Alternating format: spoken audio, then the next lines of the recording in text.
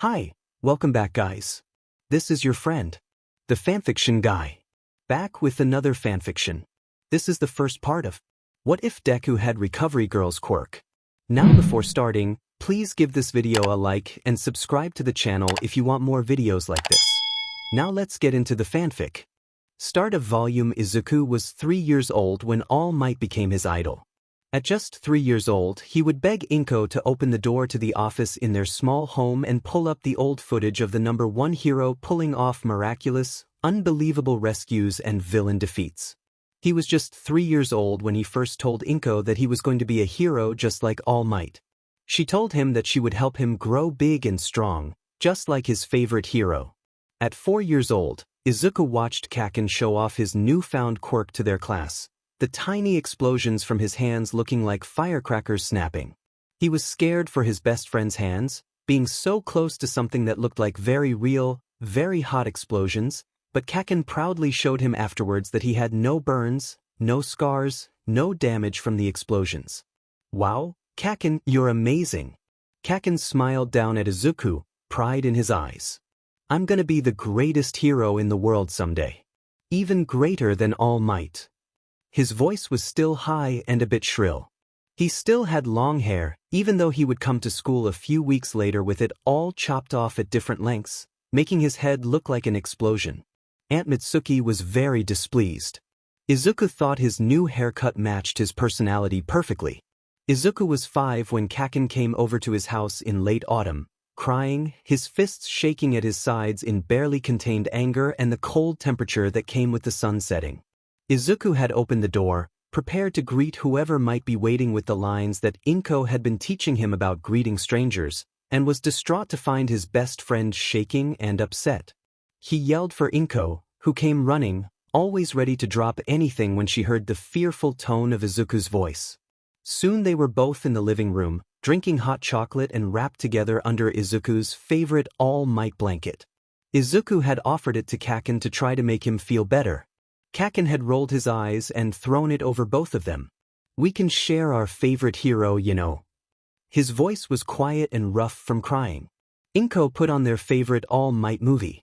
Both of them loved it, Kaken for all of the villains that All Might effortlessly defeated, and Izuku for the hundreds of people that All Might fearlessly rescued with a smile. Inko had called Mitsuki and first asked if Kaken could spend the night, and then asked if she could visit Mitsuki after the boys had fallen asleep to talk to her. The boys were asleep, huddled under the same All Might blanket, before the movie was even finished. She carefully tucked pillows under both of their heads, but left their movie to finish playing as she slipped her coat on and headed a few doors down to the Bakugo's residence. She was greeted by Mitsuki, bare-shouldered and barefoot, waiting on the porch.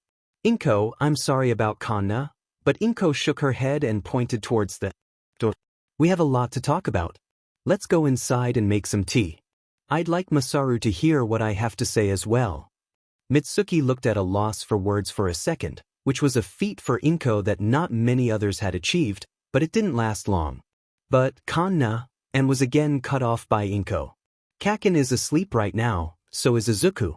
Let them have their sleepover, it will make them both feel better. I can take them to school in the morning. She put a hand on Mitsuki's shoulder, feeling how hot the woman's skin was even in the chilly autumn air. She began steering the woman towards the front door. Come on. We have a lot we need to talk about.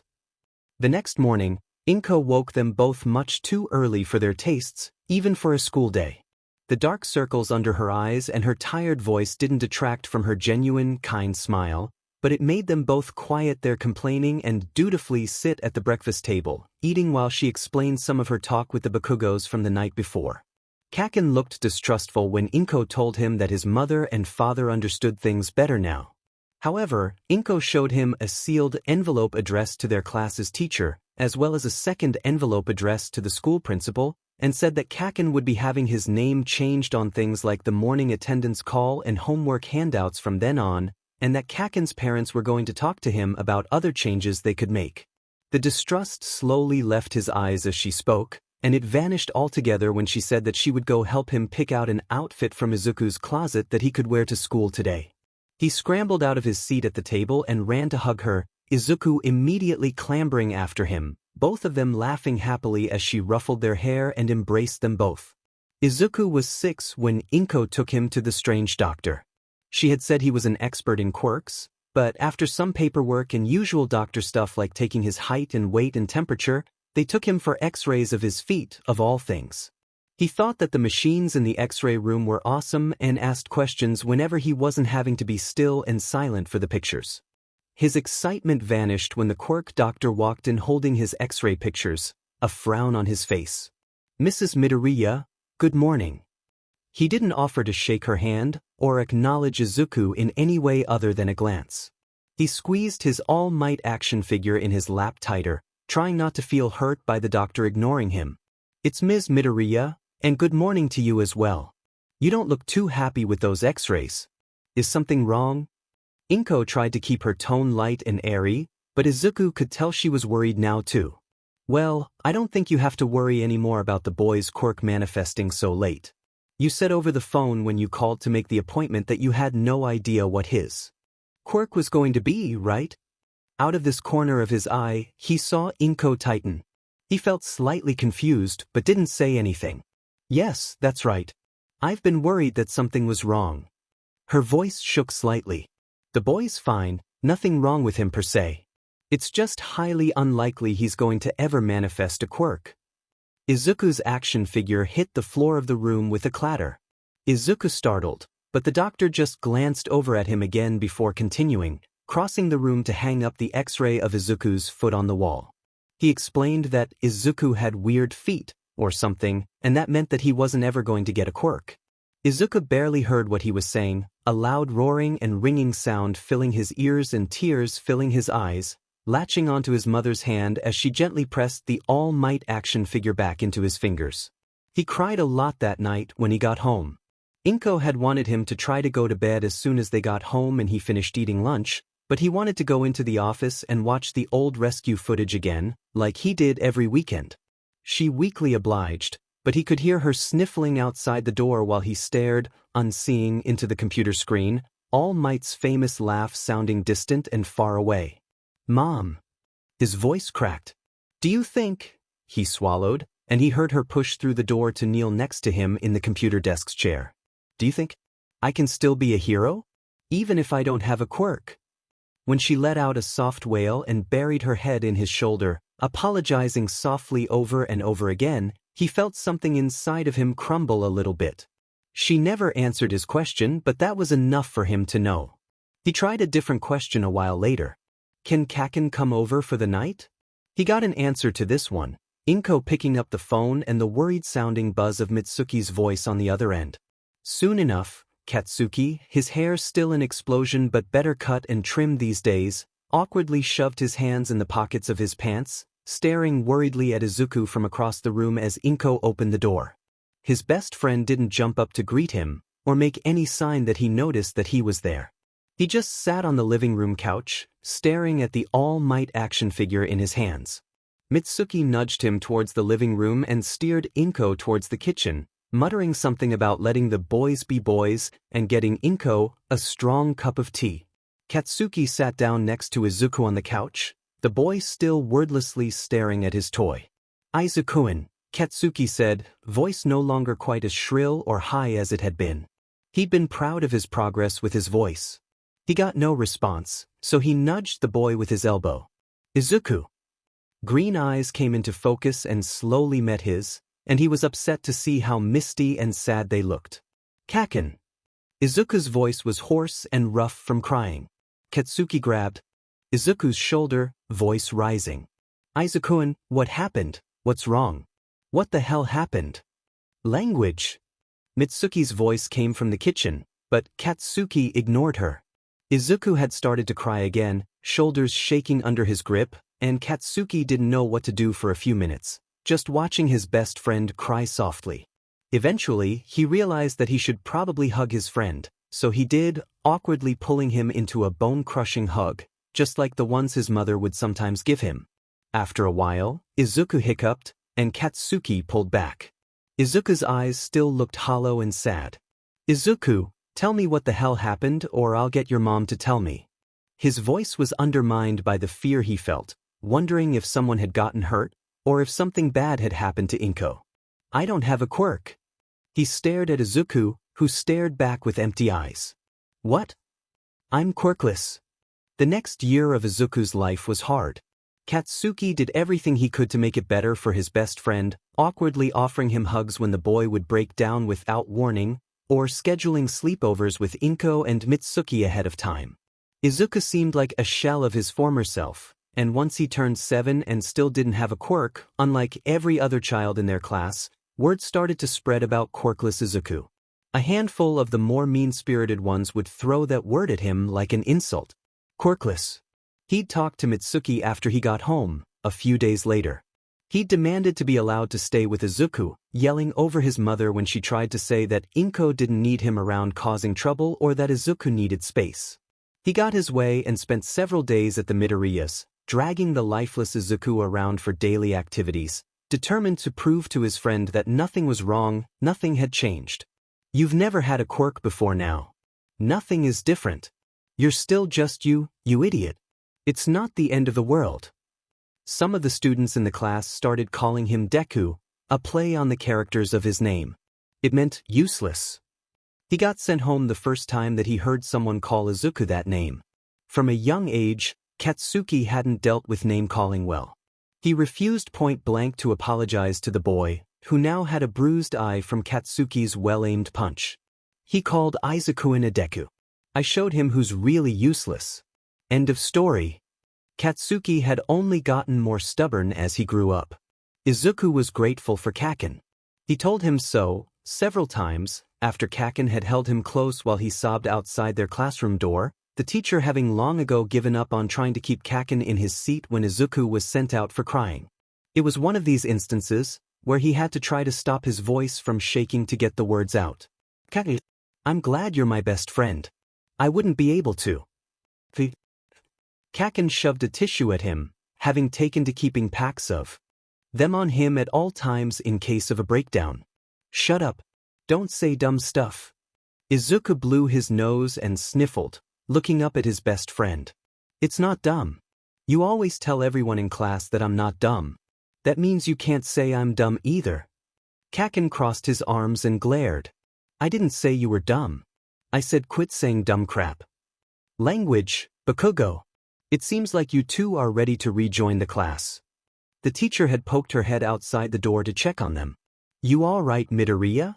He nodded and she smiled encouragingly. Come back in here in the next few minutes, okay?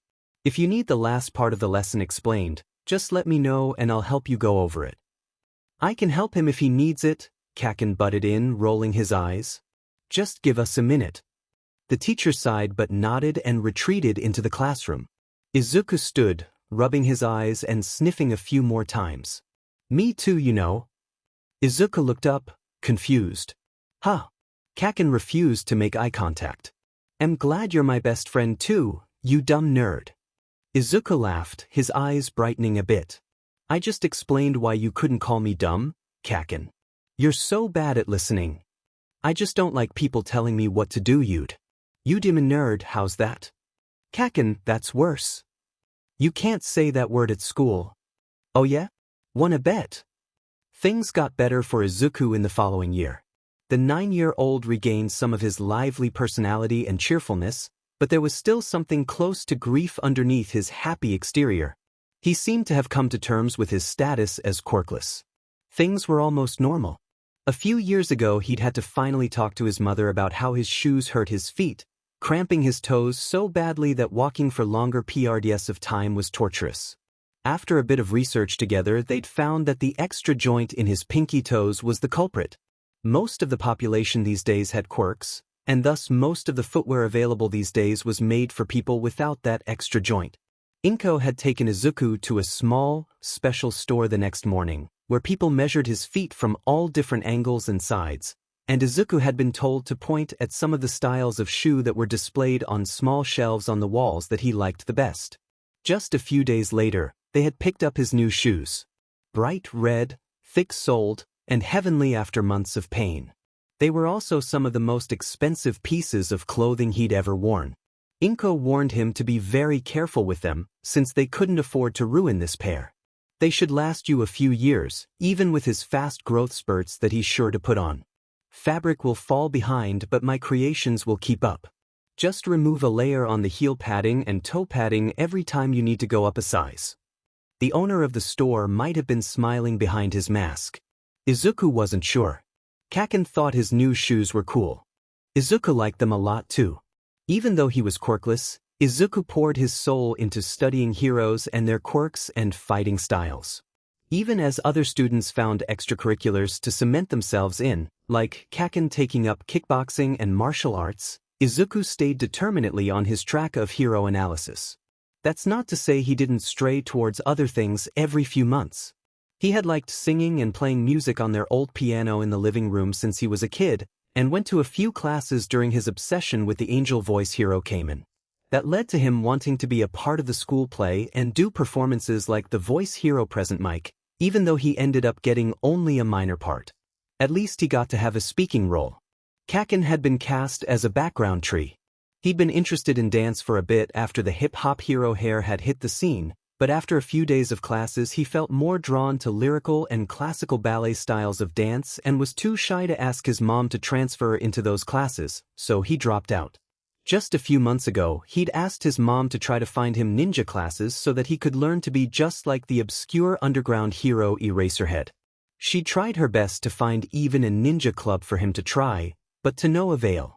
She did buy him a long white scarf to wear around that winter. Throughout all of this, Inko was a bit worried that his obsession with quirks and trying to be like heroes would end up hurting him more. She wasn't oblivious to the scrapes and bruises Izuku would come home with and often wrote to his elementary school teacher Ms. Gauche to inform her of her suspicions, but the teacher couldn't do much besides reprimand her students and let Kaken defend his best friend. One thing always stayed the same. Izuku wanted to be just like All Might. Guess what happened today? Guess what happened today? Izuku tore through the door, flinging his backpack onto the floor and skidding into the kitchen, where Inko was cutting onions and potatoes for that night's soup. A meteor landed outside of your school, and aliens crawled out of the cracks in it, and you all got to learn about their species and adopt them as the class pets. Izuku laughed hysterically, pacing back and forth in front of the dining table. No, I'm serious, Mom. You'll never believe this. Inko looked up and met Izuku's shining eyes, smiling happily after checking to make sure that the brightness went beyond just the surface of his eyes. Well, if I'm not going to be able to guess what it is, then you'd better tell me.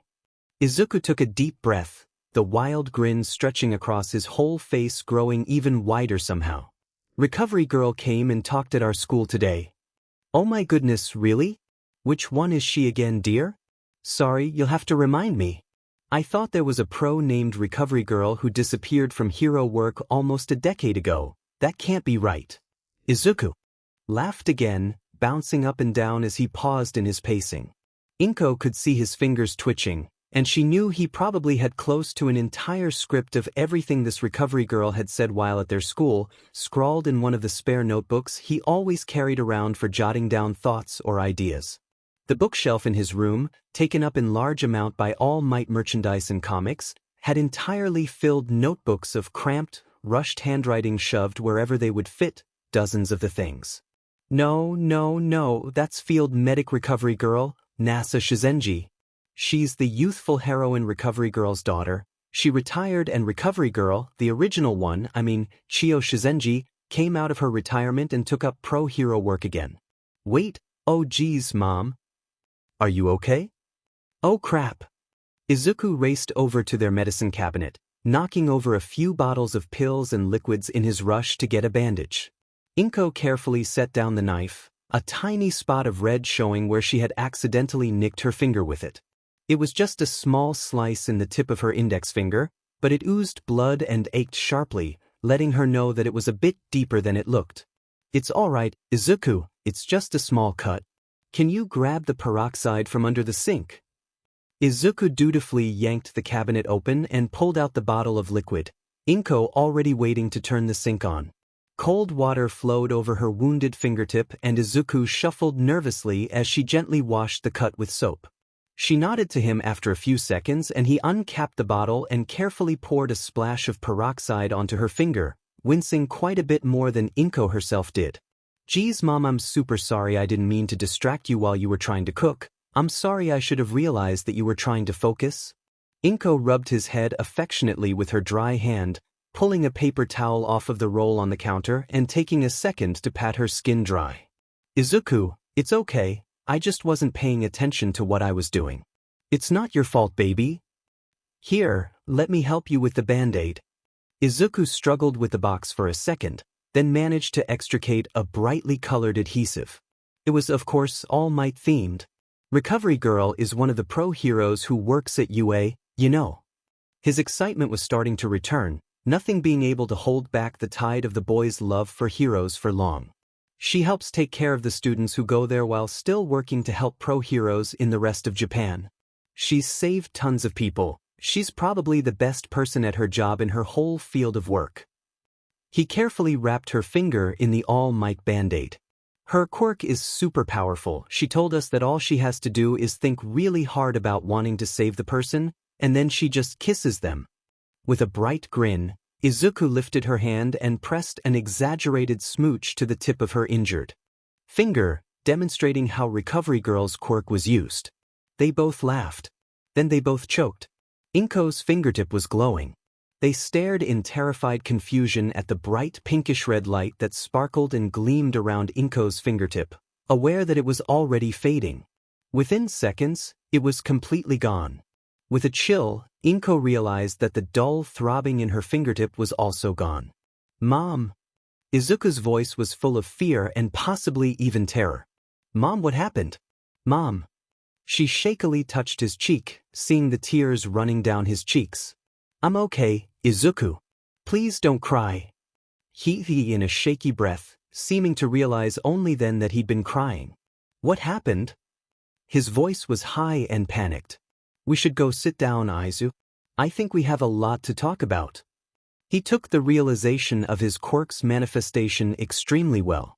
He seemed over the moon, in fact, which wasn't too surprising considering how much he had always wanted to get his quirk, and how long he had spent thinking he would never have one. He bounced around the room, hollering excited ideas and theories and questions, but one question seemed to halt him immediately. "Why do I have Recovery Girl's quirk, Mom?" The fear was back in his voice, and he hurried over to her on the couch, eyebrows pulled together. "Mom, did I accidentally take Recovery Girl's quirk? It worked just like hers does. What if I accidentally stole her quirk from her when she was at the school today?" "Calm down, please, Izuku. Come sit down. Here, use your cord." She passed him the length of a thin, strong rope that was coiled on the coffee table, and he immediately sat down and started tying and untying different knots and loops. They had learned it was best for Izuku to have something for his hands to do while his mind and mouth ran at 1,000,000 miles per hour. Sometimes he would scratch until his skin was raw, or pull on his hair so hard it came out, or bite his nails until they bled. The rope was one of their solutions to this self-destructive fidgeting. Inko took a deep breath. "I don't think you took Recovery Girl's quirk, Izuku. You shouldn't worry about that." She gave him a look as he opened his mouth to speak, and he stayed quiet and allowed her to continue, reassured by the gentle hand that squeezed his knee. "Izuku, you have the same quirk as Recovery Girl. It's a genetic quirk." His eyes widened even further. She could see the gears in his brain reach Mach 1. "I'm related to Recovery Girl?" Inko hesitantly nodded, biting her lip. "You don't sound surprised, Izuku. Not as surprised as I thought you'd be. I'm adopted, right? You became my mom after I was already born." Inko bit her lip harder, trying not to show her worry and surprise visibly. "Yes, baby. I adopted you just a few days after your mommy gave birth to you." Izuku nodded knowingly, and Inko fought the urge to cry. He didn't seem surprised at all. She didn't think that this information was news to him. "Izu, sweetie, did you did?" He put his hand on top of hers on his knee, squeezing in the same way that she had squeezed him. "It's okay, Mom. I figured it out that day we went to the quirk doctor." He rubbed gentle circles on the back of her hand, and Inko was reminded of how her husband used to do that to calm her when she was upset. She tried to stifle a hiccup. "He said that you told them you had no idea what my quirk might be." That doesn't make sense cause you knew about your float and Mr. Hisashi's fire breath. He took a deep breath. After that day, I started writing down all of the clues I noticed. Your hair is olive green and mine is black green, and we have different eye shapes, and yours have gold spots in the middle and mine don't. You don't have any pictures of you being P-Argent, none at all. You and Mr. Hisashi divorced before I was born. That was circumstantial, he sounded the word out carefully. Evidence, cuz, anyways. His face was a bit red, but he pressed on. I didn't really think he was my dad anyways. Didn't feel right. Inko nodded. Izuku had always had good instincts. And extremely good analytical skills, as she listened to him list off more evidence. I'm sorry for not telling you sooner, Izu. I wanted to let you learn about it in a safe way, but you ended up learning about it on your own. I wish I'd known how to tell you before now, before you figured it out. He patted her hand on his knee. It's okay, Mom. Kids are supposed to find things out on their own. He looked at her, smiling, and then said in a wise tone, adults have to keep a lot of secrets. It's up to kids to find things out, like how Santa Claus isn't real, or the Tooth Fairy, so that adults don't have to keep it a secret anymore. Inko filed that information away for another day. Well, I'm sorry, Izu. I've always loved you as my baby, and I was so glad and happy that I got to be your mommy. I wish I'd told you sooner, even if you were smart enough to figure it out. Izuku smiled brightly. I'm glad you're my mom too. You're the best mom in the universe, you know? He leaned over to give her a hug. Izuku agreed to keep his quirk a secret until he graduated from elementary school and moved up to middle school. Inko promised that they could look into quirk training and hero studies at that point, but for right now, it would look very strange if Izuku suddenly came to school with the exact same quirk that Recovery Girl had talked to his class about.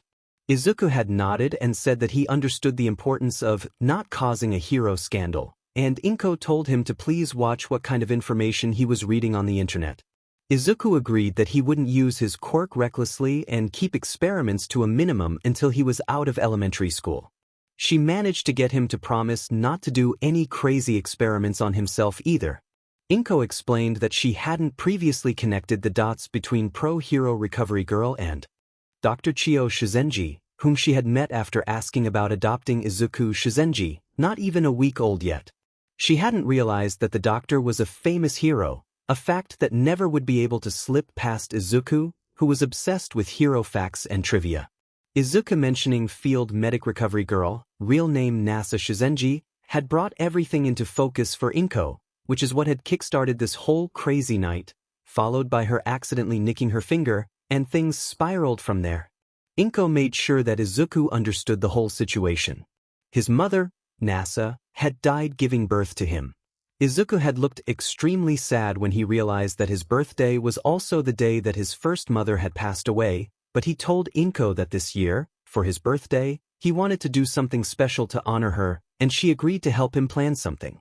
There hadn't been much info about his father, since the paperwork noted that he had been a biological donor, and seemed to be pretty much out of the picture otherwise. Izuku didn't seem to mind. He was, after all, used to just having a mom. The boy was thrilled to know that his birth mother had been a hero.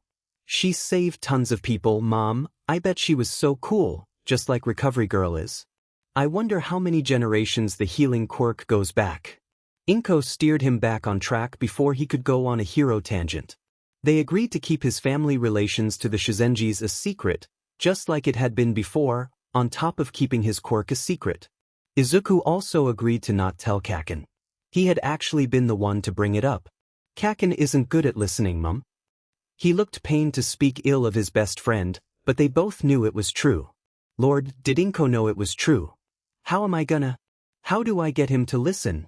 She stroked his hair as he sat beside her on the couch, his face pinched and strained with worry and stress. He's looked out for me this whole time and told me that it didn't matter if I was quirkless, and he's smart too, Mom. If I tell him anything, he's just gonna figure it all out. And thus, they agreed to keep his quirk, his birth family, and everything else that had been revealed that day, a secret from everyone. That didn't last very long. Katsuki was mad. He'd been mad for over a year now. Since the end of 4th grade and all the way up till now, the last week of 5th grade. Izuku had been hiding things from him for over a year, and he was barely keeping a lid on his anger. Best friends didn't keep secrets from each other. They didn't hide the truth or fib about what was going on. They sure as hell didn't slowly stop inviting you over for sleepovers and movie night, and start declining invitations to do the same. Even the fact that he could tell that Izuku didn't like keeping whatever it was secret from him, he did it anyways, and it just made Katsuki more and more furious. He wished that Izuku's newfound happiness didn't come at the cost of the boys' honesty with him, or at the cost of their fraying friendship. Katsuki was pretty sure he knew what the reason for the change had been. He wasn't an idiot. Izuku was the idiot. Midoriya, can you pass back these assignments? Everyone who turned in their homework on Friday should be getting everything back graded today. And, Bakugo, would you mind passing out this week's packet? Come on up and grab them, the graded pile is on the left. Miss Omai smiled as the two students stood up from their desks. Wow, thanks for doing something actually useful, Deku. One of the boys who sat in between their two rows snickered as the green-haired boy hurried past him. Izuku's eyes and brows showed that the comment hurt, but before Miss Omai could reprimand the student, Izuku was already at her desk picking up the stack of graded homework. It's fine, he whispered, giving her a weak smile, but there was a loud "OW" from behind him and he started, jumping a bit from the sudden volume. They both stared, trying to discern what had happened, but Kaken just kept slouching towards the teacher's desk like nothing had happened, hands tucked into his pockets. You should tell that moron over there to quit disrupting your classroom, teach. Kaken met Izuku's eyes and the boy smiled nervously, looking away and focusing instead on his stack of papers to be handed out. Kaken ignored Miss Omai's reprimands towards his language and jerked his chin at Izuku's hands. You're bleeding, you demon nerd. Miss Omai and Izuku both startled again, trying to figure out what bleeding Kaken was talking about. Izuku pinpointed it first, honing in on the sizable paper cut in the web of his hand that was slowly turning the papers he was holding red with blood. Oh geez!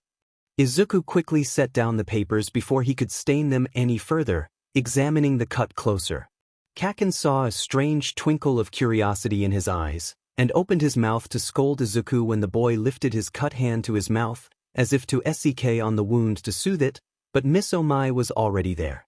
Midoriya, stop, she said gently, quickly reaching out and taking the boy's hand before it reached his mouth. We can go clean the cut at the sink, there's oh God. And their teacher suddenly crumpled to a heap on the floor, shaking. The entire class stood up in their seats, several of them yelling or screaming, a few stumbling towards their teacher, but Kaken's voice was louder. Stay back, he roared, sounding extremely threatening for an 11-year-old. The class froze where they each stood, paralyzed by the commanding shout from their scariest classmate.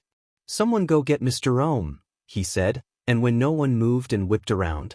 Someone go get Mr. Ohm now. A tall girl with purple vines instead of hair, and noticeably lacking tear-stained cheeks like many of those around her, turned and flung open the door, tearing out of the classroom at breakneck speed. Kaken had turned back to Izuku. And Miss Omai, dropping down beside the woman, and Izuku, who had sunk to his knees without realizing, staring at their teacher, who was twitching and seemed breathless, making only wordless gasps and growing more and more still as the seconds passed. Put your DMN hand in your pocket, Kaken snarled at Izuku, snapping him out of his trance, and clumsily grabbed the teacher's wrist to try to take her pulse, frustrated with her limbs seeming to not want to cooperate, stiff and locked at the joints. Call an ambulance. Izuku was just about to say that he didn't have a phone when Kaken pulled one out of Miss Omai's skirt pocket, having found nothing in the other pocket that he had searched first. He fumbled the device, hearing it clatter against their classroom floor, having not been prepared to have it flung sharply in his direction. His fingers were shaking as he picked it up, and he felt like he was moving in slow motion. I said call an ambulance, you moron. Kaken was peering into Miss Omai's unfocused, blank eyes, the teacher having gone completely still and stiff. Quit being a dumbass and call for help. His voice went up in volume, and Izuku's breathing accelerated, panic setting in. His eyes were blurry with tears. What happened to her? He gasped, fingers fumbling for the emergency numbers on the dial pad. Is she going to be okay?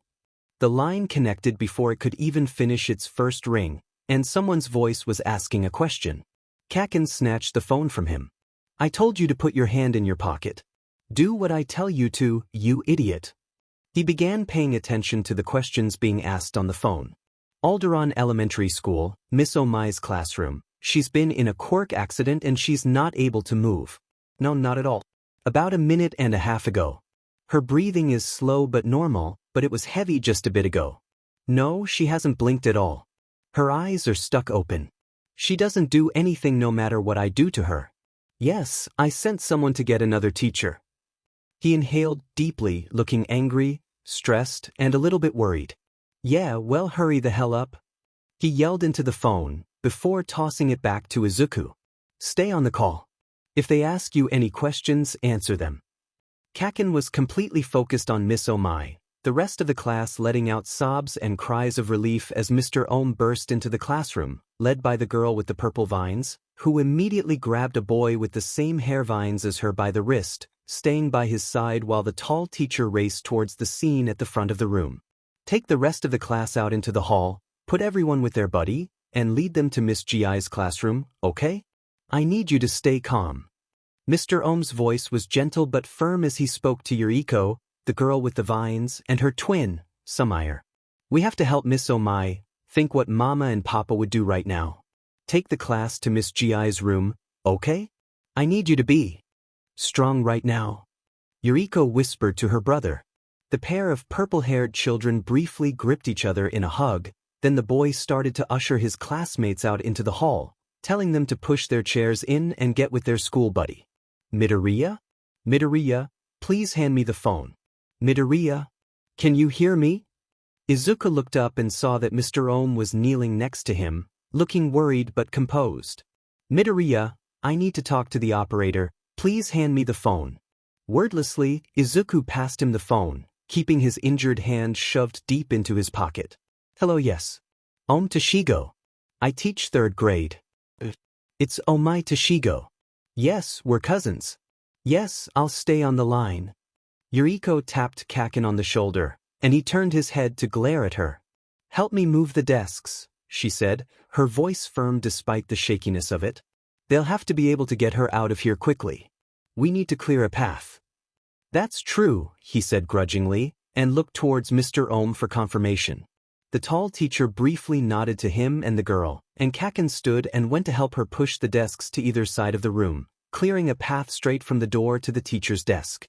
Izuku didn't know how long had passed before he felt a soft but firm hand squeeze his shoulder. Midoriya? Are you able to stand? He turned to see who it was, and instead noticed that the whole classroom's floor was changed. The desks moved and scrunched together to the sides of the room. He shook his head slightly and tried to focus. Yuriko was looking down at him, eyebrows pinched together in a worried expression. Shaking his head again to try to regain some focus, he realized that he could distantly hear police sirens and the telltale wail of an approaching ambulance. Yuriko! A tear ran down Izuku's cheek. Yuriko-chan, what happened to Miss Omai? Is she gonna be okay?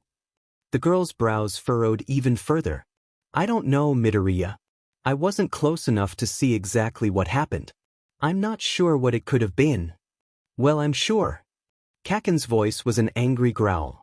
They both looked around to see him approaching, a furious expression on his face. It's your stupid quirk, isn't it? Isn't it, Deku? He spat the words like they had a foul taste, and Izuku's ears burned like the words were poisonous. I don't know what you mean, Kaken. Izuku hated the way his voice shook, hated the way that Kaken calling him Deku had struck a painful knot inside of him when he'd heard it. Your stupid quirk, the one you finally found out about last year and kept a secret from everyone. Guess we know why now. You're only good at hurting people with your quirk, aren't you? The sneer their Kaken wore would have been at home on a villain's face, and seeing his best friend wear it when looking at him was like a fist squeezing the air out of Izuku's lungs. Before either he or Yuriko could respond, the classroom door was flooded with people. Pushing through, and as Miss Omai was lifted carefully onto a stretcher and wheeled out of the room, Mr. Ohm racing alongside, other adults were swarming, asking endless questions and yelling too loudly. Izuku buried his head in his hands and began to cry. Izuku did not return to school the next day. He was officially excused from attendance during the rest of the week for possibilities of lasting psychological trauma and other similar phrases that made him uncomfortable and uneasy. He hadn't been told if Yuriko or her brother or Kaken had also been excused from class attendance. He somehow knew that they both would already be at school for the day, even if they had been allowed to stay home. His old 4th grade teacher Ms. Gauche was substituting for Miss Omai while she was in the hospital. She had retired at the end of last year and Mr. Hoshi had taken over as the 4th grade teacher. He wondered if she remembered him from her class. He wondered how she felt, knowing one of her former students had hurt a coworker. Yuriko had been so brave.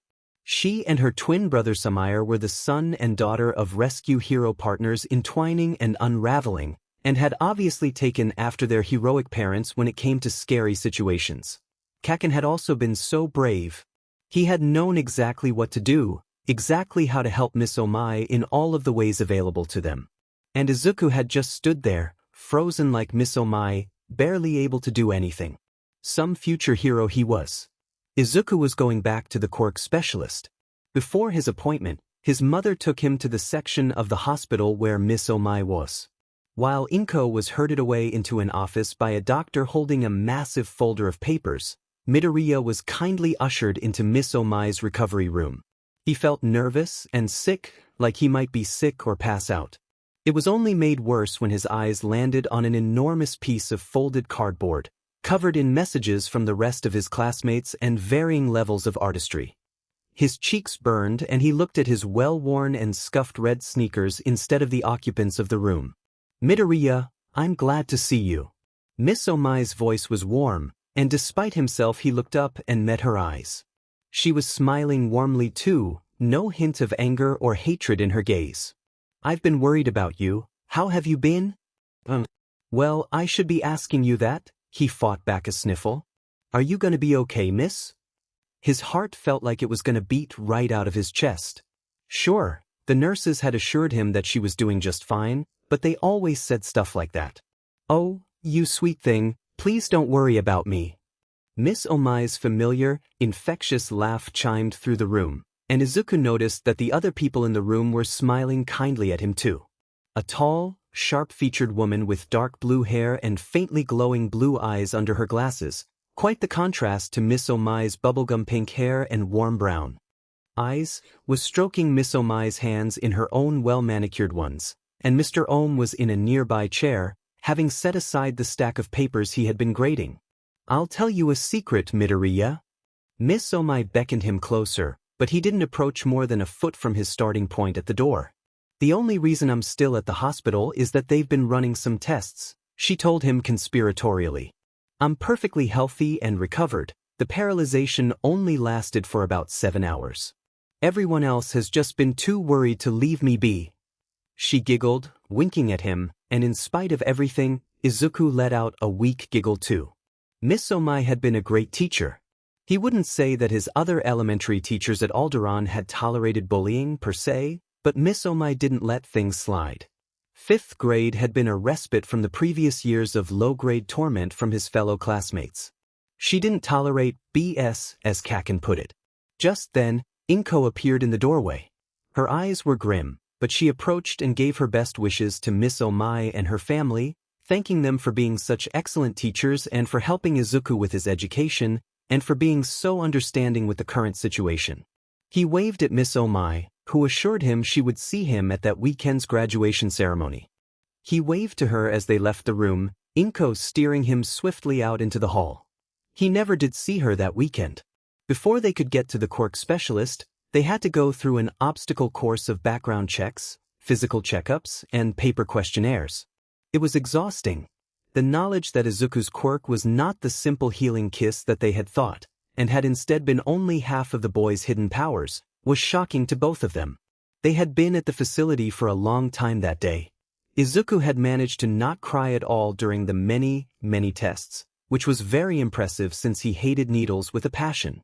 The blood tests were the worst part, but he gripped Inko's fingers and didn't shed a single tear. Izuku had another aspect to his quirk that was related to his blood. They were told, After hours of waiting for results and the analysts going over the paperwork that the hospital had provided with Miss Omai's consent, most of which they had already known from earlier information shared that week. This second aspect of his quirk was so distinctly different from the other half of it that the analysts had been on the verge of contacting child services. Apparently this type of quirk melding was usually only seen in cases of quirk breeding, but since Inko had adopted Midoriya, there wouldn't have been any point in looking into her background. Izuku had never heard of quirk breeding. He didn't think he wanted to know more. Before jumping to conclusions, a few messages and emails were sent, and soon after a worker hurried in with papers that looked suspiciously like legal forms or certificates of some sort, and there wasn't a further word said about quirk breeding or child services. They explained that Izuku's quirk was similar to instances where a child was born from two parents who should have been biologically incompatible in some way, which often had dangerous side effects for their offspring. They didn't explain why anyone would want to force something like that. Izuku, nor Inko, had brought it up. Izuku was scheduled to meet with an extreme quirk specialist, but the analysts were able to tell him the basics. His blood contained a toxin that was natural to his body, but would cause a near-instant paralyzed state to anyone who came into contact with it. They theorized that the quantity of blood or the amount of contact might lead to longer PRDS of paralyzation, that it might grow stronger without any form of training as Izuku got older, and that there was a small but unlikely chance that it could be controlled to some extent. The analysts also warned that this toxin, while currently confined to just his blood, had the chance of developing in other parts of his body, like his skin, and it was something that they would need to watch out for. It would likely never interact with the other portion of his quirk if it stayed at its current stage of development in the bloodstream. The two portions of Izuku's quirk were so loosely tied to each other that it was almost as though he had two separate quirks, though the analysts assured them both that that was not a possibility. More than likely, Izuku's activation method for both of the portions of his quirk had been so specialized that he might have manifested his quirk years ago and had managed to stumble onto their triggers by accident in the years following. Izuku hadn't cried when faced with this knowledge. Deep down, something tore through his heart with abandon, and even though he'd never heard of quirk breeding before today, he knew about quirks like his toxin. The world called them villainous quirks. Kaken wouldn't talk to him in the next few days when Izuku tried to call. Inko had talked to Mitsuki and she did her best to let Izuku know that Kaken simply didn't want to talk right now. Izuku knew it was his fault. He'd told himself over the years that he wasn't technically lying to Kaken. He was withholding the truth to protect the people he cared about. He had rationalized it down to a science. Hide the truth from everyone, to protect everyone. Hide the truth from Kaken and teachers and the world, to protect pro-hero recovery girl, and his classmates and himself. It wasn't a lie. It wasn't. No matter how many times he told himself that, he couldn't force himself to believe it anymore. He'd ended up hurting people anyways. He went through that summer in a bit of a daze, trying his best to act like everything was fine, for his mother's sake. He didn't see Kaken the entire time. The boy was avoiding him. Izuku could understand why. He didn't use his quirk at all. Back before the accident, he jumped at the chance to heal bumps and scrapes that his mother collected during the weeks of 5th grade, both of them amazed and awed by his incredible power. He'd been so happy to heal even the tiniest of wounds. She was the only one who knew other than him. She was his only outlet for all of his hopes and dreams and wishes. Now he acted as if it had never happened. He'd never gotten his quirk, either half of it, and he stopped using it for mundane things that his mother assured him were just a part of life, like paper cuts and scratches. Sometimes he thought about how close he'd been to revealing everything in front of the whole class and Miss Omai and Kaken. He hadn't even thought about it when he'd seen the paper cut and the blood in the web of his hand. Even though it had never worked before, he had always tried to heal his own cuts and bruises with his quirk. What if it had worked that day? What if he'd been able to heal himself in that familiar and glorious glow of pink sparkles? He could have triumphantly held his hand up to the sky, made a powerful pose just like All Might, and announced to the whole class that he was fine. He was better than fine. He had a quirk. Kaken would have still been mad at him for lying. Not lying. Whatever. Izuku couldn't find solace in imagining what could have been. It all would have ended the same. Him alone with no Kaken. He took his avoidance of his quirk with him into the sessions with the extreme quirk specialist. He never used his quirk or demonstrated it. They knew what it could do. They didn't need to see more. Every week's discussion of his quirk was borderline hypothetical without any practical application. Izuku had spent his whole life praying, wishing, dreaming for a quirk. Now he had one. And he wanted nothing to do with it.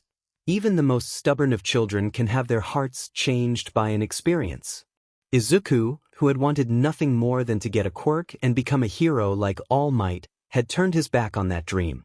He snuck out of his room every night and went to sleep on the couch downstairs, unable to drift off with so many pairs of dark, piercing All Might eyes fixed on him. Villainous, they seemed to say. A new experience was approaching. Izuku was on one of his, "I'm fine, I'm gonna go out for a walk" sessions. Every time Inko caught him sitting, staring at nothing in particular, a sad frown on his face and watery eyes, she would start to ask if he was okay. And he told her he was.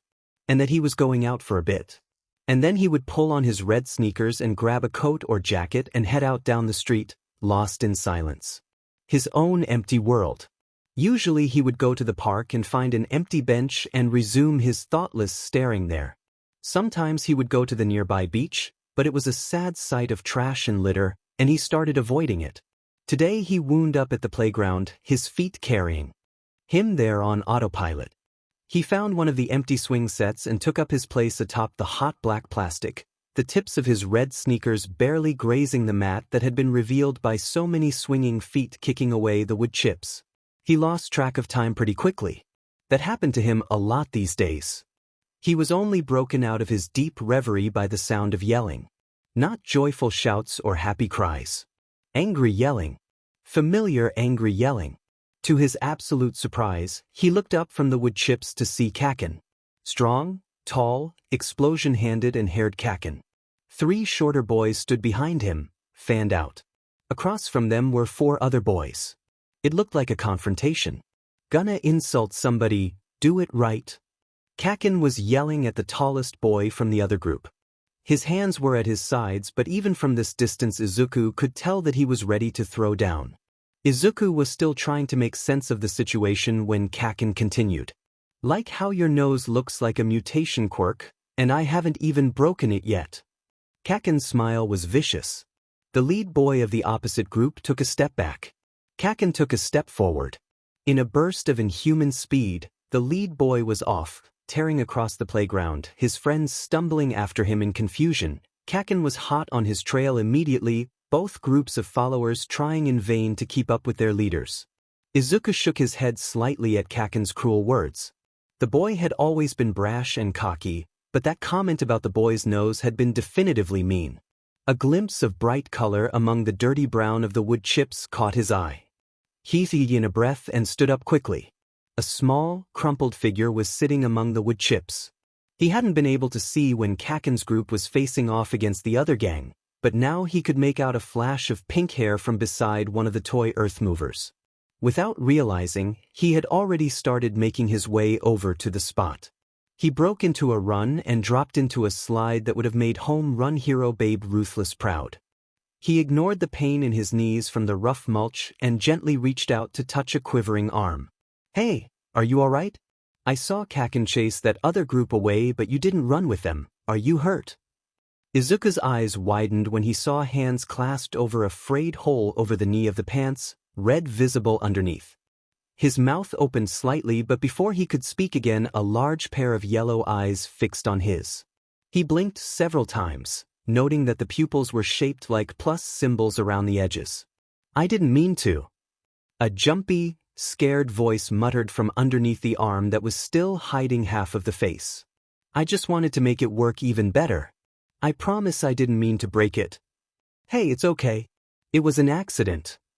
Izuku noticed that the earth mover's arm was laying on the ground, completely detached from the kiddie vehicle. "But you're hurt.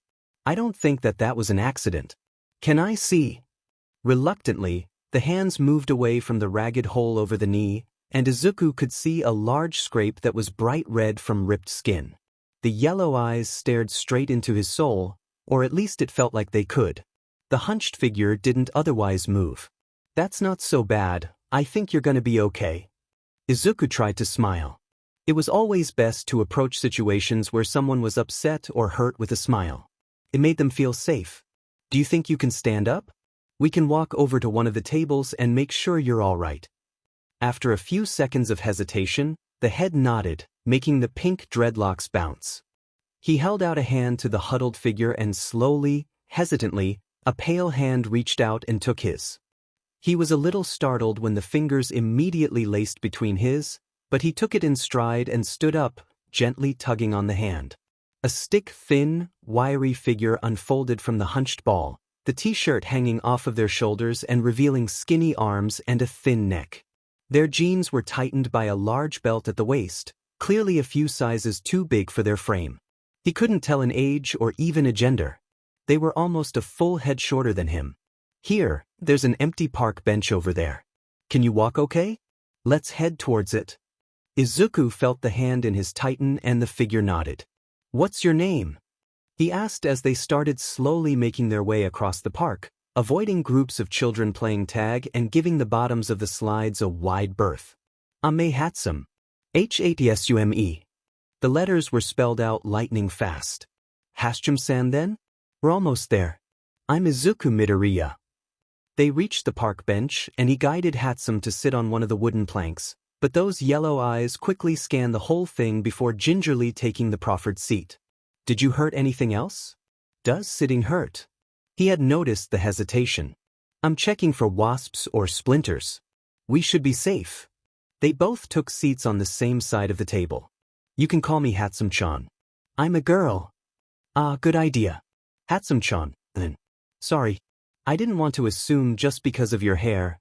Izuku scratched the back of his neck self-consciously with his free hand, his other still tightly linked with Hatsum's. He started to blush. He could feel the heat in his cheeks. Ever since I was little, I tried to not assume stuff like that, 'cause it can really hurt people's feelings. It's not nice to force people to have labels. He jolted and looked into those yellow eyes again.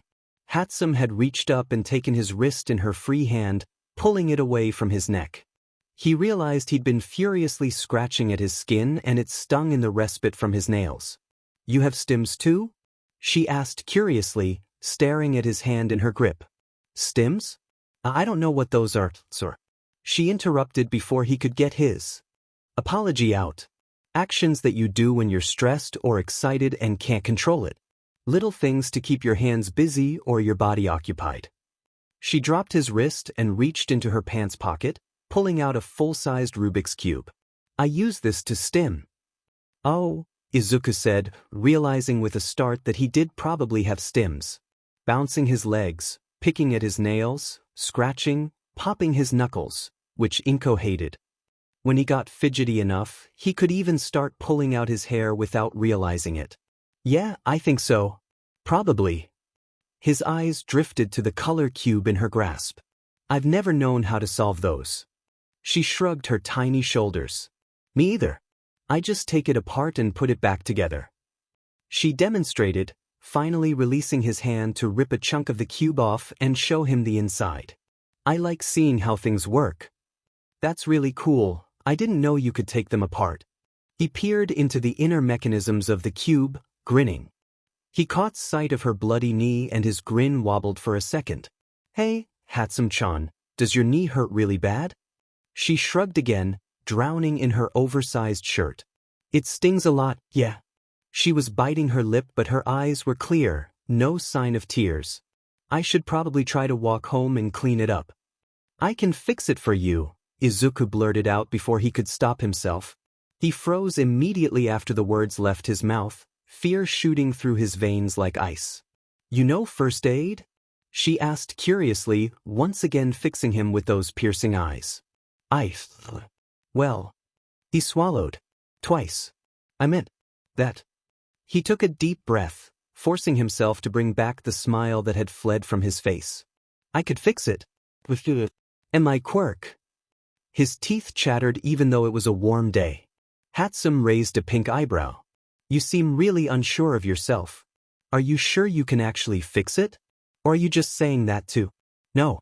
No, I can fix it. Heal it. 100%. I just, shouldn't have offered. It's weird. He hadn't even thought about revealing his quirk to a total stranger, much less considered the fact that he would have to kiss the person he was trying to heal. His blush was on full display. It felt like his face was on fire. Hasjum shrugged for a third time, seeming more perturbed by his behavior than the fact that a stranger had offered to heal her injury. I wouldn't mind having it healed. Just don't blow my leg off or turn it into a snake or something bonkers. Izuku noted that she seemed very calm and mature for someone so small and probably young. She was handling this a lot better than he was, and she was the one bleeding. Okay. Well, here's the thing. I have to kiss you. To heal you. His head was going to explode from the absolute firestorm going across his face right now. She nodded in acceptance of that fact. You can kiss me. Izuku was going to die of embarrassment. He waved his hands wildly in front of himself, spluttering. It doesn't have to be an actual kiss, well I mean it does, but not like an adult kiss, I just have to make contact. Okay.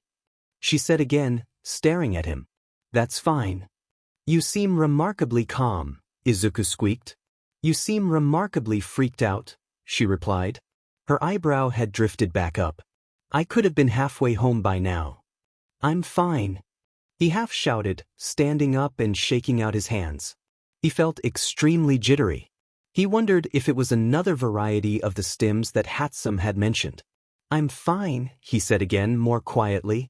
Okay, like I said, it doesn't have to be a adult kiss. I can just kiss your hand or something. Hasjum gave him a thumbs up, and before he could lose his nerve, he darted forward, pressing his comically puckered lips to Hatsum's thumb. He thought as hard as he could about healing her knee, the scrape fading away like it had never been there. He focused only on healing, not on the fact that he was, technically, kissing a girl. The bright sparkle of pink light around her knee told him that it had worked, and he breathed a sigh of relief, taking a big step backwards. It worked, he said aloud, grinning despite his huge burning blush and shaky legs. Hatsum bent down to peer at her knee, her bunchy pink hair falling into her face. Wow. It did. She flipped back upright and peered at him through her hair. You know, most people close their eyes when they kiss. Izuku thought about that for a second, but then shook his head. I have to be able to see if it works. I thought you said it was 100%. That floating eyebrow was doing its thing. Well see. That's true, at least so far, but I haven't tested it much. So I don't actually know if it will always work, just that when it does it works all the way, right? Izuku grinned weakly. He didn't want Hatsum to think that he'd used her just to experiment with his quirk. Far from it. He hadn't experimented on anyone. You're pretty old to not know how your quirk works. You're like 10. Right. Hatsum looked him up and down critically. I got my quirk really late. Yeah. I'm 10. I'm 10 too. I'm just short. But my dad says that when I start doing a lot of physical labor, I'll start getting a lot stronger and get all muscly like him and Mama. I might stay short though. Her matter-of-fact tone and the way she breezed past his quirk, his excuse, and the kissing part of all of it made him slightly more calm. I'm sure you'll get taller, Hatsum-chan. I've had growth spurts recently and it feels like I'm stretching, but now it's easier to reach stuff so it's worth it. Izuku felt like he hadn't talked this much out loud in weeks. Probably because he hadn't. Well, I have delayed growth because of my ADHD medication interfering with stuff. But the medication helps me focus. So it's kinda. Her face scrunched up a bit and her hands grasped at the air in front of her, like they could form nothingness into the words she needed. Izuku bobbed his head. That stinks, Hatsum-chan. What's ADHD though? The girl had opened her mouth to answer, but suddenly her stomach growled loudly. She looked a bit sheepish. I'm starving. I should probably eat. I can ask my mom if you can have lunch at my house, Izuku blurted, before he could stop himself. Second time in one conversation, he thought ruefully. Okay, Hatsum said, nodding. I don't have a phone, so I'll have to run home and ask first, but I can meet you back at this table after I get permission? Right. Izuku nodded. I'll run home too and ask. I only live 5 minutes away. He checked his All Might watch. I can meet you back here in about 15 minutes? A toothy grin broke out across her face and she nodded in affirmation. I live 3.5 minutes away. I'll beat you back here. Izuku laughed for the first time in weeks. You're on. About half an hour later, Hasjum was seated across from Izuku at the dining room table, both of them taking huge bites out of a tuna sandwich. They had it down to a system. One person would ask a question, then take a bite while the other person answered, alternating back and forth. No, my quirk is really boring. I call it zoom. I can just, zoom in on stuff with my eyes. She transferred the sandwich to one hand to point up at her yellow eyes, the strange pupils now making sense to Izuku. Oh, they're crosshairs, he said, watching with extreme interest while she demonstrated her quirk, the pupils going from huge to tiny crosses as she did. Simple doesn't always mean boring, Hatsum-chan. I bet your quirk would be really helpful for scouting or lookout missions with pro heroes. To his surprise, Hatsum shook her head, her locks bouncing. No way, I'm not going into field work. I'm gonna be an inventor and a mad scientist and have tons of patents and stuff. Heroes will be begging me for my creations. Was? Izuku swallowed his bite before continuing. You mean you don't want to be a hero? Nope. She popped the P on the word with a grin. I'm going to make all of the support items that heroes could ever want, though. I've already started inventing stuff at home. You should come over and see some of my prototypes. She shoved the rest of her tuna sandwich into her mouth and chewed furiously. Is that what you were doing with the earth mover at the playground? Trying to improve it? Izuku asked brightly, hurrying to try to finish his own sandwich. Hasjum's bright eyes dropped to the empty plate in front of her and she shifted in her spot, nodding her head slightly but not saying anything. Is that why you got hurt? That group of boys came and bothered you? Izuku pressed on, wanting to know the truth behind the incident earlier. Hatsum finally swallowed her bite of sandwich and inhaled sharply. Her words came out in a fast tumble. I was trying to improve the earth mover, yeah, and that speed quirk boy came up and tried to tell me off for ruining government property, and when I tried to explain he just... Her face scrunched up the same way it had earlier. He sped right past me and pushed me forward so that I tripped over the earth mover. The arm broke off and my knee got banged up. Izuku was upset to see that she had glistening tears threatening to overflow from those big luminous eyes. He reached across the table and gently covered her hand with one of his, squeezing it like his mom did to try to calm him down whenever he got teary-eyed. Hatsum shot him a weak, watery smile that was more of a grimace, and she turned her hand over so that their palms were touching. Izuku tried his best not to blush. Is that when Kaken showed up? Her eyebrows drew together and some of the mistiness faded from her eyes. Kaken? Is that one of the boys from the other gang? I think he was the leader actually. The one who told that other guy he'd break his nose or something. It was really kinda scary the way he was facing off with him. Izuku scratched the back of his neck. Kaken and I have been friends since we were babies. My mom delivered him and so she and his mom have been pretty close ever since. They live real close by. He doesn't seem like someone you'd be friends with. Hatsum looked a bit critical. He's really loud and aggressive and he kinda seems like a bully. Izuku flapped his hands in front of him wildly. No, you've got it all wrong. Kaken was probably trying to defend you from those other guys and just got carried away. He wants to be a hero too, just like I do. Maybe. She sounded doubtful. Not a very good hero if he just left me there injured. He'd get called out for that as a pro. A lot of pros have sidekicks to help with civilian casualties while they chase after the villains. Usually the sidekicks are better equipped to help with injuries or protecting civilians anyways. Izuku took a breath, not used to having so much to say all at once after so many weeks being lost in his thoughts. You really like heroes, huh? Hatsum eyed him. More than anything, he answered, and felt a spark deep in his heart for the first time in quite a while. It felt like the truth. He was broken from his reverie by Hatsum's stomach growling again. Sorry, she said sheepishly. I'm almost never hungry because of my meds. I don't know what's going on. It's probably from my quirk. The healing process can either make you sleepy or hungry. 'Cause of how it uses your own energy to speed up your healing. Or at least that's how we think it works. He smiled shyly, quite unused to speaking about his quirk to anyone but Inko. Speaking of Inko, can we have some apples or pears? Hatsum-chan is still hungry. Izuku grinned at Hatsum, who bared her teeth in a huge smile. Sure, sweetie, we have some apples in the fruits basket on the kitchen counter. Help yourself, dear. Inko popped her head around the corner and smiled warmly at Hatsum. She'd been thrilled when Izuku had brought home someone his age that he was bonding so quickly with. She'd been nervous at first, sure.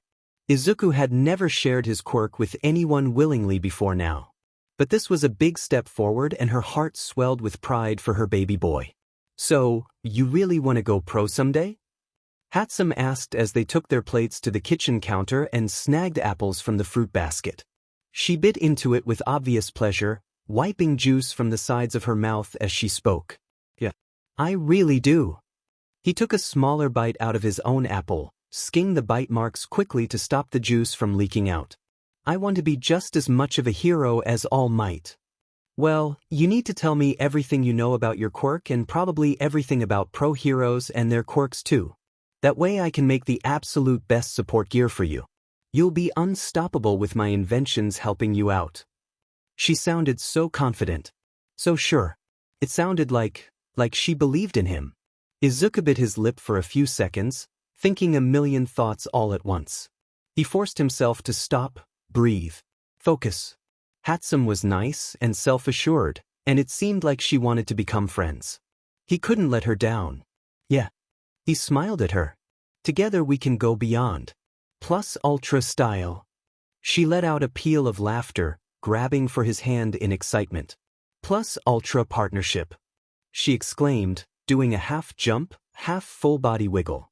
Izuku joined in with her laughter as they hurried towards the front door, hand in hand. We're going back to the park for a bit. All right, dear. Make sure you walk Hatsum-chan home after you're done playing. Dinner is at 5. Inko heard the door swing shut and muffled laughter growing quieter. She glanced out the window, watching the two bright-haired children race off down the sidewalk. She smiled, the cold feeling that had been gnawing at her heart for weeks finally subsiding. Everything was going to be okay. The next few years are a blur for Izuku, even though most of his days inside of Aldra Junior High seemed to drag on for weeks.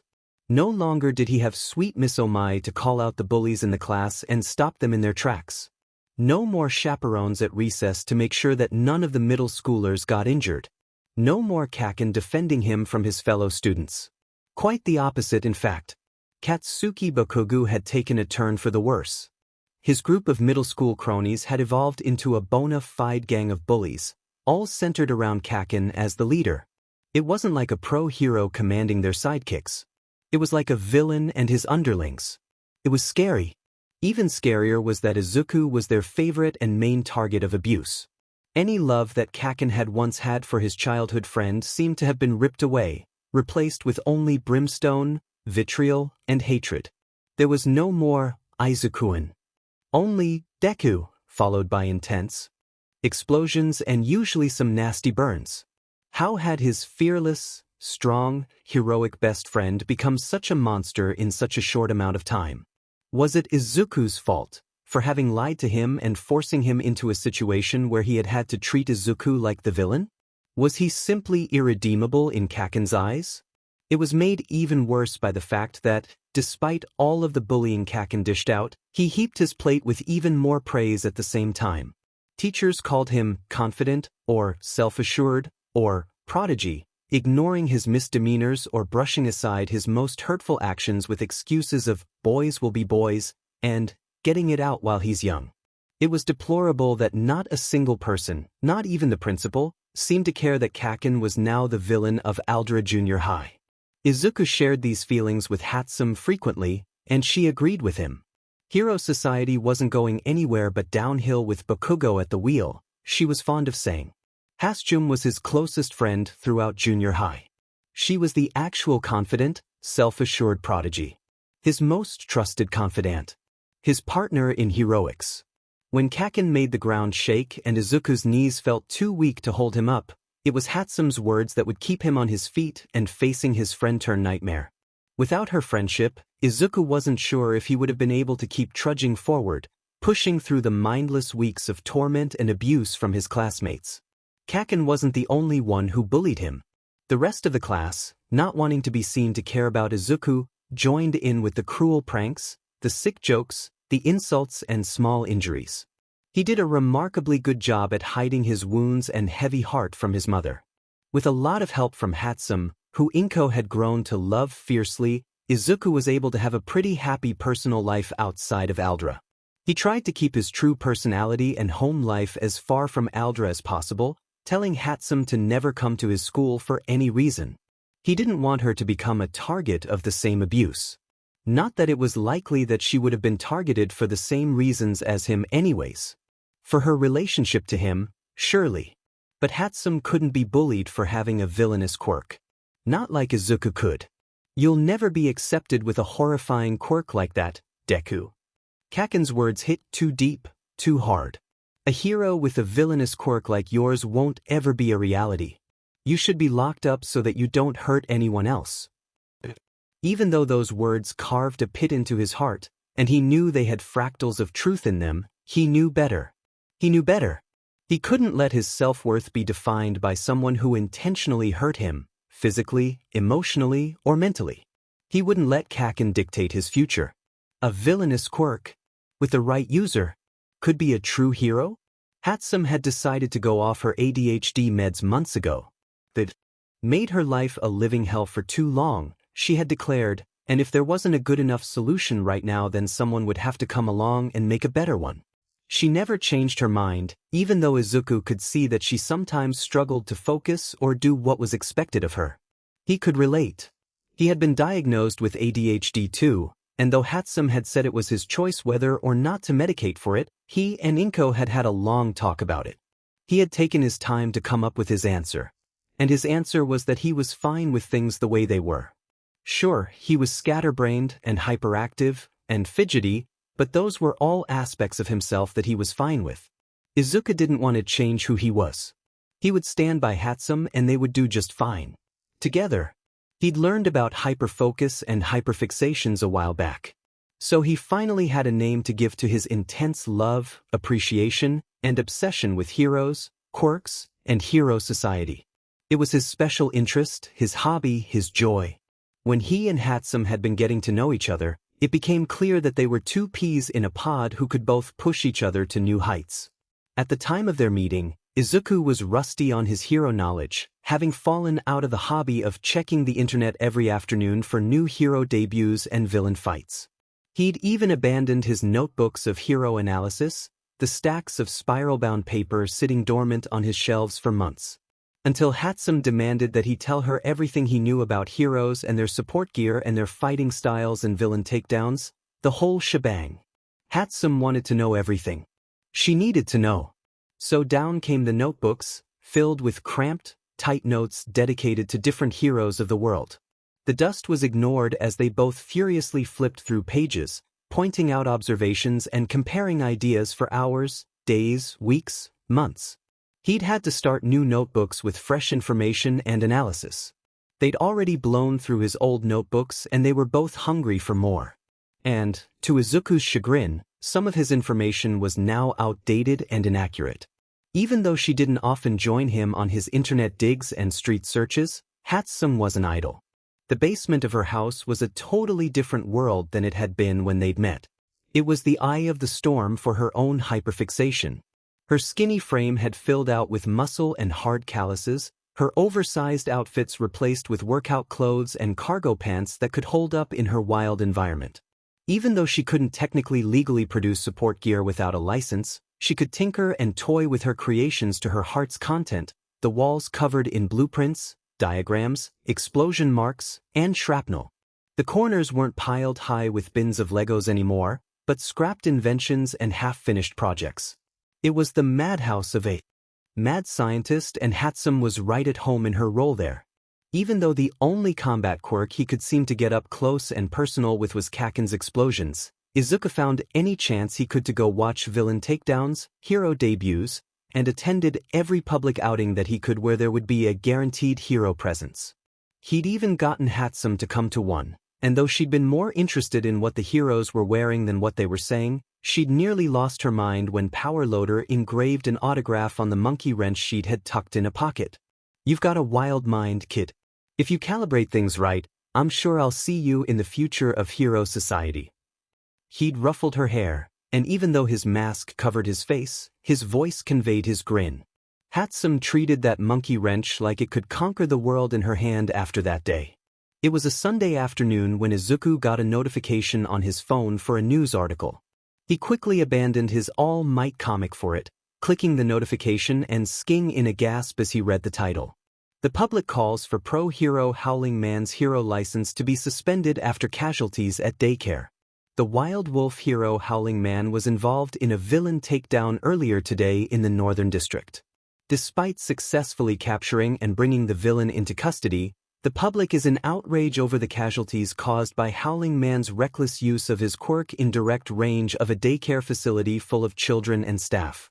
The villain, calling himself Pummel, faced off against the pro-hero in the middle of the district. Though measures were taken to have civilians in the open evacuated, similar measures were not enacted for those inside of the buildings in the immediate area. The villain, calling himself Pummel, threatened authorities and the pro-hero with his quirk, which enabled him to strike the ground in rapid succession, creating earthquake-like seizures below the surface and causing structural damage as well as immense casualties. Howling Man, having backed the villain up against a building, struck before the villain could use his deadly quirk, unleashing his wild wolf call against Pummel and incapacitating him long enough for police to apprehend him.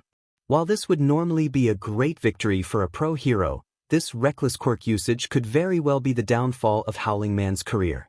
The very building that Pummel was backed up to was an in-session daycare facility filled with children aged 1 to 9 years old, as well as more than a dozen members of staff.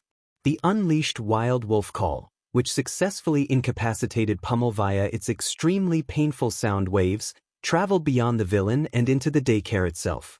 The resulting casualties include 9 adults with serious hearing damage, 2 adults with burst eardrums, 14 5 to 9-year-olds with serious hearing damage, 8 3 to 4-year-olds with serious hearing damage, and 7 infants aged 1 to 2 with burst eardrums and hearing damage. The infants and 3 to 4-year-olds are not expected to fully recover from these injuries. Lasting brain trauma is also a large possibility for the infants and children who experience the wild wolf call at close range. The adults and older children are expected to make full recoveries, but there is no guarantee of this. The public are calling for Howling Man's hero license to be revoked for his endangerment of civilians and the reckless use of his quirk in a populated area. While no official statement has been made by the Hero Public Safety Commission, a statement given by Howling Man earlier today is available. "I am gravely sorrowful for the grief and suffering that my actions earlier today have caused. As a pro-hero, it is always my intention to protect life and preserve safety, and today I have failed to uphold that intention. I will do everything in my power to help the families of those who were injured in the villain takedown earlier today, and I will strive to be a better hero for all of you. Thank you." This is the last official word given on the situation, and any further announcements or statements have not yet been released to the public or the press. Izuku stared at his phone, having reached the end of the article. He barely noticed when the front door swung open and Hatsum bounded through it, already gleefully sharing the results of her latest experiment. She plopped down beside him on the couch, snatching a throw pillow to squeeze, but broke off when she saw Izuku's face. "What's wrong?" He offered her the phone, but she ignored it and scooched closer so that she could read the screen from his grip. Hatsum didn't like taking things out of people's hands. She said that it set a good example for how she wanted things in her hands treated, especially ones that might blow up if handled wrong. Her eyes quickly scanned the screen, Izuku slowly scrolling down for her to read the full article. "That's bullshit," Hatsum finally said when she had finished reading. Izuku stared at her, a little taken aback by her profanity, unsure of exactly what she meant by her words. The old nagging feeling in his heart had come back while he'd been taking in the article. The one that sounded like Kaken's voice. "Villainous." Her yellow eyes met his and she hunched her shoulders before springing to her feet, pacing in front of the coffee table. "Howling Man has been a pro-hero for how many years?" She threw the question at him like a projectile that he could either dodge or catch. He decided to catch it. 6 years, I think, he said quietly. And, just off of the top of your head, how many villains has he apprehended? He thought for a second before speaking. Probably close to 200. How many incidents involving civilian casualties caused directly by him? He paused again. Longer this time. I don't know of any, he finally said, shaking his head. What is Howling Man's usual situations does he usually operate in? Izuku knew the answer to this one. His hands clenched over his phone in his lap. He's a takedown hero who specializes in pursuing villains attempting to escape capture. He works mostly in secluded, abandoned areas where villains frequently try to hide out and evade the authorities. Hatsum smacked her fist into the palm of her hand. Exactly. So why is this one instance of a villain takedown the reason he's probably going to lose his license? She didn't wait for Izuku to respond. I'll tell you why. Because he was in an unfamiliar setting, without the support from his usual sidekicks, with no support from the usual crowd of pro-heroes who deal with this kind of thing, doing his DMN best to stop a villain. Her voice rose with her anger. A villain with a quirk that allows him to destructuralize buildings in mere seconds and cause devastating earthquakes. Izuku blinked up at her, having hunched inwards on himself, as if he could shield himself from the anger in her words. Even if it wasn't directed at him, Hatsum's displeasure was scary. Really scary. The pink-haired girl threw her hands up before dropping them to her hips in an indignant pose. What the hell else was Howling Man supposed to do? Just let that villain bring down every building in the district? The people inside them be dead? Was he supposed to risk the lives of thousands by letting that villain remain active for even a few more seconds? She let out a disgusted sound. Howling Man's a hero. Sounds to me like he was the only hero willing to do his job today. She crossed her arms, obviously fighting the urge to stim by restraining her hands. Izuku finally found his voice again. Hatsum, that's not really fair. I mean, he could have tried to lead the villain away instead of cornering him like that. He backed him right up to the daycare. She flopped down on the couch beside him, shooting him a fierce glare. Howling Man, the pro-hero who specializes in hunting down villains, should have tried to do the exact opposite of his skill set? Listen to yourself, Izuku-kun. She grabbed her pillow from earlier and squeezed it tightly, craning her head back to look at the ceiling instead of meeting his eyes. Look. Her tone was calmer, less angry. She took a deep breath. Look, she started again. I know you have some serious baggage regarding your quirk. But someone like you, who understands heroes better than anyone else, you should know better than to listen to people who don't know at all. She stood up once again and tossed him the pillow. He barely managed to catch it. I'm gonna head home. I think you should probably take some time to think about this kind of thing and how you're letting the world's view on quirks. I don't know. She scrunched her face up like she always did when she couldn't find the words, her hands buried deep in her cargo pants pockets. I think an expert like you should know better than to believe what's being said. Right now. Izuku stared as she walked out the front door and closed it behind her, the silence she left behind more deafening than deafening. Izuku's eyes widened and he shot to his feet, tearing towards the stairs. It was hours later, when Inko finally got home from her long shift at the hospital, that Izuku emerged from his room. His hand was so sore that he could barely feel it. He tucked 3 notebooks under his arm as he shuffled down the stairs to greet his mother. Izuku, baby, what are you doing still up? It's almost 2 and school, she trailed off when she saw his face. Izu, what's wrong? What happened?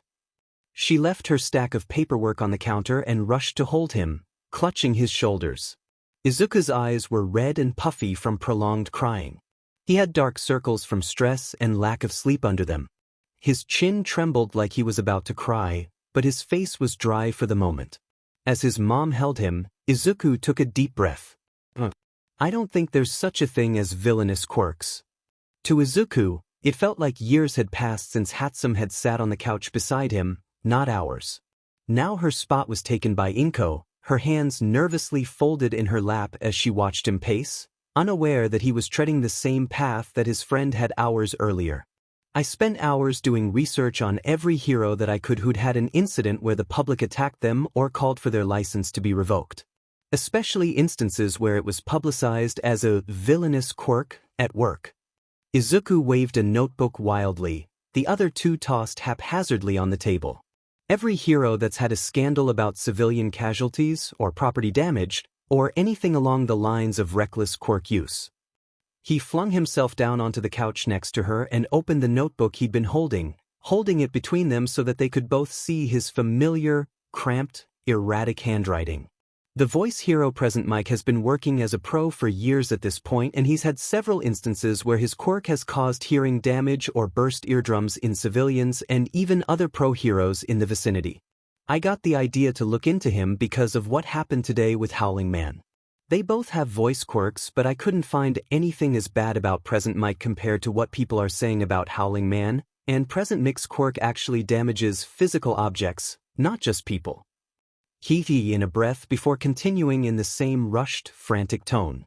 Everyone knows Present Mike. I mean, he works at UA and he's a popular pro and he's done the radio show for years. No one in today's world would publicly call Present Mike's quirk villainous. He paused for a second. But that's exactly what they're doing to Howling Man, a pro who's been doing a great job for 6 years with no serious incidents to report. How's that fair? He'd briefed Inko on the Howling Man situation from earlier, and her expression alone had been enough to tell him that she was concerned for the children and adults involved but didn't agree with the public. Pro hero Ed Shot, he's also been working for years, he's in the top 10 list right now, and he's had 2 instances where civilians have died while he was pursuing villains using his quirk. No one called his quirk villainous when those deaths were announced. 'Cause what was there for him to do? He was doing everything he could. Then you've got someone like Frostnip. A few years ago, while they were facing off against a villain, while simultaneously trying to protect civilians, a few of those civilians ended up with really bad frostbite and lost some bits. Izuku wrinkled his nose, clearly grossed out, but he pressed on. Up until then, Frostnip had been a favorite of the public, a huge crowd pleaser. But as soon as it came out that there had been civilian injuries caused by their quirk, everyone was calling it villainous. It didn't matter that they had saved every single person in that room and took out the villain. All anyone cared about was a 7-year-old girl who lost a toe. Izuku threw out more pairs of pro heroes, one being applauded for their actions and the other being attacked for them. Do you see the pattern? The public doesn't know anything about these pro heroes' quirks, and they don't care that people die or get hurt until it's directly related to the quirk involved. And then it's villainous. He shook his head in disgust. Inko was genuinely frightened by this tone and mood that Izuku was in. He seemed genuinely angry. He'd done so much research. His little fists were shaking at his sides. Baby, I'm sure that people do care when someone dies or gets hurt. But you're right. People are usually much more willing to place the blame on a quirk and its wielder. Publicity is fickle. The press will say what they have to sell their stories. And sadly, that includes calling things that they don't understand villainous. Izuku was shaking his head again. Mom, I don't think that the world understands that there's a difference here. A villain's quirk is a part of them, and they're only a villain because of their choices. Their actions are villainous. How they use their quirks is villainous. His voice broke. But the quirk they develop isn't villainous at all. A few tears slipped down his nose and he furiously brushed them away with his sleeve. They're not villainous at all. People can't control what quirks they get. They can only control their actions. He flipped through the second notebook, throwing out different pairs this time. Pro Hero Frenzy, Villain Bloodlust. Pro Hero Mr. Brave, Villain Split End. Pro Hero In Case, Villain Medusa. Pro Hero Miss Joke, Villain Cackle. He looked up at Inko. All of them have nearly identical quirks. But half of them are heroes and the other half are villains because of how they use them. He snapped the notebook shut and tossed it onto the table with the other two. This should have been so obvious to me and I never realized it until now, he mumbled. Inko gently tugged until he was pressed against her side, and she stroked his hair gently. Society shapes the way we see the world, Izuku. We have to take off the rose-tinted glasses to find the truth for ourselves at some point. It's not your fault that the world tells you things from its point of view. He sniffled quietly. There's a hero named Rumble. He's on the same pro team as Frenzy, the wave deck. His eyes were blurry and he blinked down at Inko's hands folded over his own. He's got an earthquake quirk. Just like that villain from today, Pummel. Inko felt her heart break a little bit as she stared down at the green-haired boy whose whole soul seemed to be crying out to her at that moment.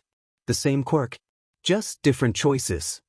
Izuku lifted his head to face his mother, his bright eyes welling over with tears. Mom, do you think that I can be a hero? Even with a quirk that seems villainous?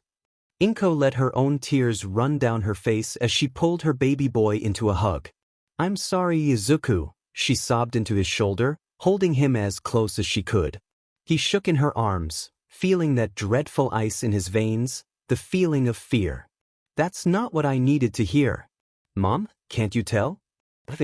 I think you can be the greatest hero. His eyes widened. I think you can be the greatest hero, she repeated, pulling back to look him in the eyes. And I think that no matter what quirk you have, you will be the greatest person you can be. A true hero. He looked back into her eyes. Eyes that weren't quite like his, with golden flecks in the middles and a different shape. Eyes that had watched him all his life and had conveyed to him all the love in the world. His quirk wasn't villainous. He wasn't worthless. He wasn't useless. He was himself. He controlled his own decisions, his own actions, his own dreams. I'm going to be the greatest hero. Izuku Midoriya goes to bed on July 14th. Inko checked on him before she turned in for the night, reminding him to brush his teeth and to not stay up too late reading. He was excited for tomorrow, but sleepy enough to agree with her. And so he drifted off around 9 p.m., snuggled into his All Might bedding and clutching his All Might sum-sum, legs tangled in his All Might pajamas. He was so excited and so sleepy, and so ready for it to be the next day. Inko checked on him one last time, gently rolling her eyes when she saw that he obviously hadn't moved from when she'd last come in. Izuku, she whispered quietly, mostly to herself. You silly boy. If you want to smile like All Might, you have to keep those teeth clean. She bent down and kissed his forehead, brushing his wild green hair out of the way. Good night, baby. I love you. Lie too, Izuku mumbled in his sleep. Inko smiled and closed the door behind her when she left. Izuku woke with a gasp, his deep sleep having been disturbed. It was easy to pinpoint what had woken him up. His room was shaking. The furniture, the door in its frame, the ceiling fan. He sat up and started tugging away the covers, still drowsy. He was jolted into action when a terrifying tremor shook the room. It was so strong that his bookshelf tipped forward and smashed into the ground, and behind him the headboard of his bed, featuring a flexing All Might's upper body, cracked at the base and tilted forward, threatening to crush him. With a squeak of fright, he tumbled out of bed, legs still tangled in the sheets, kicking wildly to try to free himself. In the several seconds of his struggle, more tremors raged through the room, dislodging his clock, making the ceiling fan creak ominously, and the door rattle even harder in the frame. Izuku finally managed to extricate himself from the bedding and scrambled to his feet, tearing towards the rattling door in the dark of his room, his All Might night light flickering as the only source of light in the space. It must be an earthquake. Either that or someone setting off fireworks in our backyard. Or it could be. He yanked the door open and was just about to head down the hall towards Inko's room when a shockwave shook the entire house. He lost his balance and landed on his hands and knees, blindly reaching out to try to find the wall to get a sense of his bearings. Tears were flowing freely down his face at this point. Whatever was going on right now was dangerous. He was in danger. With a shriek, he realized that he wasn't the only one in this hellscape. He screamed, forcing himself to stand in a mad dash of limbs in the darkness. Wake up. Something in the back of his brain was trying to tell him something, as he stumbled down the hallway, tripping over dislodged picture frames that had been shaken from their hanging pins. It was a nagging, tugging feeling. He couldn't figure it out, and then it hit him. He could smell smoke. With a scream of absolute terror as another rolling tremor shook the house, he flung himself towards his mother's bedroom door and threw it open, gasping and shaking as he took in the scene inside. It was raining. He hadn't been able to hear the sound of the downpour through the tremors, but rain was slowly but surely soaking through the carpet from the huge gaping hole in the ceiling, straight through the roof of their home. Lightning? Had lightning struck their house? His gaze landed on the prone figure by the window, which had been forced halfway open. The curtains were smoldering, patches of the carpet near the blackened hole straight through to the lower floor trying to stay aflame despite the rain. He yelled, racing towards her, dropping to his knees and sliding the last few feet. A dark pool surrounded the spot where her head rested on the carpet. He shook her shoulders, panicking, and was relieved to hear a soft groan, barely audible in the din. Izuku carefully rolled Inko over, brushing hair out of her face. There was a nasty gash on her right temple. It oozed blood even as he watched. His stomach turned over and he fought the urge to retch. Okay, he mumbled furiously to himself, dragging Inko's body as far into his lap as he could manage. Concentrate. He put every thought he had into making his quirk work, and he pressed a long kiss to his mother's forehead, clenching his eyes shut in spite of the situation. He could see the glare of the pink sparkles through his closed eyes, and he knew it had worked. Inko stirred and groaned again, and he started shaking her shoulder. Mom, we gotta run, we gotta get downstairs. The storm hit the house. She blinked her eyes several times, slow and dazed. Izuku, call. Help. I don't have my phone, we have to get out of this room. He stood as best he could while trying to support Inko's weight. Mom, we gotta get out of here. The roof isn't gonna stay. The smell of smoke was getting stronger.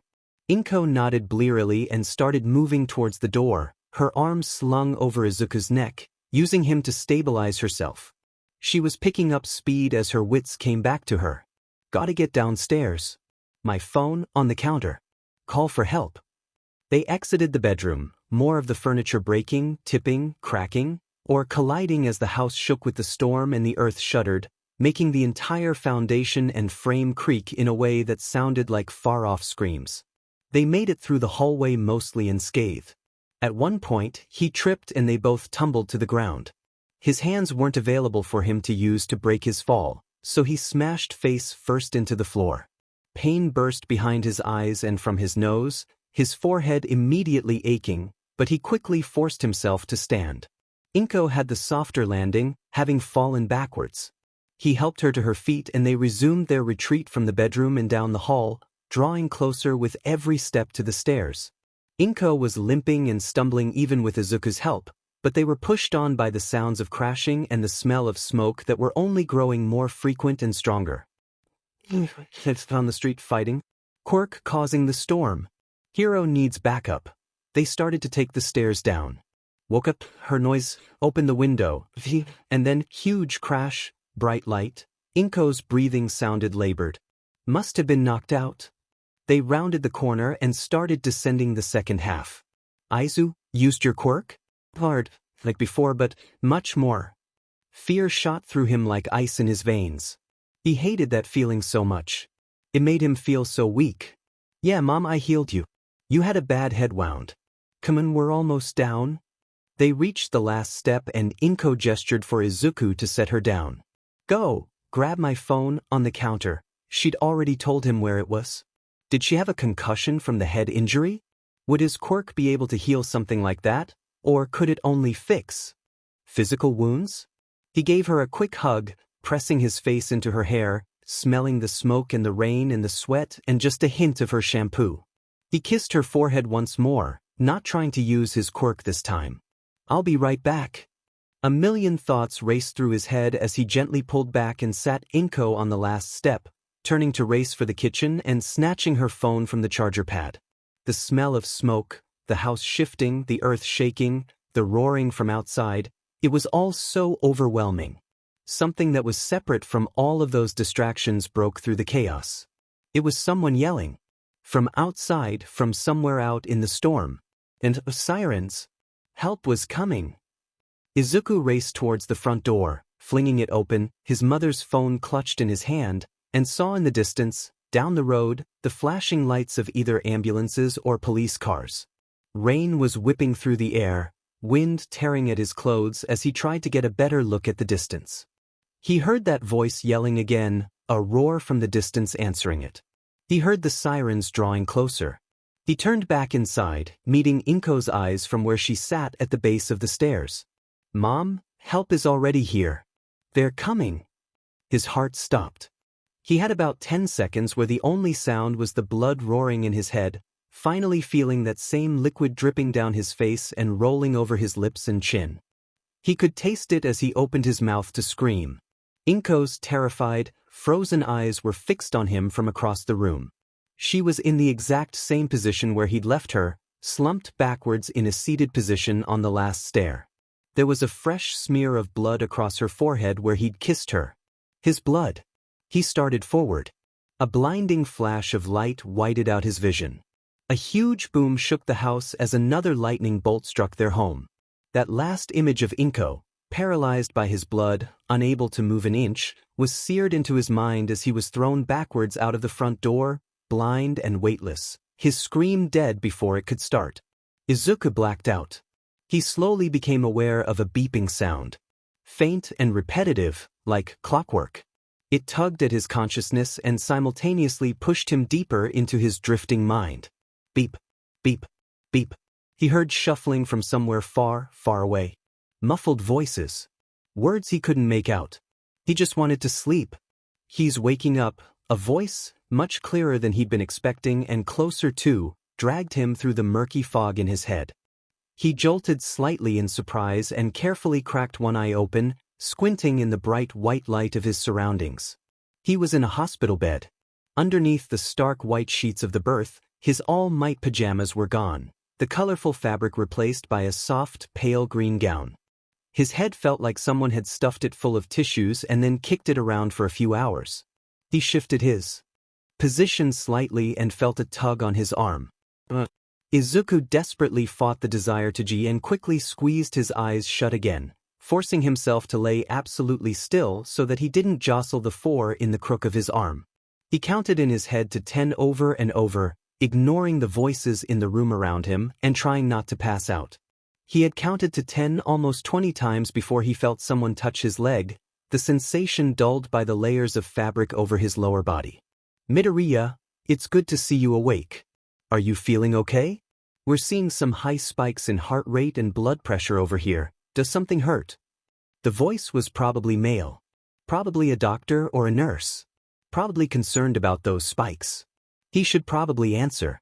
Making an extreme effort to slow his breathing below hyperventilation, he cracked his eyes open once more. A pair of worried blue eyes peered down at him from over to his left. "Needles," Izuku managed to croak, his throat feeling like sandpaper. The underside of his chin felt thick and hot, like it always did when he was fighting the urge to vomit. "Oh, I'm so sorry, I didn't realize." "That's all right, that's nothing to be embarrassed about. Here, Nurse Minako has a towel, and she can drape it over your arm so that you don't have to see anything there, okay?" The voice was definitely male, and had a gentle, kind tone. Izuku nodded once and felt fabric settle over his right arm, gentle and warm hands tucking the edges underneath as carefully as possible. He squeezed his eyes shut tighter as it slightly jostled his elbow, and he fought his instincts to wince. "There, nothing to see here. Hopefully that helps you a little bit. I'm afraid that since you're finally awake, it's going to be a while before you can go back to sleep."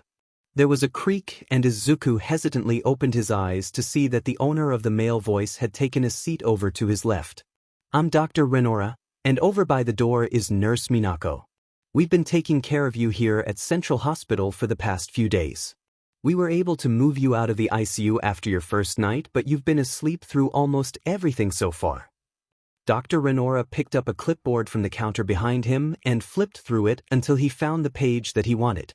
"If you're feeling up to it, I have some basic questions to ask you, mostly just stuff about how you're feeling. We should be able to get through them before. Well, let's just get started here." Izuku mumbled his way through the questions, feeling so strangely detached from the world around him as he was forced to be aware of his body, what parts hurt, if he could move all 10 fingers, if he remembered little facts like his phone number. There was a gentle tapping sound. He glanced towards the door, seeing it swing open silently, but there was no one standing there. Dr. Renora and Nurse Minako both exchanged looks, and the doctor stood from his seat, patting Izuku's leg once again. "We'll leave you two alone for a bit." He followed the nurse out the door, giving Izuku a soft smile, and then seemingly addressing no one in particular, "Just knock on the door if you need anything, doctor." "Thank you, Dr. Renora. Could you be a dear and yes, thank you." Dr. Renora shut the door behind him with one last smile, heeding the wishes of the disembodied voice that was now the only other presence in the room with Izuku. "Well now." A soft clatter to his left made him jolt a bit, but he forced himself to stay still to avoid tugging at his right arm. He stared at the woman who now sat in Dr. Renora's abandoned chair. A gray bun of hair, followed by a kindly, wizened face, attached to a very diminutive body clad in a white coat. Other than her extremely small stature, she looked absolutely normal, maybe just a bit familiar somehow. Her legs barely dangled over the edge of the seat. "Izuku Midoriya." Her voice was equal parts stern and gentle. "My goodness, how you've grown." With a sharp inhale, Izuku realized why she looked so familiar. He stared into deeply inset eyes that sparkled the same bright green as his, pure and uninterrupted, like tiny emeralds. "Recovery girl?" The woman smiled at him, shifting proudly from her perch atop the chair. "Well now, it's quite nice to still be recognized by the younger generations, but I think you can probably just call me Dr. Chio." She reached out and patted his left hand. "I wasn't sure if you would remember me. Certainly not from when you were a baby, but there was that time. You came to my school," Izuku said, feeling dazed, more from information overload than from whatever the forebag was dripping. She nodded carefully. "As much as I'd like to say that that was pure coincidence, it wasn't. I was, let's say, anxious to check in on you even just once. Inko had written to me a few weeks prior to let me know that you still hadn't developed a quirk." "I do," Izuku said, not thinking clearly enough to avoid interrupting. "I do have a quirk." The doctor nodded again. "I know about both parts of your quirk, dearie. Inko wrote to me semi-frequently over the years, keeping me updated on your well-being, so that I could stay at a safe distance but still be sure that you were all right. Sort of like a silent pen pal." She folded her hands over her knees before continuing. "I was one of the doctors who monitored Omae Toshigo after your quirk incident at Alderaan Middle School. I tried to stay infrequent, but I sometimes checked up on Inko here at Central Hospital. We worked in very different areas, of course, but sometimes we would cross paths." Izuku's mind was reeling. You met me when I was a baby?" His voice shook as he asked the question, barely able to string the words together through his hurricane of thoughts. "Mom wrote to Recov Chio? For years? And I never even knew." "Oh, more than that, dearie. I delivered you." The old lady gave him a smirk as he fought the urge to squirm. "Very loud baby you were. And very goopy." She chuckled briefly at his horrified expression before the light in her eyes dimmed a bit. "I only got to hold you a few times before." "Well." Chio took a deep breath and let it out in a long sigh. "I'm afraid this isn't a very happy story, dearie. I'm sure that Inko told you what she could, but she was kept in the dark about most of it." A flash of blinding light. A huge boom. Forgetting all about the four in his arm, Izuku bolted forward, panic lancing through him like a knife. The bed rattled as he shook with labored breaths, and Chio looked concerned, but he was starting to hyperventilate again. Darkness was creeping from the edges of his vision, hiding the doctor from his view, his world narrowing down to the hands that he could see in front of him. The beep beep beep was thundering faster, some kind of alarm starting to chime from behind him. Chio was saying something but he couldn't hear, couldn't think. "Where's my mom?" Izuku wailed, pain and pressure building as his head spun and his nose, which he finally realized was bandaged at the bridge, throbbed like a sore.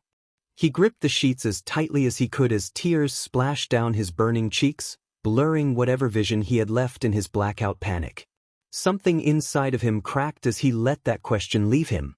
A part of his heart, a piece of his soul, something deep within lost a chunk of itself as he put that question into the universe.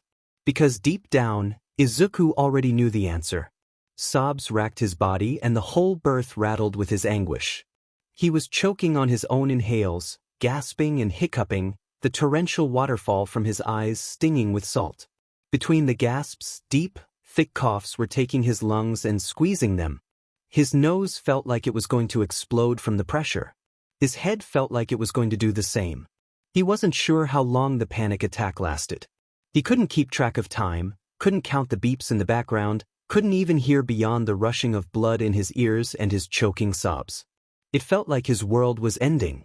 Eventually Chio or one of the other staff members must have gotten something through the fore, because his sobs slowly subsided, and the hyperventilating eased, and his tears trickled more and more sluggishly until they finally stopped altogether. He felt weightless. Not so much like when he was thrown backwards from the storm impact, but more like he was suspended off the ground infinitely, held in limbo by some invisible force. He didn't really like the feeling. He still didn't know how long it had been. Since the storm, since he'd woken up, since he'd lost it and poured his grief out to the world. Unleashed his guilt-stained tears for everyone to see. Midoriya, can you hear us? We need you to respond verbally with a yes or a no, please. The voice sounded like it was eons away, but he tried to. Focus on it. Yes, he answered, his tongue feeling heavy and thick in his mouth. His own words sounded too loud to him. We had to give you something to calm you down. That was Dr. Rinora's voice. Was Nurse Minako back in the room too? Chio's voice. You might be feeling a tad bit distant, dearie. Nothing to worry about, that should wear off in a jiffy. The voices were getting clearer and easier to make out. Izuku attempted a nod and wasn't sure if he had succeeded, so he just kept nodding. A hesitant chuckle crept through the room, and gentle fingertips touched his temples, stopping him from nodding again. All right, just sit tight until the strongest part of the drag wears off. You won't feel like a zombie forever, I promise. Someone readjusted his blankets around his legs, and made sure that the towel over his right arm was once again secure. He could feel his toes when he flexed them, but it felt like they were miles away from him. Muffled voices again, this time intentionally quiet, not just his fuzzy hearing. Chio's voice responded again. Yes, send her up. He realized that he could see, in the next few seconds as he heard the door click shut. He blinked several times, trying to remember how to process all of the lights and colors. That was quite a harsh panic attack, dearie. We had to give you something with a kick to it to get you to calm down. Are things clearing up for you? How many fingers am I holding up? 3, Izuku answered blearily. Things were clearing up around him, his vision was getting sharper, though it was still blurry at the edges, and he could feel his limbs more by the second. His head felt less woozy. The pressure in his face was almost completely gone. A pair of cold hands touched his left fingers, clasping them gently. The temperature of the skin and the human contact grounded him quite a bit. He craned his neck to look over at her. You okay? He managed to mumble. My dear boy. Chio sounded stern. You've just had a terrible emotional breakdown and you're asking me if I'm all right? Your eyes, he said with an uncoordinated, half-hearted shrug. Looks like crying. Chio shook her head at him, a weak smile fighting its way onto her face. Just worried about you, dearie. These are extreme circumstances. Just thinking about everything made Izuku want to break down and cry again. He was too tired, too numb, and probably too dehydrated, if his dry and itchy eyes were any indicator. He wouldn't be able to cry again. We have a lot to discuss, dearie. Do you think you're up to listening for a while and maybe answering some questions? Her voice conveyed the feeling that he could say no. He said yes. Then the first thing I want to tell you is this. I am so very, very sorry for what you went through that night, dearie. Someone as young and as bright as you should never have to experience that kind of darkness. Chio took a deep breath. I'm very sorry to inform you that your mother, Inko, didn't survive the attack on your neighborhood. She was killed in the second lightning strike upon your house. Izuku said nothing. We know now that the person responsible for the storm and the casualties that it brought was an incredibly strong villain named Devastator. The pro-hero Endeavor had taken to the skies to fight him earlier that night, but in some harebrained attempt to disable the villain, Endeavor threw him several miles away, and Devastator landed in your neighborhood. That was where he started his assault on the homes and streets, including yours. His storm giant quirk made him an incredibly tough opponent even for someone as strong as Endeavor, and that foolish man now had to catch up to Devastator in order to continue to try to apprehend him. Chio squeezed his fingers in her tiny hands. Devastator attacked indiscriminately and without restraint. It is a miracle indeed that you managed to survive the second strike to your family home. I am glad to at least be able to inform you that the villain was successfully apprehended and he will never escape custody again. He will pay for his crimes and the lives he took. Wasn't his fault. Izuku's heart felt like a rock in his chest. Cold, hard, unfeeling. What's that, dearie? Wasn't the villain's fault. It was mine. He looked over to meet her gaze, seeing her forehead wrinkled in confusion and apprehension. I'm the one that got my mom killed. That's not. It felt like a floodgate had opened, a dam had broken, as the words tumbled out of him in a guilty wave. I had a nosebleed and bled on her. She was paralyzed and stuck in the house because of my quirk. The only reason she died is because of what I did to her. Izuku pulled his hands out from underneath Chiyo's cold fingers and buried his face in them, shoulders shaking even though no tears came forward. I tried to save her and all I ended up doing was getting her killed. God, he wanted to cry. He felt like every nerve in his body was begging to be allowed to go haywire and lead him into another panic attack, but the drag in his bloodstream kept him slow, dull, dumbed down into SBM. The silence was filled only with his too fast breaths for several seconds, and the constant beep, beep, beep in the background. Maya's stupid, villainous Quirk.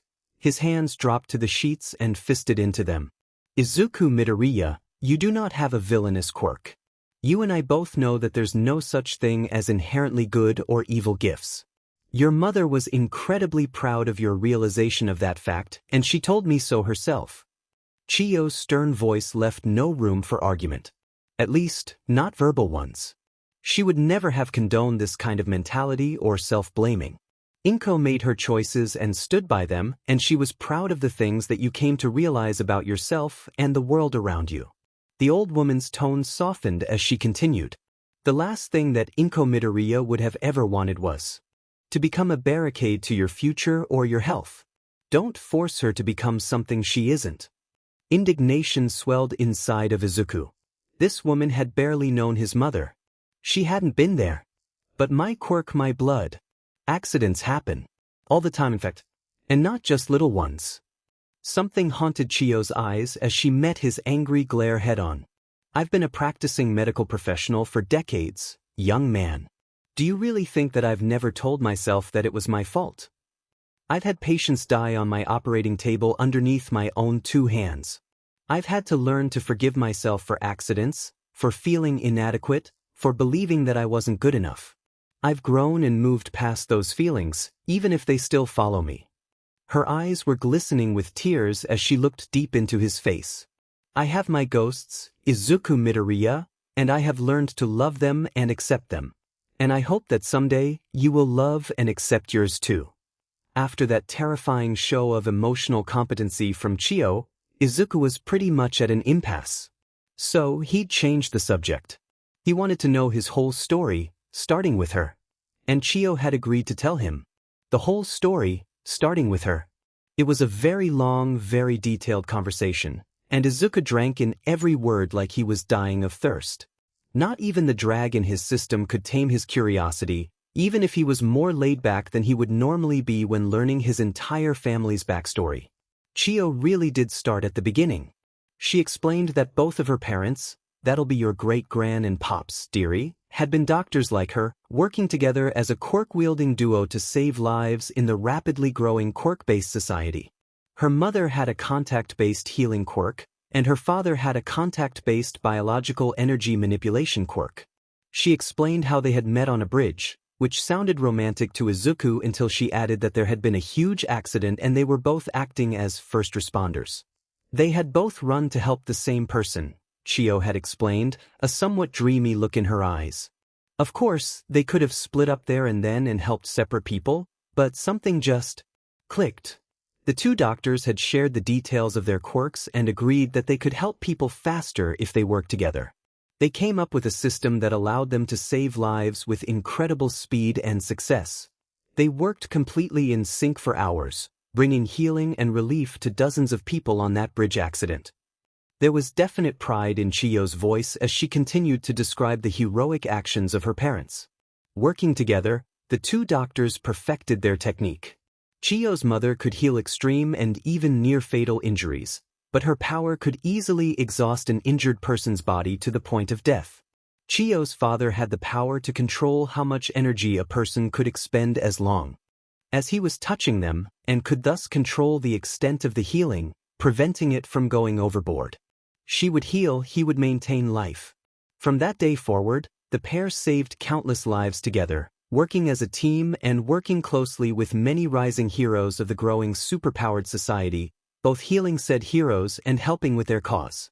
It only made sense that they would fall in love, Chiyo said with an almost dreamy sigh. They got married just a few months after they first met on that bridge. They kept working as a hero team, but they also devoted a great deal of love, diligence, and energy into their family and me. The elderly pro recounted the major events of her childhood, highlighting the manifestation of her quirk. Chiyo's quirk was a powerful version of her mother's quirk that had been enhanced by her father's genetics, allowing her to do alone what they had done as a pair. Her Healing Kiss Quirk allowed her to control the amount of energy the person being healed was able to expend, stopping the healing from killing them all by herself. I never figured out where the activation method came from though, she said cheekily. Maybe it's just because my parents liked smooching so much. Chiyo had never felt pressure to follow in her parents' footsteps, despite her quirk being the perfect evolution of powers for saving lives. She chose the road herself, determined to help her parents, heroes, society, and save as many lives as possible. She became a doctor as well as a certified pro-hero, the youthful heroine, recovery girl. Eventually, Chiyo's parents retired from both the field and hero work. They would settle down together for a happy, peaceful life. That peaceful life lasted for several years. They were so happy, she told Izuku, smiling wistfully. But just like me, my mother couldn't grow things back once they were gone, and she couldn't heal the mind or herself. Chiyo's mother developed Alzheimer's and her father took up caring for her. But the Alzheimer's kept her mother from noticing her spouse's late stage of terminal cancer, which would overtake him a few months before she passed away herself. I mourned them deeply. They had been my heroes for my whole life. I carried on their legacy as doctors and as heroes as recovery girl. The diminutive woman wiped a tear from her eye and flashed another cheeky grin towards Izuku. He was listening with intense focus despite the sad sniffles he couldn't hold back, only slightly wishing that he had one of his notebooks to record all of this in. It was only a few months later that I met my own future spouse in a way remarkably similar to their first meeting. On the same bridge, in fact.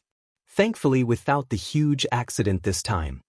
Izuku even managed to laugh at that. He wasn't a hero or a doctor, and he wasn't even sure what his quirk was or if he had one. But he was the love of my life, and he was my soulmate. Rinori Ryosuke was the perfect match for Chiyo Shizenji. It was obvious to Izuku by the way that she talked about him, remembered him. Soulmate. The world so often saw me as a guardian angel or a miracle worker. It was hard to deal with that pressure. But Rinori saw me as a person. They had quickly become close friends. Rinori was a careful, introspective person, deeply loving and always thoughtful and considerate of others. He never put too much effort into finding his quirk, if he even had one. He always told me he didn't need a superpower, because our love was powerful enough for him to defeat anything that tried to come between us. The sparkle in her eyes showed just how much this declaration had meant to Chiyo. She described how much of a cheesy goofball he had been, and how that had only made her love him more. He bought me flowers, sweets, small gifts. He jump-started my PEZ dispenser collection. He's to blame for my incurable sweet tooth. She smiled knowingly. He was always reminding me to take time for myself, to be self-recovery girl, as he called it. It was getting easier for Izuku to laugh and enjoy her story as the time passed. His chest felt less hollow as she recounted stories of their time together. They had so clearly been soulmates, the perfect pair, deeply in love. He never let me forget, no matter what happened, that I was a hero, one who tried their best in all things. Chiyo shot Izuku a meaningful look. Being a doctor, being a hero, being both at the same time, it's never easy. He helped keep me going. He was my beacon of love and hope in an often dark line of work. I loved him every bit as much as he loved me. A sort of melancholy tone entered her voice, almost hidden by the love-struck story she was weaving for Izuku. He proposed that we start a family, just a few years after he proposed for the first time. I said yes both times. Chiyo swallowed, hesitating before continuing, giving Izuku time to reach out and take one of her cold hands in his. She gave him a genuine, kind smile, patting the back of his hand. We had a daughter named Nasa. She was our whole world. We loved her dearly.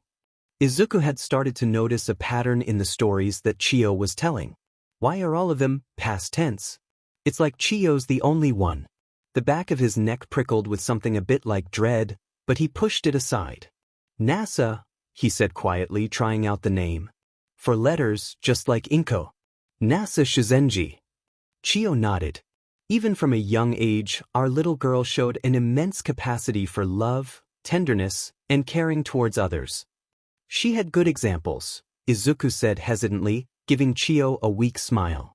The woman's next words confirmed that sense of dread crawling over the back of his neck, undercutting her grateful smile at his words. When Nasa was 14, Rinori was fatally injured in the collateral damage from a road accident, caused directly by the recklessness of those involved. Her tone was flat, sharp, as cold as her hands. I didn't hear about it until it was already too late. It wasn't a villain attack, so the hero personnel requested was relatively low. Of all the rescue heroes working on the scene, I wasn't one of them. We arrived at the hospital too late. Nasa and I got there hours after he had already passed. Chiyo's eyes were flat and remote, none of the usual sparkle visible in their depths. As Izuku listened, his own eyes stinging from unshed tears, Chiyo explained how she and her daughter grew to have zero tolerance towards those who were reckless without considering others. She started working outside of hospitals more often, working with rescue heroes and teams, even in situations where injuries weren't critical. Even if she was sworn to save lives, by her own creed and her occupation as a pro-hero, she made sure to impress on those who caused injury to themselves or others through brashness that it was through their actions that the consequences had come about. It was the creation of Chiyo's stern, but not cruel, bedside manner of treating such patients, determined to put the full impact on those that she saved, that their life beyond should be lived with full realization of their actions. It was all too much for me. I hadn't given myself the time that Rinori would have wanted me to take. Even Nasa could see it. Chiyo sounded defeated, even just talking about this part of her past. I retired from work as a pro-hero just a few years after Rinori's death. I needed time to heal. Izuku's mind raced with this knowledge. So this was the reason. This was the explanation. The whole world wondered where the youthful heroine went for so many years. Nasa had decided from as young of an age as I did to become a doctor and train to be a hero. She went to UA, you know? That was her hero academy. My darling girl was one of the top students in her class. She wasn't going to live her life in a hospital, though not like I had for so many years. Chiyo sighed deeply, clearly disappointed with herself, despite the pride she obviously felt towards her daughter. Towards Izuku's mother, Izuku had to remind himself. This isn't just some random stranger I'm learning about. It's my birth mother's story. And, somewhere a bit deeper, my mother went to UA? When she had her degree, her license, and her training, she made her debut into hero society. I gave her my blessing and my mantle to carry on. The field medic hero, Izuku said, interjecting before Chiyo could continue. Recovery Girl 2.0. That's right, young man. Chiyo nodded approvingly, squeezing his hand. And a demon good hero she was. She was quite well known for her work on natural disaster incidents and high civilian casualty cases. Her voice lowered. She saved hundreds, maybe even thousands of lives. She was truly the pride of my life. Izuku's heart was in his throat. He had known, damn it. He'd known that Nasa Shizenji had been a pro, a savior, a top-tier rescue hero. It just hadn't hit him until now. The amount of impact she must have had on the world, on those she saved. With a sigh, Chiyo continued. And, like an ever-repeating story, things came full circle once again. Nasa met the love of her life on that exact same bridge where I had met Rinori, and my mother had met my father. Izuku's eyes widened and he sat up straighter. This was news to him. He hadn't been able to find any mention of Recovery Girl, too, having a partner or spouse of any kind when he'd done hours upon hours of research. That bridge must be magic or something. That's 3 couples in one family tree. Yes, dearie, that man she met on the bridge was your father. It took him a second to process through his excitement. He'd never had a father, never even known he might have one. Inko had told him that his father had simply been a biological donor and that was all she knew. But now, then it hit him. Chiyo peered at him sadly. She'd already had to tell him that his mother was gone, his great-grandparents and grandfather were deceased, and he already knew that Nasa had long since passed away. And now she had to do it again. His name was Dokuchin Oro, and he was the underground pro-hero Toxin. Izuku said the name over and over in his head. An underground hero? Like Miss Joke, an inside job and Mole Man? He was sure he'd never heard of a pro going by Toxin. He supposed that was the mark of a truly good underground hero. Doku's quirk was one that he called toxic biology. It took him years to gain some semblance of control over it, and he needed a lot of support gear in order to act as a pro-hero, but he had gained his license and worked closely with the police force to apprehend dangerous individuals. His quirk made him an invaluable resource, as did his drive and determination. Nearly all of Doku's biology was toxic in some way. Of course, he was immune to all of it, but no one else seemed to be able to fight it. The mutation-type quirk meant that his cells contained incredible amounts of the unique toxin that was present in his blood, his skin, sweat, tears, saliva. Even his DNA contained traces of it. It was inherent to who Doku was. Izuku was furiously trying to process all of this knowledge. He wished he had a pen and one of his notebooks to jot down everything, or even just one of his stim objects. Chiyo continued. Doku mainly used his skin toxin at controlled levels to incapacitate villains and criminals for long PRDS of time, up to 48 hours from a single touch of his palm, as long as it was direct skin-to-skin contact. His support gear protected his allies from his quirk, and his unknown status as a pro meant that he was a huge boon to the police force. She gently stroked the back of his hand, as if trying to soothe him. He wondered if she was nervous about his skin and the blood that flowed just beneath the surface. 48 hours. Miss Omai was only frozen for 7. As the pro-hero Toxin, Doku helped take down many extremely destructive and violent villains. And criminals with minimal casualties. He was a brave and outstanding individual who deserved more recognition and praise than he ever received. Izuku could tell that there was a but of some sort on the way. He was right. However, Doku's quirk could cause lasting damage to muscles, nervous systems, and often caused high amounts of mental duress in those inflicted with the toxin. Those under the power of his quirk were unable to move at all, and rarely able to use their quirks, but they were kept awake for the duration of its effects, unable to leave the mental state of adrenaline and awareness that they had been in when the toxin had taken effect.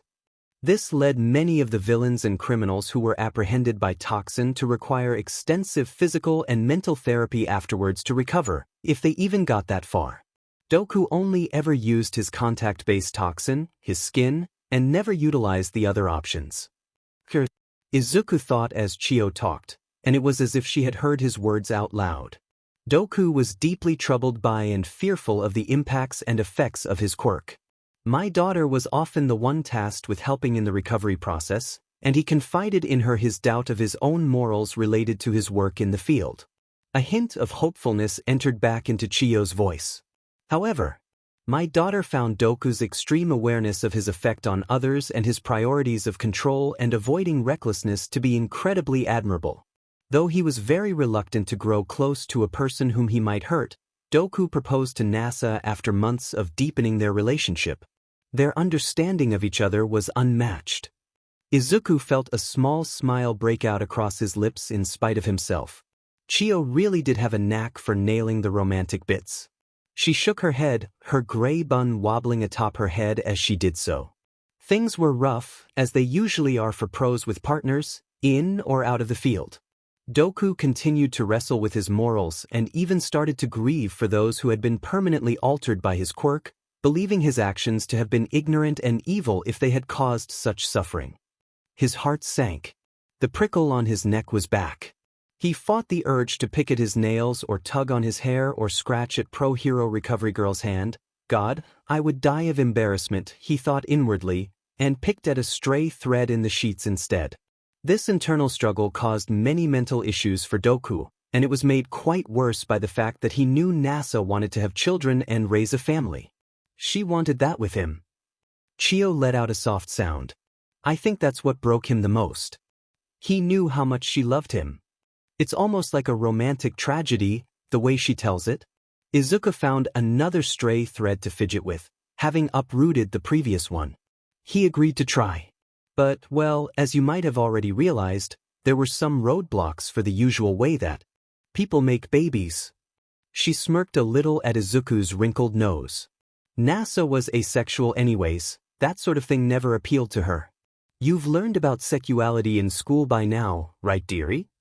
Izuku nodded quickly and hoped that that would be the end of it. Chio seemed satisfied with this and went back to spinning her tale. They agreed to try things the scientific way. I agreed to help them and oversee the process. I supported them wholeheartedly. I saw much of Rinori in the way that Nasa cared and supported Deku. Her tone prepared Izuku for what was coming. It was only 2 days after they completed the first fertilization procedure that Deku was taken into a psychiatric ward for self-endangerment and suicidal actions. His depression and self-harming tendencies had spiraled wildly after learning of all of the potential risks that came with NASA's PRGNCY, especially since we had no idea how the trace amounts of toxin in his DNA would behave in the GSTTN process. She squeezed his fingers and he squeezed back, blinking away tears. 3 weeks later, NASA told me that I was going to be a grandmother. She gave him a meaningful look. That was one of the best moments of my life, dearie. The whiplash that followed was intense, even hearing the story so many years later. NASA called the psychiatric ward and asked to speak to Deku. I watched her listen to the person on the other end, and then crumple to the ground like a puppet cut from its strings. She was manic. We had to sedate her. She was in too delicate a state to go through a traumatic experience. This was hard for Izuku to listen to. This whole multi-generational story had been hard to listen to, but it seemed to be coming to a peak. He steeled his nerves. I talked to the staff member on the phone at the ward. He heard her swallow harshly. Deku had taken his own life about half an hour before we called. News had broken that a 19-year-old, who Deku had detained and brought in for unprovoked quirk assault, had been pronounced dead from prolonged adrenaline and sleep deprivation while in custody. He died a little over a month prior and the information was just then being made public. The ward had told Chio everything that they could, since they knew that NASA would most likely end up seeing it all on the news in the coming days anyways. Thankfully, Chio left out most of the details, for Izuku's sake, and continued on. NASA was devastated. Most of the news coverage was a blur for us. The police came to speak with the two of us. I decided that it would be best if NASA didn't go home that night. She ended up never going home again. She stayed in the hospital for the entirety of her PRGNCY, bedridden with grief, being monitored for signs of self-endangerment. It was such a terrifying situation to watch my daughter go through, trying to carry herself and her child through the most turbulent time in her life. Izuku felt like he'd been riding a roller coaster for too long and was starting to get sick. He wanted off. His fidgeting was starting to pull at the 4 under the towel on his right arm and it was making him feel sick again. I was grieving for Deku right alongside NASA, but I think we both realized. We ran some tests. They revealed some rather upsetting facts. She tapped on his hand gently. Are you sure you want me to continue?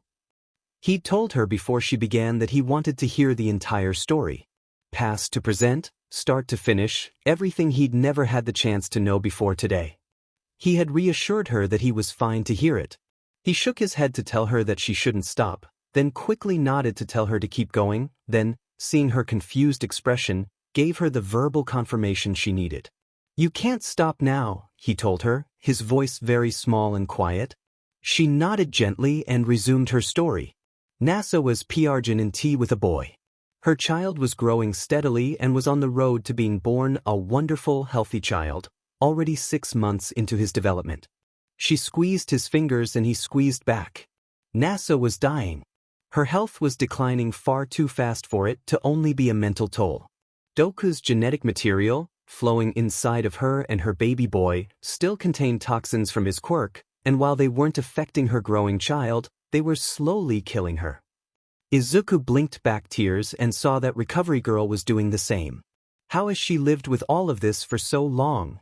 Izuku had never met his great-grandparents, his grandfather, or his father, and he had no memory of his birth mother. The grief was still strong enough to hurt like a kick to the teeth. It seemed impossible that one person could live through all of it and still be sane. NASA insisted on keeping her baby and completing the pregnancy. She refused point-blank to consider other options, unwilling to let anything happen to the last piece of Deku that she had left in the world. She grieved for being unable to save Deku. She hadn't even been able to tell him that he was going to be a father. She said that it was the same way. Chio cleared her throat several times before continuing. The same way that I hadn't been there in time to save Rinori. The same way that my mother wasn't able to save my father. Izuku's heart broke for Chio in that moment. She was delirious as her 8th month came to a close. She told me our bloodline was cursed. She knew that she wouldn't live to see her son for any meaningful amount of time. She told me that she was at peace with that. They were both crying freely now, tears streaming down their cheeks as they held hands tightly, holding each other for support. NASA asked me to find a wonderful home for her baby boy, to allow someone else to become his family so that our blood curse could be broken, and he would never be too late to save what mattered to him most. A choked sob escaped Izuku's lips and his shoulders shook. He was going to be so embarrassed if he accidentally broke one of Recovery Girl's fingers from squeezing them so hard, but the elderly pro had a fierce grip on him as well. I agreed to honor her wishes. Madness though they were, I agreed to her wishes. Chio spun one of the last mysteries of Izuku's life to a close. She went into labor early in her 9th month, and I was able to safely deliver you. She held you for as long as she could. She named you Izuku with her last breath, whispering the name to you. She leaned over to hug him, and he cried into her pristine white coat, ignoring the tug of the four as he wrapped his arms around her over the edge of the bed. We asked around at the hospital if there was anyone who was looking to adopt a newborn, to start a family. Chio stroked the back of his head, so much like his mom had done whenever he was upset. Izuku Midoriya was a blessing we couldn't have ever expected. Not only was she ready to adopt a baby and become a mother, but she also looked remarkably like NASA. She worked at the hospital and was ready in just a few days to take you to your new home. She loved you from the minute she held you in her arms. They held each other close as they cried, Izuku's head filled with far too many thoughts to feel anything other than the deep, yearning love he felt for his mother, and the panging, throbbing loss he felt for her too. Izuku was told by Dr. Renora, who was the doctor assigned to his care and recovery, that he would be able to leave the hospital in the next 3 to 4 days. That's the technical timeline for you, Midoriya. However, things are still looking pretty bad in your neighborhood, and obviously we have to make sure that you're staying with people that you trust, even if it's just a temporary stay. So, during the next 3 or 4 days, he would need to come up with options for the hospital staff and services to vet in order for him to be allowed to leave. Even if he was fully recovered, if he didn't have a vetted family to stay with, he would be staying at the hospital. The reason he was having to come up with options? Mitsuki Bakugo is listed on your file as your emergency contact. Should we? Nurse Minako had been going through the information with him after Recovery Girl had excused herself with the promise to return soon. No way, Izuku said immediately, his cheeks burning but determined to stand his ground. Minako shot him a look, her normally tender blue eyes looking sharp as glass. Is she an untrustworthy person? She's been listed on your papers as the emergency contact since you were born. It's not that she's untrustworthy. Is it her spouse, Masaru Bakugo? And oh no, he's very nice. Minako sent him a critical look, shuffling through the papers in her hands. Their son then, Katsuki Bakugo.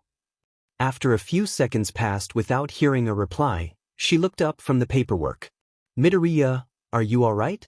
What's wrong? Izuku furiously blinked tears out of his eyes. My whole childhood, I spent half of my afternoons eating lunch at the Bakugo home. Kaken and I played every day, and now I'm not even brave enough to reach out to them. He felt the bottom of the bed shift as Minako came and carefully sat on the edge of the berth, setting the bundle of papers to the side. Midoriya, can you talk to me about this? Please, tell me what the issue is with the Bakugos.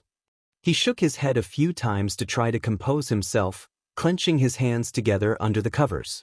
They still hadn't taken the 4 out. Nurse Minako had said he was still too dehydrated and probably still needed the pain medication, just for a little longer. He tried to ignore the tugging in his arm. WL. Izuku had to bite his lip to prevent himself from saying, Aunt Mitsuki. Mitsuki was more of my mom's friend. He knew it was a flimsy excuse. It wasn't going to hold up. Not against someone with an ounce of intelligence. Definitely not against someone as sharp as Minako. Midoriya, she said sternly, raising an index finger as she spoke. As you are my care charge at this hospital for the foreseeable future, it is my duty to ensure that before I deliver you into hands other than my own, I guarantee that those who take you will care for you as they would their own. If there is a single doubt in my mind that you will not be cared for with the utmost sincerity, then I will not sign the release papers and you will stay here at Central until the right people are found. He gave her a watery blink, too startled by her sudden declaration to reply. Utmost sincerity? The right people? With a sigh, she let her hand drop to pat his legs under the covers. I'm very serious about my care charges and my job here, Midoriya. It's my job to protect you while you're here and I intend to do that. He nodded slowly, but still didn't meet her gaze or reply. How was he supposed to explain Kaken to people who had never met the explosive boy? If he tried to tell Minako about his former best friend, he'd just paint Kaken out to be some kind of horrible delinquent. He couldn't do that to someone he still cared about. If you don't think you can explain what the issue is, can you try to show me? Minako phrased it as a question to him. He looked up, finally meeting her eyes. What do you mean? Like, draw you a picture? He didn't see how that would help, but Minako was already shaking her head. No, not a physical picture, but I have a quirk that allows me to see the relationships a person has and how strong or weak those ties are. It's called Love Chain. It's totally painless, and it'll enable me to gain a clear understanding of where you stand with the Bakugos. But, she raised her finger again. I need your express consent in order to use it. Like activation words?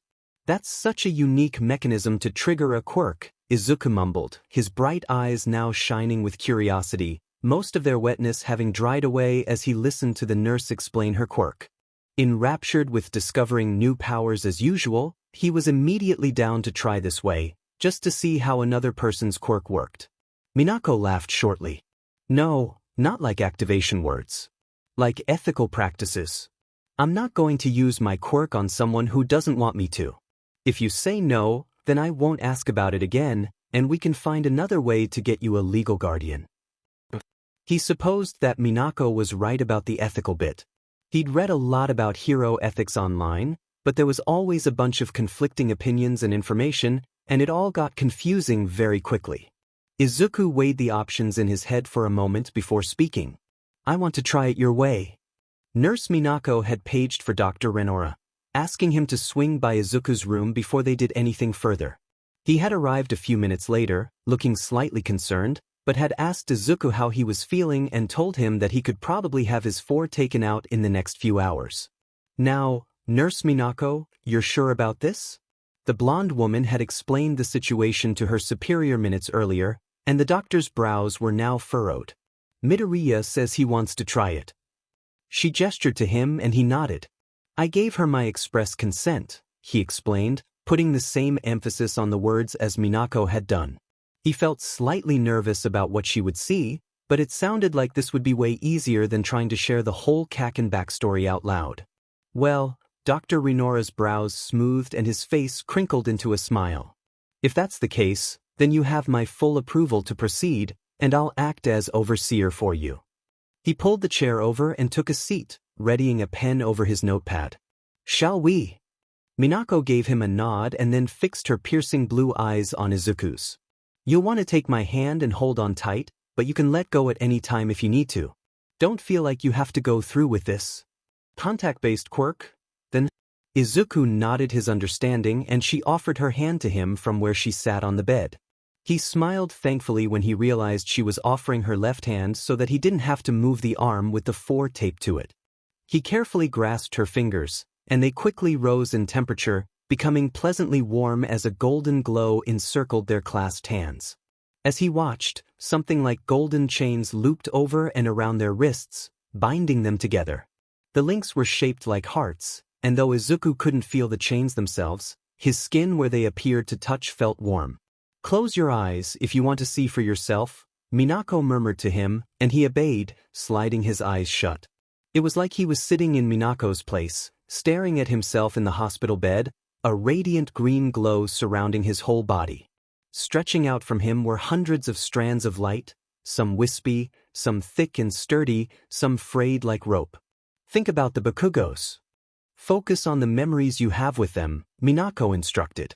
Izuku called to mind summer afternoons of tuna sandwiches at his kitchen table, Kaken ravenously scarfing down the meal that Mitsuki point-blank refused to make in their home. He pictured all the times that Bakugo had stood up for him in their classes together, guarding Izuku's back as they met Masaru in the parking lot to walk home. He remembered that day, the day at the creek. They'd been making their way across a fallen log that bridged the opposite sides of the ditch over flowing water, Izuku and a handful of other neighborhood boys following Kaken and joining in his chanting song. He'd been so glad that Kaken had agreed to let him come. Mitsuki had pressured him into it, Izuku knew, but still. It was one of the only times after the incident with Miss Omai that they had played together. He'd watched in horror as Kaken slipped on a loose piece of rotted bark, tumbling over the side of the log and crashing into the water below. With a cry of, "Kaken!" Izuku had raced across the remaining length of the makeshift bridge and began to scramble down the side of the ditch to the creek. "Hey, you okay down there? Bakugo, you good?" The calls from the other neighborhood boys reached his ears as he splashed into the creek. "Oh, don't worry. Bakugo's super tough, see?" He sloshed towards Kaken as one of the boys called out to him. "Hurry up and get back up here." The water was freezing, but it didn't stop him from pushing forward. Kaken waved up at the boys on the log, seemingly uninjured from where he sat in the creek. "Sure, just gimme one. Are you all right? Are you hurt?" Izuku was out of breath, but he continued, resting his hands on his knees as he spoke. "I was worried you might have hit your head or something." For a moment, Kaken had simply stared at him, mouth open, seemingly oblivious to the jeers and calls from the other boys above. Then, his mouth warped into a snarl, his eyebrows crushing together in rage as he leapt to his feet. "Like I'd need help from you," he hollered, fingers flexing at his sides, but only weak snaps and flashes came from them. He was soaked, the dirty creek water dampening the palms of his hands. Izuku cowered back, retreating from the enraged boy who he'd called his friend for his whole life. He stumbled and landed on his butt in the creek, wincing in pain as sharp rocks dug into his skin and the fabric of his clothes. "With a quirk like yours? No one would ever want to be rescued by someone like you." The explosions were getting larger and more powerful now that Kaken was angry, the adrenaline giving his quirk the ammunition it needed. Izuku started, but a blast directed between his feet sent creek water flying and he broke off with a yelp. "Defenseless Izuku," Kaken growled, towering over him in the creek. "If you knew what was good for you, you'd stay out of the way of future heroes like me. You'll only cause problems with that useless quirk of yours." The blond boy turned away with a scoff, splashing his way towards the edge of the creek, leaving Izuku alone in the murky water, his tears mingling with the droplets on his face. "Oh dear.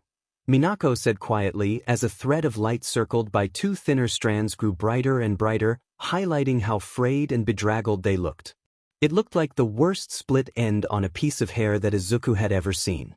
Like someone had tried to hack it to pieces with safety scissors. The two thinner strands looked wispy and ill-defined, as if a puff of air could blow them away entirely. Those must be Mitsuki and Masaru, circling around Kaken. He swallowed back a wave of emotion, seeing just how demolished his tie to his former best friend had become. I see why this would have been hard to talk about, Midoriya. Let's see if we can find some other threads that are stronger, okay? Focus on the most important people in your life. The important people in his life. Kaken, obviously, even if he didn't want anything to do with me. His mind swirled with faces from years past. My mom, my teachers, Quirk of All Might, recovery girl, all of the family I never knew about before she told me. As he came up with each name, corresponding threads would glow brighter. His connection to his mother seemed statusy but strong. His teacher's threads were wispy, but Miss Omai's stood out more clearly among them. Hatsume's burned like a beacon, thick and strong. All Might's was the brightest of them all, but even it couldn't overshadow the mass of threads surrounding Chiyo's thread, representing all of the new family members he now had names for. Alright, I think that's enough to go off of. You can open your eyes, Midoriya. I'm going to break the connection. As he opened his eyes, that weird sense of being in two places at once immediately vanished, and he was looking at the blonde woman once again. The light from the golden chains linking their hands faded, the temperature returning to normal, and they broke apart easily. That's a really cool quirk, Nurse Minako, Izuku said quietly, wondering what was going to happen now. Would Kaken be in trouble? Who would Minako judge to be worthy of taking care of him? Minako turned to Dr. Renora after giving Izuku a smile and a pat on the legs. The Bakugos are out. There's one, maybe two, other options we can pursue before we have to start going outside of the current pool. The doctor nodded and picked up his stack of paperwork, standing and heading for the door. I'll inform the staff to have that dealt with. Let me know what other contact information you'll be needing. The two of them were left alone again once he left, closing the door behind him. Izuku fidgeted, feeling tense. What is she gonna say? The nurse inhaled deeply, and then released the breath slowly, out through her nose. Midoriya, I'm grateful that you allowed me to use Love Chain to help understand what you're going through. I'm not a licensed therapist, so I can't give you any definitive advice, but her bright eyes were piercing as they fixed on his. Sometimes, it's easier to just sever ties with people who are dragging you backwards. If you let them keep weighing on you, you'll never be able to keep moving on.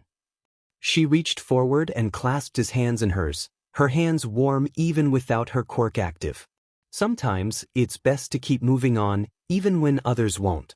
Izuku hesitated, then nodded a few times. He thought he understood what she was saying, what she was trying to convey. Additionally, I'd like to refer you to a friend of mine, someone who is a licensed therapist. I know that therapy can sound scary, but she's incredible at what she does, and I think that you might want to try a few sessions with her. You've been through a lot, it's pretty clear to see. Izuku hesitated, then shrugged slightly. I guess I can try. He'd never been to therapy before. He wondered if it was anything like quirk counseling. He fought back a shudder. Quirk counseling had never gone well for him. Perfect, I'll write her name and details down for you and pass your information along to her.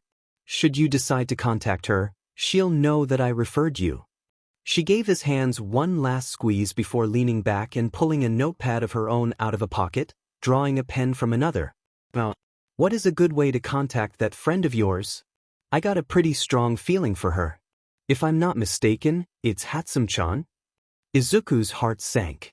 Like I said, Izuku, I'm really sorry. If there was any chance that we would, but... They had been walking laps of the common area floor for the past half hour. The air between them was thick and congested. Izuku waved his hands half-heartedly, trying to ward off Hatsume's apologies. It's okay. Don't worry about it.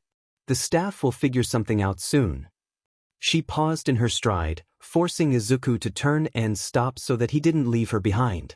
But it's not okay, she finally burst out as he stared at her. It's not okay and I don't know how to fix it. Dr. Rinora had finally taken the 4 out. Nurse Minako had silently gripped his hand as soon as she'd seen anxious tears spring to his eyes. That morning, since Izuku had been too tired to stay awake the evening before, they'd elected to leave it in until he woke up, at which point he practically begged for it to finally be out. After that, Minako had helped him practice walking again, hobbling around the small room he'd been prone in for days now. He'd been wobbly and uncoordinated after so many days laying down. Minako had offered him a wheelchair, but he'd shook his head. "I can walk," he told her, his voice sounding a lot stronger than he felt.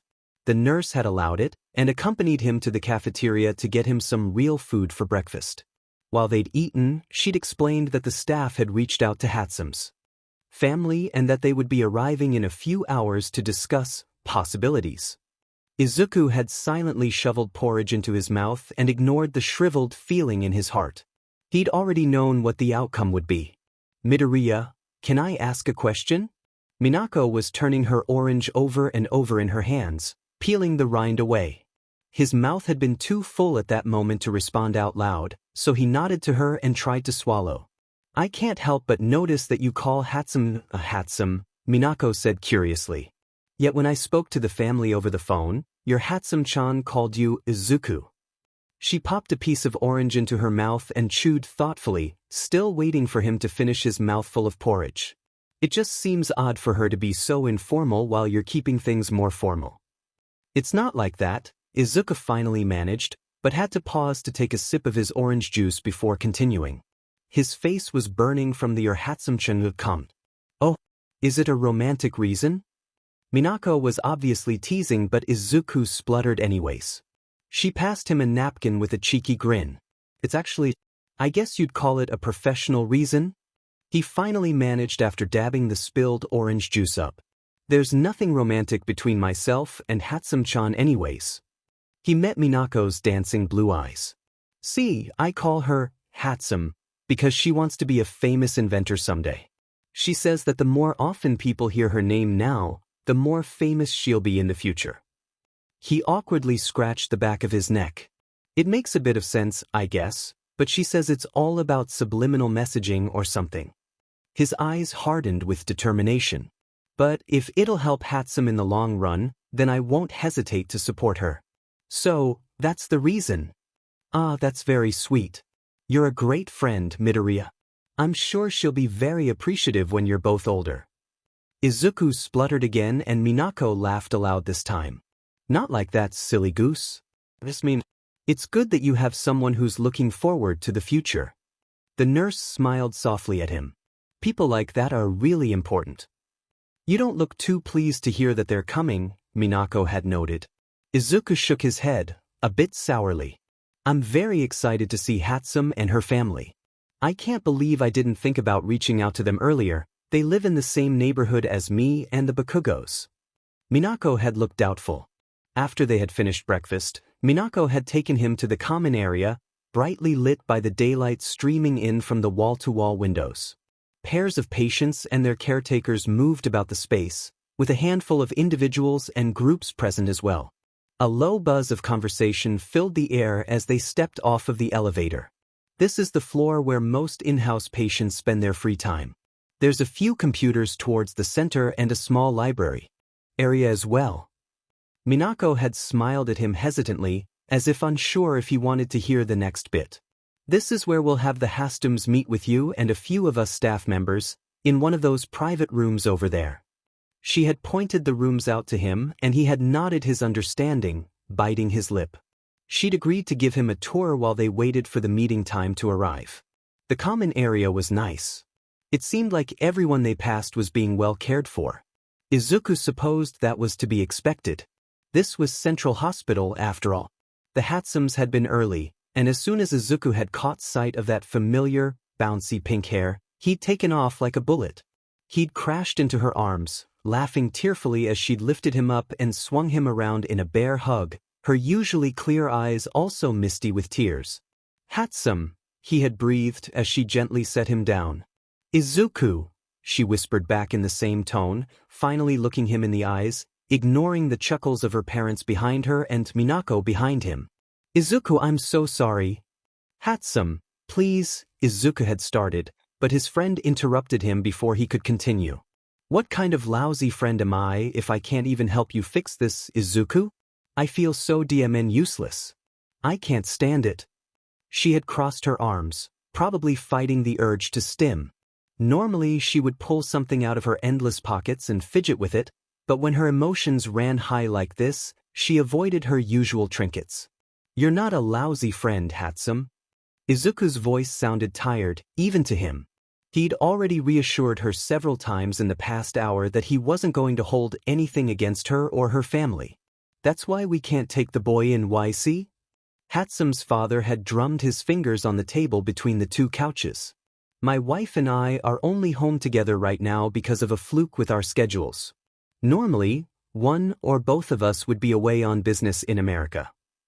His pink dreadlocks bounced as he shook his head sadly. May's caretaker is very nice, but by contract he's only able to look after May and can't be responsible for another child. Hatsum's mother looked deeply troubled by her own words. In order to take Izuku in, we would have to cut Mamoru-chan loose. He's a full-time student and this is his full-time job. We couldn't do that to him when he's been with us for so long. Minako had nodded her head in understanding, the other staff member on the far edge of the couch scribbling notes in a pad of paper. I think I know this Mamoru-san that you're speaking of. I have a friend by the same name who attends night classes with me and works as a caretaker. I'm sure it's the same Mamoru-san. She had offered the Hatsums a gentle smile. I'm also sure he appreciates your loyalty to him more than you know. Hatsum's mother had smiled gratefully at the nurse before turning her pure yellow eyes on Izuku.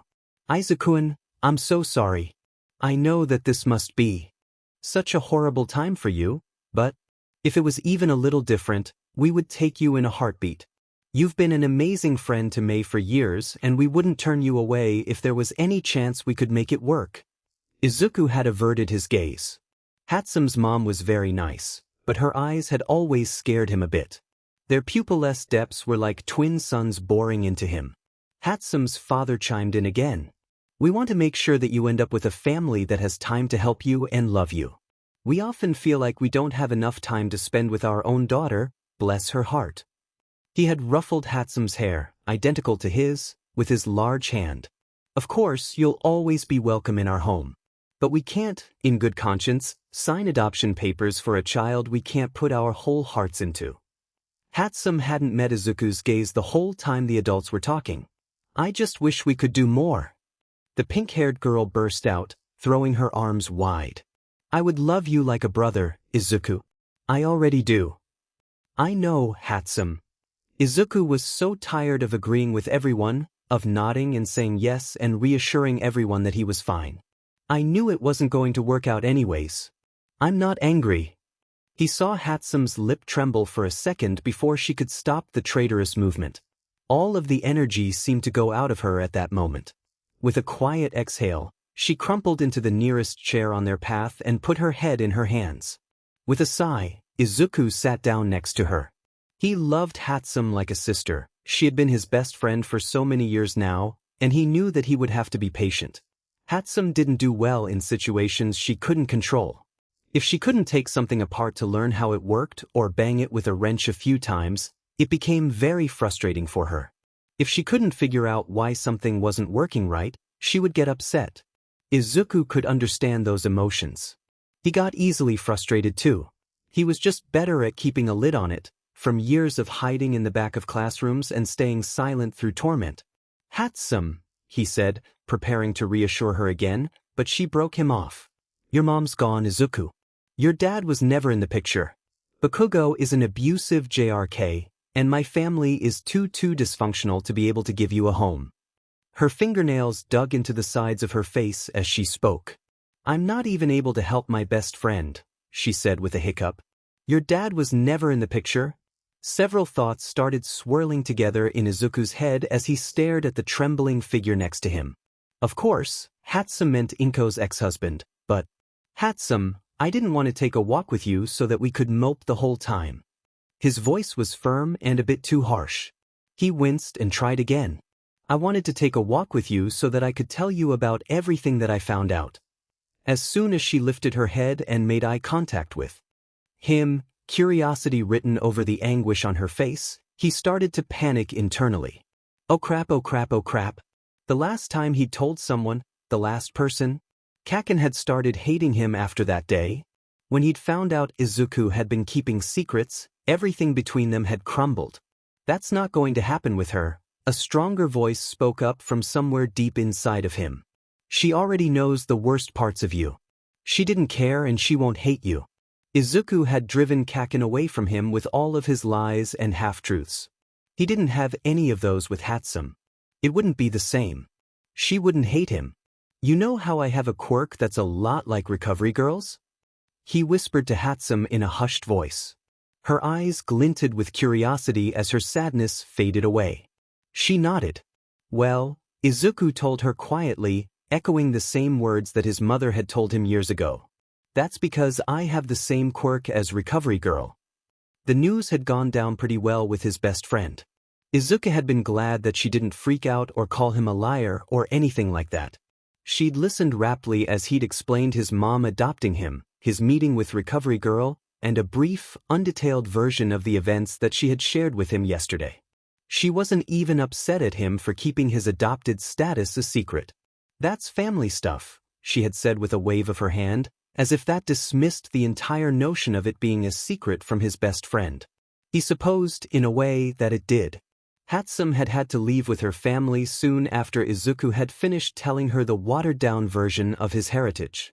She'd hugged him fiercely and made him promise that he would call her soon. Her eyes had been hungry with curiosity when he mentioned that there might be one other option for himself, but she didn't press for details in front of her parents. They had both hugged him too, once again offering their condolences. It had been news to him when they mentioned that they would see him at the funeral tomorrow. He'd shot Minako a look and she'd shaken her head, letting him know that they could discuss it later. And then they were gone, and Izuku was free to wander the common area, as long as he stayed on that floor, until Minako was done updating the staff on their options. So he'd gone for a walk, alone this time, circling the floor and winding between cubicle-style rest areas. The sunlight from the huge windows was enjoyable, and no one bothered him. He was alone with his thoughts, free to argue with himself and try to parse through the chaos of the last few days. He was pulled out of his deep thoughts by a horrible, wet, hacking noise. It sounded like a tiger having a hairball, if he had to give a name to the sound. Izuku rounded the corner and was horrified to see a figure on their hands and knees, blood staining the floor in front of them, the terrible noise coming from their throat. He rushed forward, dropping to his knees next to the figure, hands fluttering wildly as the heavy, wet coughs kept coming. Are you all right? Hey, can you breathe?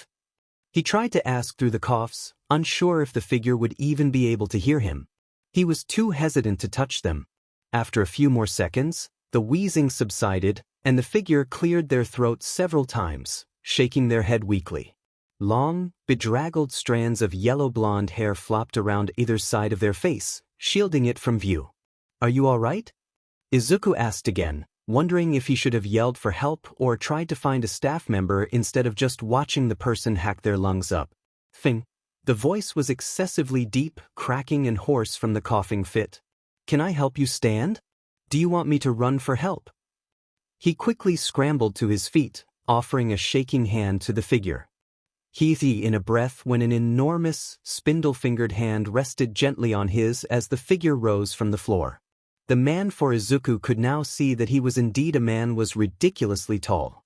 His wild blonde hair stuck up like a supernova behind his head, adding a few more inches to his ridiculous stature. He had to be 7.5 feet at least. Izuku craned his neck to look up into brilliant, terrifyingly bright blue eyes, the burning pupils the only thing visible in the sunken sockets. The man lifted his free hand and brushed the floppy strands of blonde hair out of his face with a grimace, his teeth tinted red with blood. No, I'm all right. Thank you, young man. Despite the deep register of his voice, the man was built like a toothpick. Spindly arms, thin shoulders, a long, almost graceful neck, and a button-up shirt and pants that seemed to hang off of him like flags on a flagpole on a completely windless day.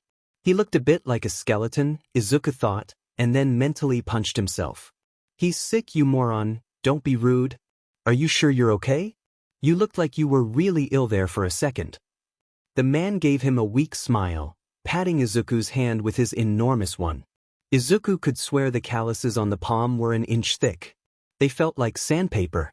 I'll be fine, young man. Just a bad cough. Thank you for the rescue, though. The blue eyes twinkled with genuine gratitude in their inky hollows, and despite the emaciated appearance of the man, Izuku felt himself smiling back up at the stranger, feeling a bit reassured. At least let me walk you over to a seat, Izuku insisted, pointing to a nearby pair of empty couches with a low coffee table between them. We can go right over there and I can keep you company until my caretaker comes to collect me. The man let out a deep chuckle and nodded his assent. All right, lead on then. A sit-down can't hurt. Carefully, trying not to tug on the man's arm, Izuku led the man by his giant hand over to the sitting area. They each took a couch on either side of the table, the man letting out a sigh as he carefully lowered himself onto the cushions. When Izuku sat down across from the man, he couldn't help but notice that his knees poked up over his thighs by a considerable amount, the couch too small for the lanky, overstretched frame. What's your name, young man? I don't think I've seen you here before. The man across from him twiddled his thumbs restlessly, leaning forward with his forearms resting on his knees. I'm Izuku Midoriya, Izuku answered immediately. I've only been at Central for a few days and they just took me off of bed rest. It's my first time on this floor. The man nodded in understanding. Bed rest? Head injury. Izuku shrugged slightly. They said that I had a lot of trauma to the back of my body from my bad landing. That probably means the back of my head too. Bad landing? The man gave him a gentle grin. Were you skateboarding or something? I hope you were wearing a helmet, young man. No, it wasn't that. Izuku cleared his throat. My neighborhood was attacked by a villain. The grin faded immediately upon hearing Izuku's words. The blue eyes seemed to sharpen, reminding him a lot of Nurse Minako's eyes when she got serious. A villain attack in a neighborhood? You mean the one in Mizudafu 4 days ago? You were there. The man seemed anxious, sitting forward a little more, his blue eyes piercing. Yeah. Izuku looked away, unable to keep meeting those strange eyes in their deep sockets. Yeah, that's the one. They said that Endeavor showed up to fight the villain, but his storm giant quirk was causing so much damage. His voice dropped a little lower. My mom didn't make it out. I don't know how many others. The man seemed deeply troubled by this, and a giant hand touched his shoulder gently. I'm very sorry to hear that, young Midoriya. I wish that he broke off and coughed awkwardly. I wish that I hadn't brought it up. That must be very upsetting. I'm just glad that Endeavor beat that guy in the end, Izuku said, trying to look a little less depressed than he felt. The man's frown didn't reassure him. It wasn't Endeavor who took down that villain, young man. What? Izuku was startled. He tried to think back to what Chio had told him yesterday. Chio said that Endeavor was the one fighting the villain, but he threw him or something and he landed in our neighborhood. He racked his brain, trying to come up with her exact words. Yes, that's indeed what happened. But Endeavor didn't take down Devastator, as the villain calls himself. It was All Might who finally apprehended that monster. It sounded like there was a hint of pride in the man's voice, behind something close to disapproval. Are you serious? All Might was in my neighborhood, fighting that guy?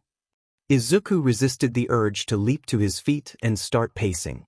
Endeavor's refusal to call for backup led to several of the patrol heroes being late to the battle. He even threw the villains several miles away in an attempt to keep the fight limited to just himself and Devastator. Thankfully, All Might got there before anyone else and took care of things. The man punctuated these last words with a smack of his fist into his palm with a dark grin that quickly faded. Endeavor's actions were foolish and self-serving. He should have known better than to try to take on such a huge villain on his own. Even the number 2 pro hero needs backup. Unlike the number 1 pro hero. Izuku beamed at the man across from him. I can't believe he was in my neighborhood. I'm sorry that things happened the way they did, young Midoriya. The whole situation should have been handled much faster and much better than it was. You sound like you have personal experience with it, sir? Izuku phrased it as a question. The way the man was speaking made it sound like he'd been watching the entire battle go down. I work closely with pro heroes. The man's eyes looked shifty for a moment. Speaking of pro heroes, you mentioned a name that I know quite well. How is it that you came to speak with Dr. Chio, young man? Well, so it was Izuku's turn to look shifty. See, I'm actually a family friend. His voice squeaked a bit on the word family. My mom knew Dr. Chio, so when she heard about what happened, the man was nodding. Ah, I see. Yes, Dr. Chio is very dedicated to her friends. I'm not surprised that she came to see you, considering the circumstances. Izuku couldn't hold his curiosity back. How do you know her, sir? Are you family friends as well? The man shook his head. Dr. Chio treats me for my, ailments, quite frequently. We work together. You work at UA?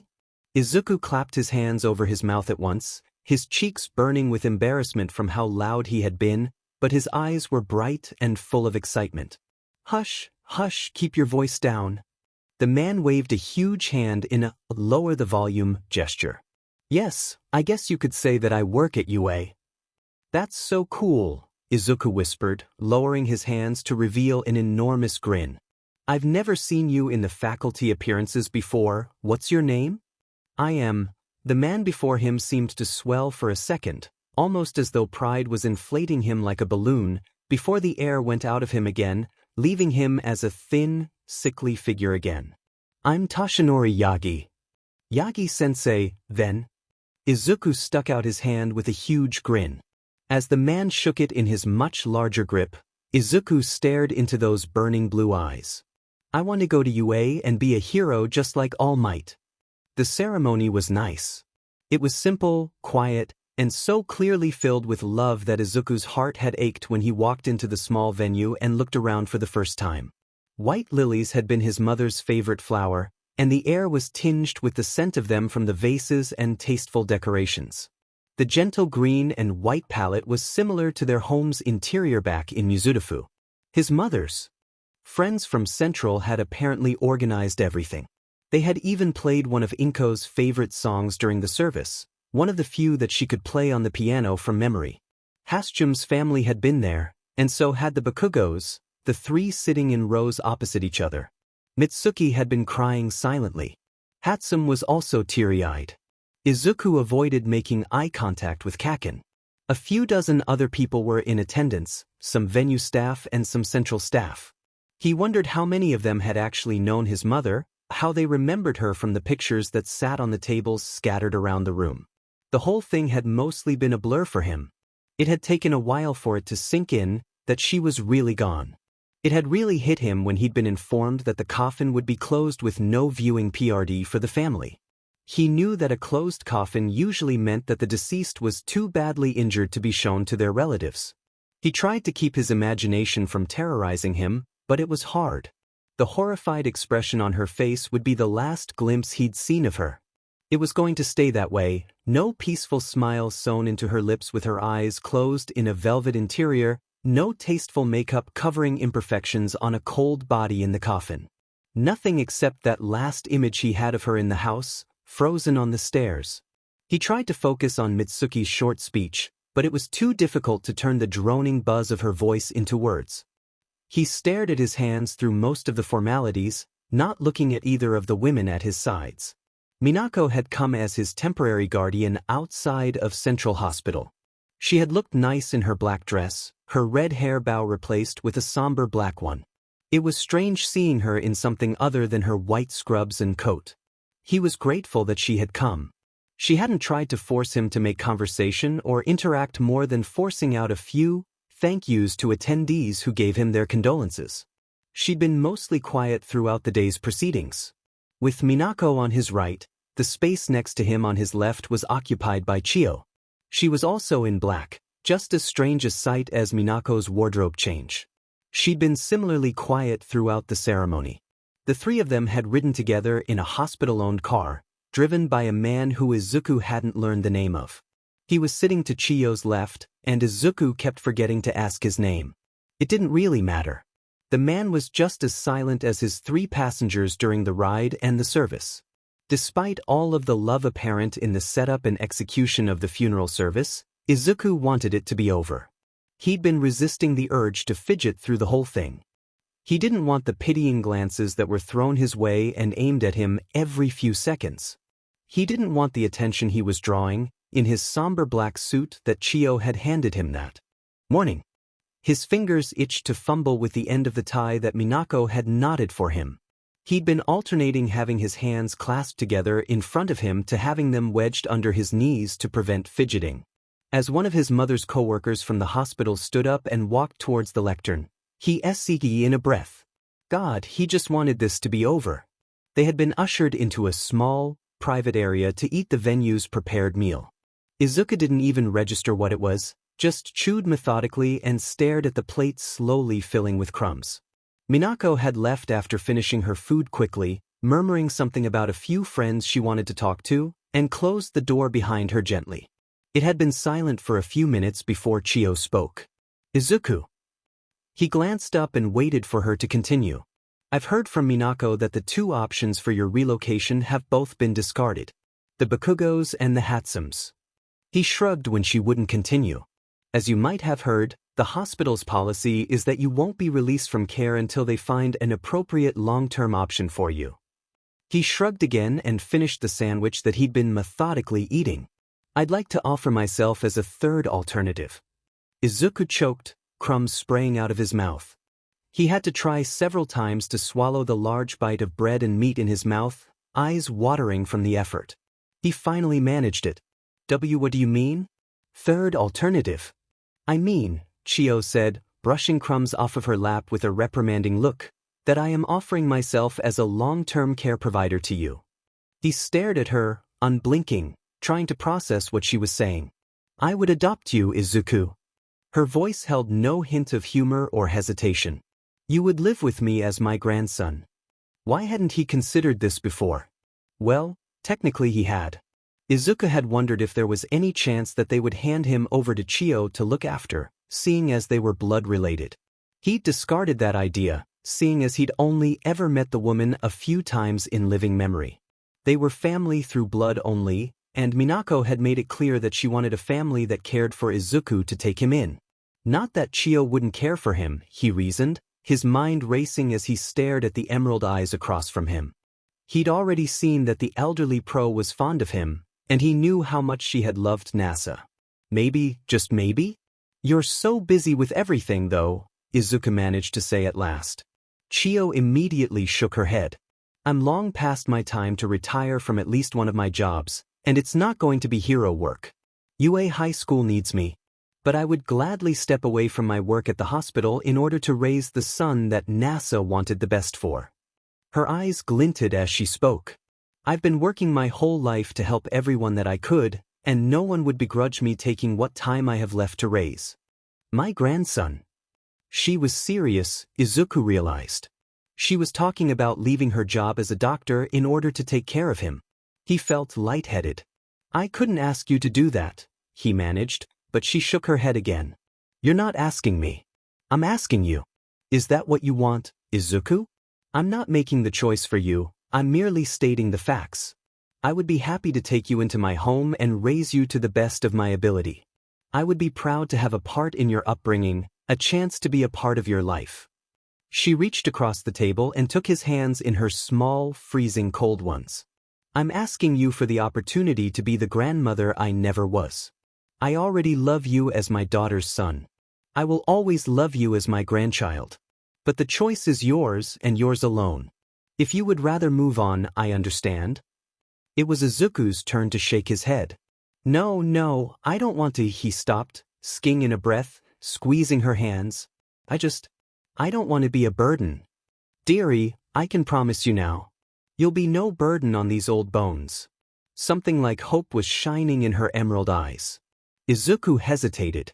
This was a chance for him, too. Chiyo clearly wanted to be a part of his life, and he was dying to be a part of his own family. Chiyo had been alone for years now, and Izuku was going to be alone for years too if he turned her away. There wasn't any doubt in his mind that he wanted to say yes, to tell her that he wanted to choose her. He needed reassurance. "Are you sure you want me?" he asked, eyes clouding with tears as he spoke. "I'm sure, dearie." The wind was picking up, tugging at his clothes as he stood over the freshly packed earth, reading the words on the headstone over and over again. Izuku Midoriya, beloved mother, resting now and forever safe, watching over her world. He wasn't sure who had picked out the engraving. They were nice words, he reasoned. Izuku would have liked the simple promise that they made. His hands shook as he stared at his mother's grave beneath him, her body already sealed away under the earth. He tried not to crush the lilies in his grip as he fought back tears, reading and rereading the headstone. He had meant to come out here alone for just a few minutes, to say his last goodbyes before he was driven back to the hospital. The sun was setting behind the hill of graves stretching into the distance, darkness creeping up from the other side of the sky. The parking lot was empty except for the car he and Minako and Chio had ridden in. He knew if he turned to look, he would see the three figures waiting for him. His few minutes had stretched into a PRD of time that he couldn't measure. The words just wouldn't come, no matter how hard he tried to force something out. Beloved mother, resting now and forever safe, watching over her world. He dropped to his knees in front of the headstone, barely avoiding the freshly overturned earth, not caring if his pants got stained or ruined in the process. He reached trembling fingers out to trace the beautiful cursive letters, his other hand shakily placing the bouquet of white lilies on the soft dirt in front of the marker. Izuku Midoriya. Mom, Izuku started, then stopped when his voice broke. After several seconds, he tried again. Mom. His voice shook but didn't crack. I promise you. He took a deep breath, tears streaming down his cheeks, the wind ruffling his hair and blowing it into his eyes. His lips trembled as he opened them again. I promise that I'm going to make you proud. Once he started, the rest of the words tumbled out of him like a waterfall. I'm going to be someone that makes you proud, every single day. I'm going to do my best, like you always asked me to, and I'll smile, knowing that you're watching and... He closed his eyes, his fingers pressed to his mother's name, warming the cold stone. And I'll be the greatest person I can. When he opened his eyes, bathed in the last light from the retreating sun, they shone with pure determination. And I'll be the greatest hero, a true hero, and I'll make you proud. End of Volume 0. Start of Volume, You're late again, Midoriya. Take your seat quickly. The teacher barely looked up as Izuku slipped in through the classroom door, making a beeline for his desk and hopscotching over the legs that were stuck out into the aisle to try to trip him. He mumbled an apology that no one listened to as he took his seat, slinging his bag underneath after withdrawing a notebook and wrapping the strap around his ankle. He'd had too many bags stolen and destroyed to leave it completely unattended. Now, since we're all finally here, I can get started. You're in your final year here at Aldra Junior High, and it's time that you started seriously considering your futures. The teacher waved a sheaf of papers in his hand from where he stood over his desk. I would hand out these career questionnaires, but who am I kidding? I know you all just want to go the hero route. The papers fell from his grip and landed in a messy pile on the desk. The class had broken into chaos at his words, most of the students showing off their quirks and making far too much noise for a classroom setting. Izuku sank further down into his seat, wishing he could disappear. No quirk usage in the classroom. The teacher snapped half-heartedly, waving a finger at the classroom in disapproval, but there was no heat behind his words. Hey, old man, don't lump me in with the rest of these losers. Izuku swallowed, trying to fight the urge to hide his head in his hands. Of course he would speak up. As if anyone else in this class has a quirk as good as mine. Especially when it comes to hero work. Katsuki Bakugo was leaning back in his chair, feet propped up on his desk, smirking at the rest of the room. A few of the braver students started to complain, but he shut them down immediately. Can it? As if any of you are good enough, teach. His red eyes swept over the room. Like a scanner, and Izuku averted his gaze at once. Yeah. Bakugo. Can't say I'm surprised to see you aiming for the top. You a high school, right? The teacher tapped his chin thoughtfully as titters broke out across the room. I thought that school was too hard to get into for anyone here to make it. They have a cutoff score of 79, so he must be really confident. Does he really think he's gonna be able to get in? Shut the hell up, of course I'm gonna get in. Kaken's voice had its usual self-assured tone. I aced the mock exam. The real one's gonna be a piece of cake. He sat forward in his seat with a slam and stood, driving his knuckles into his desk so hard that it rattled. I'm the only student from this crappy school that's gonna get into UA and become a hero, and I'll be so good that I even overtake All Might someday. The wood beneath his hands began to smoke slightly, as Izuku peered through his fingers at the terrifying figure his childhood friend now cut. Oh, you're also going for Izuku Midoriya? The teacher, ignoring Kaken's claims about his future riches and fame, was looking down at a sheet of paper on his desk. The room fell silent, every head rotating to fix on Izuku's desk, even as he tried to sink lower in his chair. Then, all at once, the entire class burst into laughter. All except for Kaken and the teacher. He tried to ignore the jeers and catcalls, eyes instead fixed on the burning rubies that were growing nearer as Kaken stalked towards his desk. Midoriya, for real? You'll get killed. I knew you had a death wish, but this is nuts. Good grades can't get you into UA alone, they'll have to scrape you off the sidewalk. You're toast, they'll never take a villainous quirk like yours. That last comment aimed at him got his attention and he stood, angered. That's not true at all. UA follows the quirk anti-discrimination laws just like every other. He didn't get to finish before an explosion sent him careening backwards, the smell of smoke filling his lungs. For the millionth time, he wondered if anyone in the entirety of Aldred Junior High gave a single shit about the fact that there are explosions in his classroom at least once a day. They had to know it was quirk usage. He knew the answer. No one cared when it came to Kaken. Forget the lousy quirks, you're so much worse than that. Kaken gripped his desk, hands steaming and crackling as he leaned forward into Izuku's space. You really think you and your villainous quirk will be allowed to set foot inside of UA High School? He snarled. Kaken, he didn't get any further. You think you're better than all of those wannabes with their heroic quirks? If they're all like me, do you really think you'll stand any chance of beating any of them? Izuku flapped his hands in front of himself, trying to clear the smoke that was rising into his face and simultaneously ward off the feral teenager looming over him. Whether I stand a chance or not, it's been my dream to become a hero and I want to try for it at UA.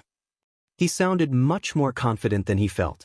The class jeered behind Kaken as the boy lunged forward and grabbed Izuku by the collar, knocking him out of his chair and pinning him against the back wall.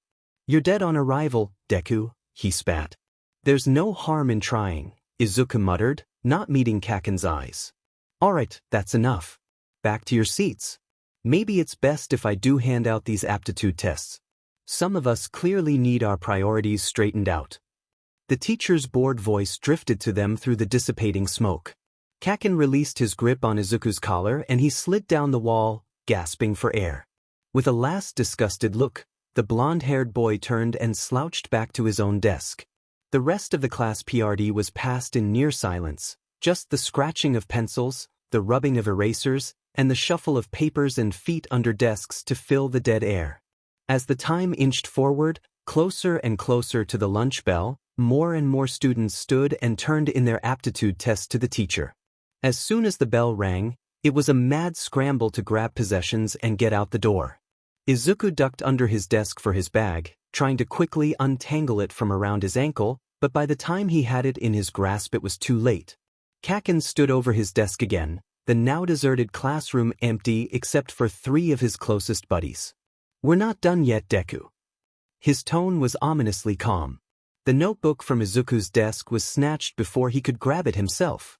Kaken held it like a hostage above him, waving it so that his cronies could read the words scrawled on the cover. Hero analysis for the future? God, Midoriya, are you ever gonna grow up?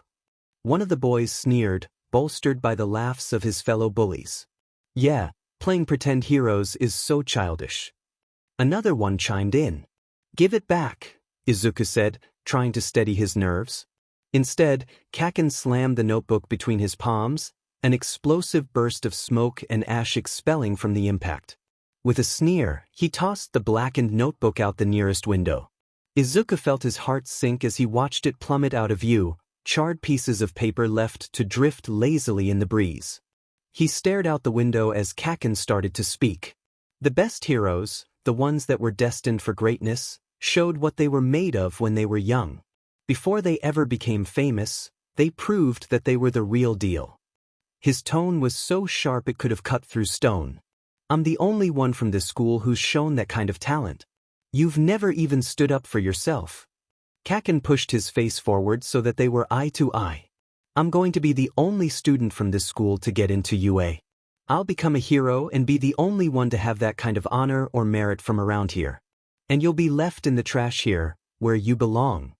With a jolt, Izuku realized that Kaken had rested his palm on his shoulder and the heat was steadily becoming unbearable. He stared into those fiery red eyes, feeling like they were burning through to the back of his head. He swallowed back the pain. So, what I'm saying is, don't even try for UA. If the exam doesn't kill you, then I'll take you out myself. With a scoff, Kaken finally pulled back and started to head for the door to the classroom. Can't even defend himself, and he wants to be a hero? Pathetic. Hey, Deku, here's a hot tip from a future pro. Kaken's voice was full of mirth. If you want to be a hero so badly, you need a heroic quirk. Why not take a swan dive off of the school roof and pray for a better quirk in your next life? Anger flared inside of Izuku and he spun, but immediately locked eyes with Kaken once again and froze. Problem, Deku? He raised his hand and explosions snapped like firecrackers around his fingers. Words failed him. Kaken watched him for a few seconds before giving a harsh bark of laughter and turning to leave. He slammed the door behind him and his gang of buddies. Defenseless Izuku, he heard his former best friend jeer as he left him behind. Stupid Kaken? Izuku trudged into the back alley, hands shoved deep in his pockets. If I'd actually jumped, maybe he'd realize that this kind of thing isn't a joke. He'd get in serious trouble if they found out he was responsible for suicide baiting. He glanced upwards, seeing the open windows of his third-year classroom far above. As he approached the water fixture, he could see the crispy, blackened pages of his 13th Hero Analysis notebook floating atop the murky depths. Hey, stop it, he muttered weakly, speeding up and scooping the notebook out of the water. It's not fish food, he scolded, addressing the couple of koi that had been nibbling at the edges of the notebook, now ducking their heads back underwater. He stared down at his wet, ruined notebook, hands shaking as they grasped it. Stupid idiot. With a sigh, he set off back out the alley. He might as well just head to Chiyo's office and have lunch with her before heading back to classes. You really think you and your villainous quirk will be allowed to set foot inside of UA High School? Well, there was one thing that Kaken didn't know. With a weak inward grin, Izuku sped up, hurrying down the path that he took to get home these days. Izuku had already set foot inside of UA High School. Chiyo's remaining job, after retiring from Central Hospital in order to raise and train Izuku, was acting as the school nurse for UA. So technically, he'd already proved that Kaken was wrong about him. He doesn't even know what my real quirk is, Izuku reasoned with himself. There's no way he would call Chiyo's Healing Kiss Villainous, if he knew that was part of my quirk. He was so lost in thought that he didn't hear the rumbling under his feet. Why should I care what Kaken thinks? He said aloud, voice echoing as he entered an overpass tunnel. I shouldn't care what anyone thinks. Bam. Izuku spun around with a shriek, cowering as he took in the huge mass that was towering over him, more and more of it flooding up from the manhole, the cover having been thrown aside and embedded into the concrete wall of the tunnel. Nice.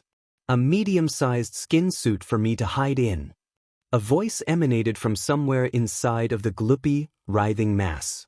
A pair of eyes swung forward and fixed on Izuku, and a huge gaping maw with irregular teeth split into a horrible grin. Before he could scream, the monster was on him, enveloping him in the disgusting, sticky, thick liquid that made up its body. Izuku didn't even fight the urge to GG, he wanted to GG. The thing was trying to force itself down his throat and the feeling of it made him want to die. Don't worry, kid. I'm just hijacking your body. I need a good hiding place and you're the perfect cover. The sludge was trying its best to crawl inside of Izuku. He squirmed and kicked, but he was slowly lifted off of the ground by the thing strangling the life out of him. It only hurts for a few seconds, kid. Besides, you're doing me a real favor. You're my hero. The sarcasm was evident in that last bit. He tried to tear at the fluid around his face, fighting for air. His notebook lay on the pavement nearby, all but forgotten in his struggle. He locked eyes on the drawing of his hero costume, tears mingling with the sludge that was slowly covering his entire body. That won't work. My whole body is fluid. You're mine. Now, die for me. The sludge cackled, but the sound felt like it was coming from a long way off.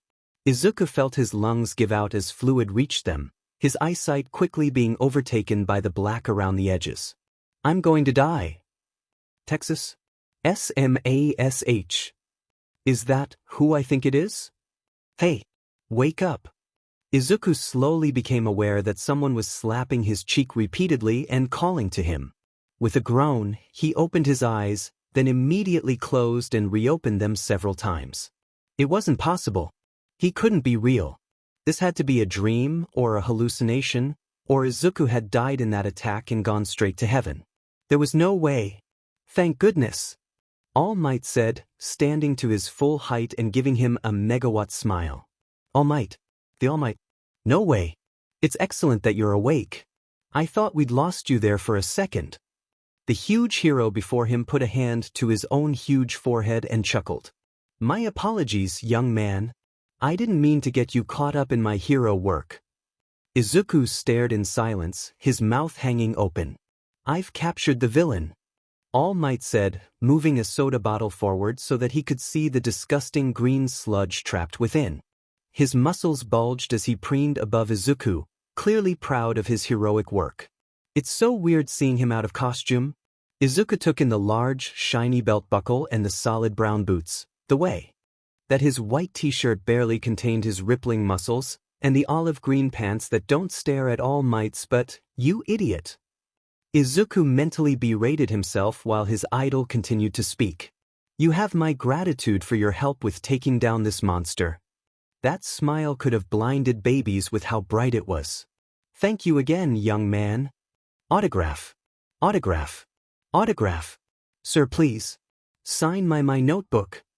Izuku scrambled to pick up the notebook from the ground and flipped to the first blank page, right after his hero analysis notes on the morning's happenings with Kamui Woods and Mount Lady. With a shriek, Izuku saw that All Might had already signed the 2-page spread in thick, strong letters. Wow, oh my god, thank you, sir. This will be a family heirloom, passed down for generations. He bowed repeatedly, feeling dazed. Is this really happening? All Might gave him a cheeky thumbs up, sliding the bottled villain into one of the large pockets against his thigh. I have to get this villain turned over to the authorities. I'm grateful for your assistance, but I must get going. A hero battles not only villains but also time. The number 1 pro hero squatted down, even as Izuku stumbled forward, hand outstretched. Wait, sir, please. Thanks for your continued support. With a huge burst of energy, All Might took off. And Izuku took off with him. WK now. I love my fans, but this enthusiasm is too much. Release me. No way. Izuku screamed, feeling the wind tearing at his hair, his clothes, his skin. If I let go, I'll die. Ah, fair point.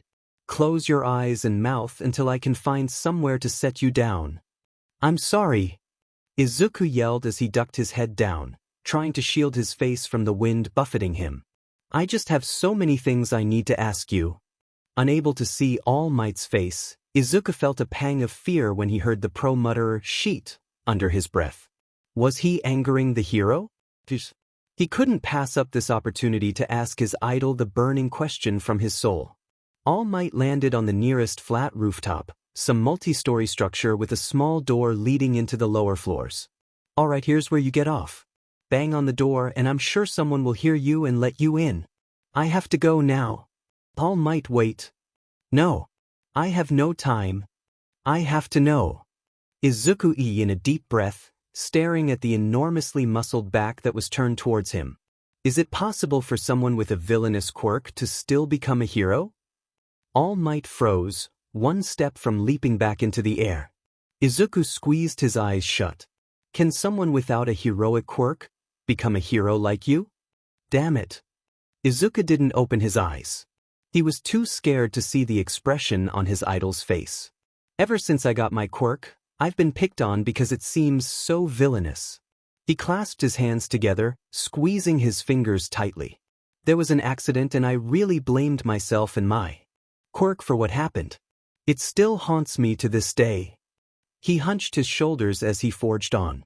Despite that, I think that saving people is just about the coolest thing that someone can do. It's what makes a true hero. Ever since I was a little kid, I've wanted to be a hero. I want people to see my fearless smile and feel safe. Just like you, all me. Izuku broke off with a screech. Standing amidst a rolling cloud of steam, looking thoroughly disgruntled, was Yagi-sensei? Izuku stared, dumbfounded, at the familiar scarecrow figure standing before him. What? What are you doing here? Where's All Might? Are you some kind of imposter? He quickly scoped the entire roof, wondering if somehow Yagi had switched places with his huge, muscle-bound idol. I can assure you, young man, I am all me. The familiar voice broke off as a spray of blood issued from the man's mouth. Izuku couldn't bite back another yell of terror. No way. This can't be happening. All Might is a giant of a man, you can't be him. He always wears a fearless smile. And anyways, you told me you worked at UA. You can't be All Might. The shriveled man let out an exasperated sigh. Calm down. Think of it this way. You know those guys who are always skiing in their gut to look good at the pool? I'm like that. Yagi took a seat on the hard concrete of the roof with another sigh, folding his bony arms around his knees. I can also assure you that there's plenty of fear behind that smile. He fixed those burning blue eyes on Izuku.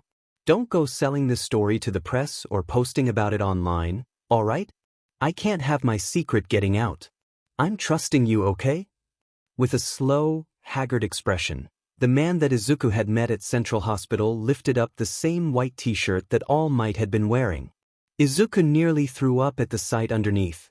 There was a crater in Yagi's side. An honest-to-God crater, like someone had punched their fist into his torso and it had cracked and splintered beneath the impact. The middle of the circular wound was dark and discolored, as if the injury was still trying to heal. Pretty gross, right? I got this in a real bad fight about 5 years back. My respiratory system was basically destroyed, and I had to have some stuff like my stomach removed. Those surgeries have taken a lot out of me, and I've wasted away after each one. I look like this most of the time now, and I can only do hero work for about 3 hours a day. He shot Izuku a knowing look.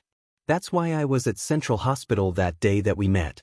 I was looking for Dr. Chio to see if she was able to do another round of healing on me. Izuku put the fact that his grandmother and adoptive parent knew All Might on a level of him coming to her for healing kisses and powered on. 5 years ago? Does that mean it was the fight with Toxic Chainsaw?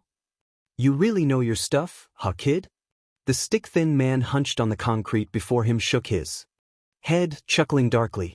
But no, it wasn't Toxic Chainsaw. Most of the world never even heard about this fight. I kept it that way for a reason. The fewer people who know, the better.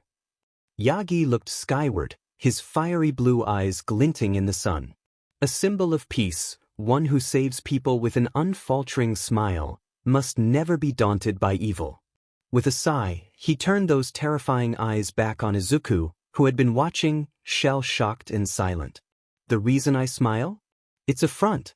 It's to save face against all of the overwhelming pressure and fear that I confront every day. He looked down at his spindle-fingered hands with a defeated look on his hollow face. A pro should always be ready to risk their life, and they should always be prepared to use their quirk to save others. The glint in All Might's sunken eyes was deadly serious. So, can someone with a villainous quirk, still burdened by their past mistakes, become a hero? His next words shook Izuku to his core, as if he had yelled them at the top of his formerly mighty lungs. I don't think so. Izuku's knees started to shake, his whole body feeling as weak as an autumn leaf. He could barely hear Yagi over the blood roaring in his head. If you desire to help others, there are other paths than the hero route. You could become a police officer, or become a medical professional, like Dr. Chio. Both of those careers are admirable and heroic in their own ways. The skeleton of a man stood, and Izuku could see through his tears that the blurry silhouette did resemble All Might in so many ways. He'd been a fool to not see it before. The same golden blonde hair, with the long strands on either side. The same shadowy eyes, even though Yagi-sensei's burning blue irises were visible. The same immense height and sense of overwhelming burden on those shoulders, no matter what size they were. "It's not wrong to have a dream, young Midoriya," Yagi said, making his way towards the door to the stairs. "You just have to start being realistic." Izuku was left alone on the rooftop as the door swung shut, trembling from head to toe, barely able to move a muscle from the shock of everything he had just heard and seen. He barely even heard the sound of explosions in the distance as he sank to his knees and began to cry, the tears splashing onto the concrete in front of him as he gripped his notebook tightly to his chest, feeling as if he might break apart. Izuku was losing the war with his thoughts as he trudged homewards. He'd managed to take the stairs down the excessively tall building after finally coming out of his shock and was now on autopilot, barely lifting his feet as he walked. Every few seconds, tears would threaten to spill over, and he would force them down again and again. "Don't cry, you idiot. You knew this was your reality." The best of the best said it himself. "Start being realistic. The only reason you tried as hard as you did was because you knew it was hopeless." He looked up, startled out of his internal conflict as a civilian ran past right in front of him, and he watched as they joined the back of a huge crowd pushing into a nearby shopping district. Some kind of big sale, he thought to himself, resigned to continuing his slow trudge home, but then an explosion shook the ground, making him stumble and drop his notebook. He landed on all fours, staring down at the drawing of his hero costume on the rumbling pavement beneath him. A tear rolled down his nose and splattered into the ink. Or maybe it's some kind of villain attack. The downtrodden part of his heart lifted its head in excitement, but he forced it back down. There's no point in gawking at villains or heroes anymore. The dream is over. You'll just make yourself feel like a loser if you go over there. He blinked as another explosion rocked the world, dully realizing. He knew those explosions dash. With a mad scramble, he snatched up the notebook, closing it and tucking it securely into his yellow bag, not bothering to zip it up before he started running. Now that he was listening, he could hear the screams of civilians and the bellows of authorities. He raced towards the back of the crowd, putting his head down and burrowing straight into the thick of the swarming bodies. When he finally popped up again, he was about 2/3 of the way to the front, and had an almost clear view of the carnage. He essayed in a gasp as he saw a familiar sewage-green writhing mass ahead, twisting and reforming every time one of the pro-heroes on the scene tried to grab it or launch an attack. "Fall back. Death Arms," the punching hero yelled to his fellow pros. "He's taken that kid hostage. We can't risk hurting him." "That kid is half of the problem," Backdraft yelled back, trying to put out several fires on nearby building awnings while also keeping up his civilian barrier. "Those explosions are just getting stronger.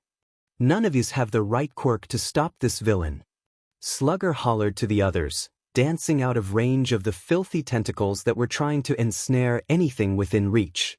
"Kamui is already retreating to deal with civilians and Mount Lady is stuck in traffic. How did the villain escape from All Might? Was he too weakened to stop him again, or Izuku's veins filled with the cold, icy feeling of fear as he realized what must have happened? The soda bottle that All Might had been carrying in his pocket? It hadn't been present when they landed on the rooftop. "This is all my fault," Izuku muttered weakly, trying not to hyperventilate as he watched the pro-heroes try to contain the sludge. "I must have knocked the bottle loose when I was clinging onto him, and the creature inside escaped. Why aren't the pros doing anything?" Someone nearby asked, sounding nervous.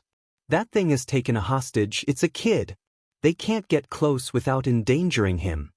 Izuku's blood felt like it was freezing inside of him as he remembered the feeling of that fluid. Monster reaching into his lungs, forcing itself into his mouth bit by bit. "Someone else is going through that because of me." "Yeah, But isn't that the same villain that All Might was chasing earlier? All Might is here in Mizurufu? No way. Yeah, I saw him earlier. Does that mean that this guy escaped? Where is he now then? All Might, help us. The world felt like it was spinning. He felt dizzy. All my fault, all my fault. It's all my fault. All Might can't use his powers because I wasted his time earlier. Someone is going to die because of me. His legs gave out and he crumpled to the ground, barely wincing as his palms ground into the hard pavement, listening to the yells and pleas for All Might to appear. He watched through the gaps in legs as the sludge villain cackled and took another swipe at Death Arms, who barely leapt away in time. I'm sorry. I'm so sorry. Please be okay. Someone will save you. It's just a matter of time. A hero is bound to come. As if in slow motion, the sewage monster turned towards the crowd, and Izuku caught a glimpse of the person trapped inside of the fluid tomb. Pale blonde hair matted with slime, ruining its usual explosion shape, a mouth open in a scream. Fiery, ruby-red eyes, unwanted tears leaking from the corners. Kaken, Izuku breathed, and time sped up again as he clapped his hands to his mouth to keep in a scream of his own. He could taste blood on his hands. Blood. With a shriek, Izuku grabbed the nearest piece of sharp rock that his scrabbling hands could find and pushed forward through the remaining layers of civilians, keeping his fists clenched tight until he broke through the human barrier. It was Kaken. He knew he had recognized those explosions. With a yell, Izuku drove the sharpest edge of the rock into the center of his palm, ignoring the tears that sprang to his eyes and forcing the point deeper until he could feel the liquid dripping off of his hand. Letting out a feral scream, he took off, racing towards the sludge villain as fast as his legs would take him. He ignored the yells and enraged cries of the pro-heroes, looking only forward, only into those red eyes that he knew so well. It's that kid, the monster said, confused, just as a much quieter voice, nearly lost in the din, croaked out. Deku, you're dead. The sewage amalgamation bellowed, and Kaken's face was enveloped in the monster's body entirely. With a howl, Izuku slung his backpack off of his shoulders and threw it directly into the nearest eye of the creature with as much force as he could. It shriveled back with a screech, and a yelling, swearing Kaken re-emerged from within the confines of the sludge. His desperate play, his one chance to fix his mistakes. With his last bit of momentum, he plunged his hands deep into the sludge villain, still gripping the sharp rock and forcing it deeper and deeper into his palm, pushing aside the pain in exchange for more and more adrenaline. Please work, please work. Please work. The monster faltered, shuddering several times. Izuku yanked his hands out of the murky depths and plunged them in again with a scream. Let him go. Why are you here? Kaken screamed back, fighting tooth and nail against the creature holding him back. I had to do something. Millions of thoughts were racing through his head as he did his best to smear blood into and onto the disgusting, slippery fluid that made up the villain's entire body. Before Kaken could say anything, Izuku met those red eyes with his own tearful green ones. Kaken, I couldn't just stand by and watch you die. Enough! The villain shrieked, trying in vain to move, its body slowly succumbing to the paralyzation. Unfortunately, it seemed like there was a flaw in Izuku's plan, and it became pretty apparent to him when he was knocked backwards by a ruthless explosion. The monster could still use Kaken's quirk. The boy wasn't paralyzed like the fluid seemed to be, so anyone who got close would be toast. Dizzily, as he tried and failed to stand, Izuku cursed himself over and over again. He looked up as the villain fixed its eyes on him, Kaken once again almost entirely covered by its fluid body. I don't know what you did to me, but you're far more trouble than you're worth. Die for me. For real this time. Maybe Izuku's brain was just fuzzy from the explosion that had knocked him backwards. It sounded like the villain's voice was mingling with Kaken's, ringing out in his tilting consciousness. He could feel the heat when another explosion, the killing blow, was sent his way. He closed his eyes. The only thing he felt was a whoosh of air. I really am pathetic, a deep voice growled, so low that only Izuku could hear it. His eyes flew open and he saw, but how? All Might. The crowd screamed in unison, jumping and cheering behind him. What I told you earlier, young Midoriya, about what it takes to be a hero? A pro should always be ready to risk their life, and they should always be prepared to use their quirk to save others. I should really practice what I preach. With a bellow, All Might faced the sludge villain, seemingly unbothered by the explosion that had hit him square in the chest. He took the hit for me, to save me. Izuku stared up at his idol, mouth open, still too dazed from the first impact to do anything but watch in pure, unbridled awe. A true hero is always willing to risk his life. All Might roared, pulling back a fist. Not you again. The sludge villain screamed back, setting off explosion after explosion with Kaken's quirk, seemingly sensing that this was the final moment. Detroit. SMASH. The force from the air punch blew the explosions into nothingness, negating their effects effortlessly. The shrieking sludge villain couldn't keep together and blew apart into disgusting bits, scattering the area with sewage splatters. The crowd fell silent as rain started to pour down, the clouds far above swirling from the force of a single punch. All Might raised a fist, the other arm cradling an unconscious Kaken close to his burly chest. He'd even managed to catch the boy midair. The crowd flew into chaos, cheers and screams of victory echoing throughout the shopping district as the chant of All Might, All Might, All Might was taken up. As paramedics and pros raced forward to meet with their number one, Izuku saw the glint of a burning blue eye focus on him. He felt himself being lifted up and onto a stretcher, chattering authorities surrounding him and blocking his view of the savior. "You!" yelled Death Arms as he peered down into Izuku's face. "What the hell were you thinking, kid? You could have gotten yourself killed. What kind of reckless stunt was that?" He was too exhausted to reply. Something was tugging at his brain, nagging him. What was it?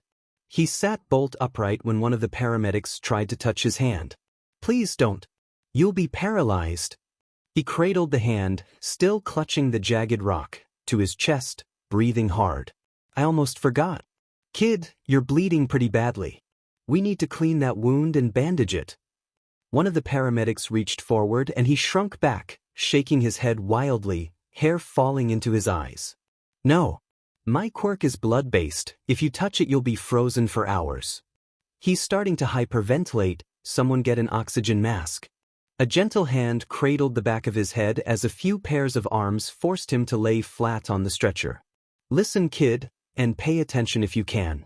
I'm gonna put a triple pair of gloves on and wrap some blankets around my arms, okay? I'm guessing that your quirk requires blood to skin contact, so as long as I'm pretty well covered up it won't be an issue. We have to get that wound cleaned out, though.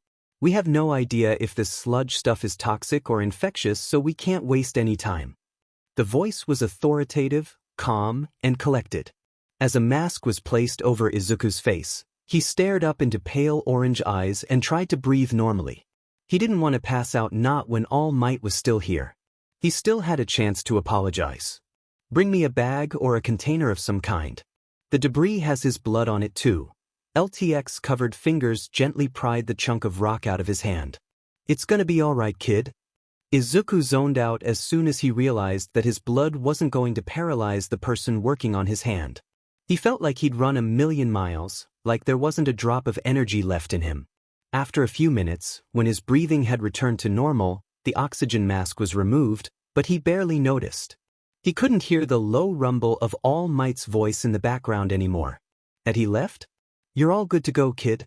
What you did was incredibly foolish, but I think you showed some real quick thinking and application of this blood quirk of yours when you ran out there. Maybe just wait until you have a few years of hero training before you take on any more villains, okay?" He wasn't listening anymore. He probably had to make a quick getaway so that he could power down. He had already used up most of his time earlier and barely had time to recharge. He was lifted up from the stretcher and set down on a nearby bench. His head felt so fuzzy. "Stay right here, kid." Someone patted his shoulder briefly. It took him a few minutes to scan the area and come to the conclusion that All Might had indeed made his exit. With a sigh, Izuku got unsteadily to his feet and checked his All Might watch. Someone had left his yellow backpack beside the bench for him. He slung it over his shoulders with a grunt. Chio will be wondering why I didn't meet her for lunch. I wonder if she's seen the news. His feet started to move on autopilot again, taking him in the direction of his thoughts. I hope she's not too angry. He glanced down at his bandaged hand. No way was he hiding that from her. He barely even realized that he was several blocks away from the scene of the attack when he heard the shouts from behind him. He turned, confused, and straightened from his slump when he saw a familiar figure careening towards him. "You?"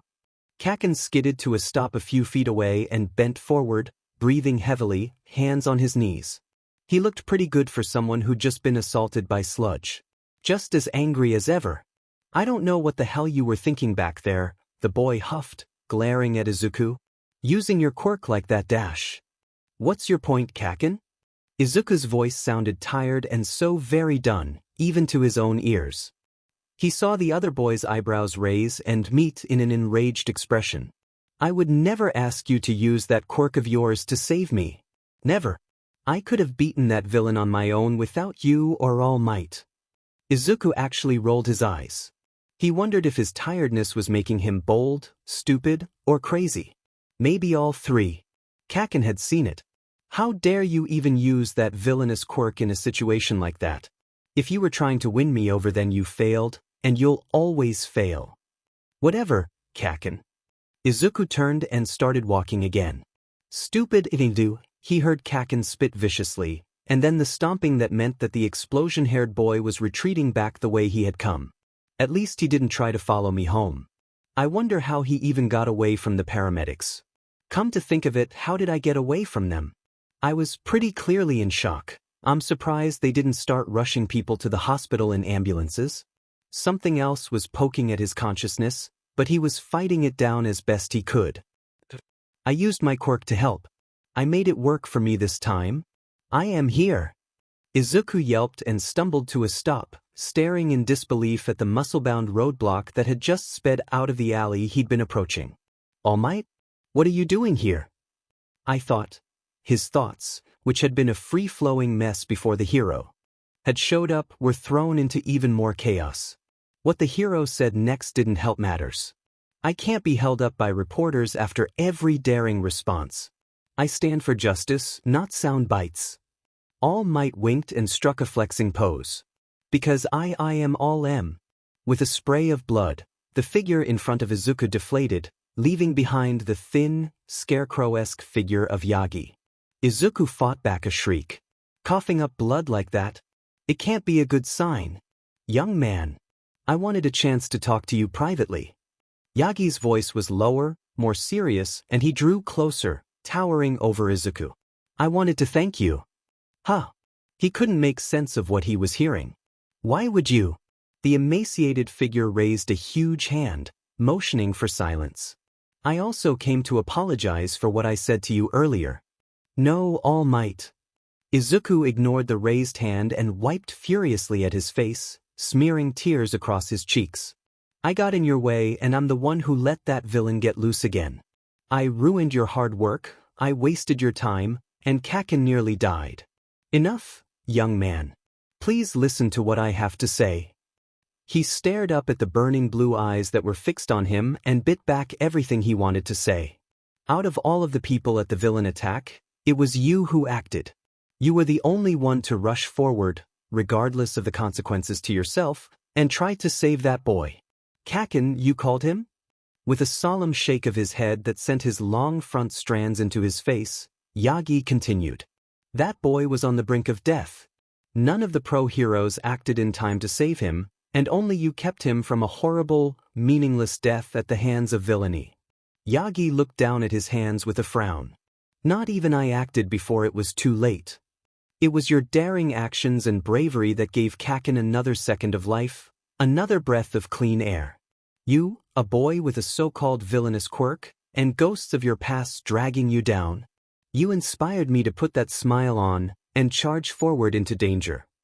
The wind picked up, tugging at the loose-fitting clothes that the skeletal man wore, blowing through his limp hair. Izuku could only stare as the man spoke. Most pro-heroes show their greatness, their aptitude, at a relatively young age. They're lifted up into the ranks of hero society because the world sees their potential. Those blue eyes were locked on Izuku's. Many of them claim that in dangerous situations, their bodies moved before they could think, spurred into action by something base in their makeup. Izuku lost his balance, dropping to his knees before the towering figure, the shadow cast over him so much larger than the actual man in front of him. That's what happened to you, isn't it?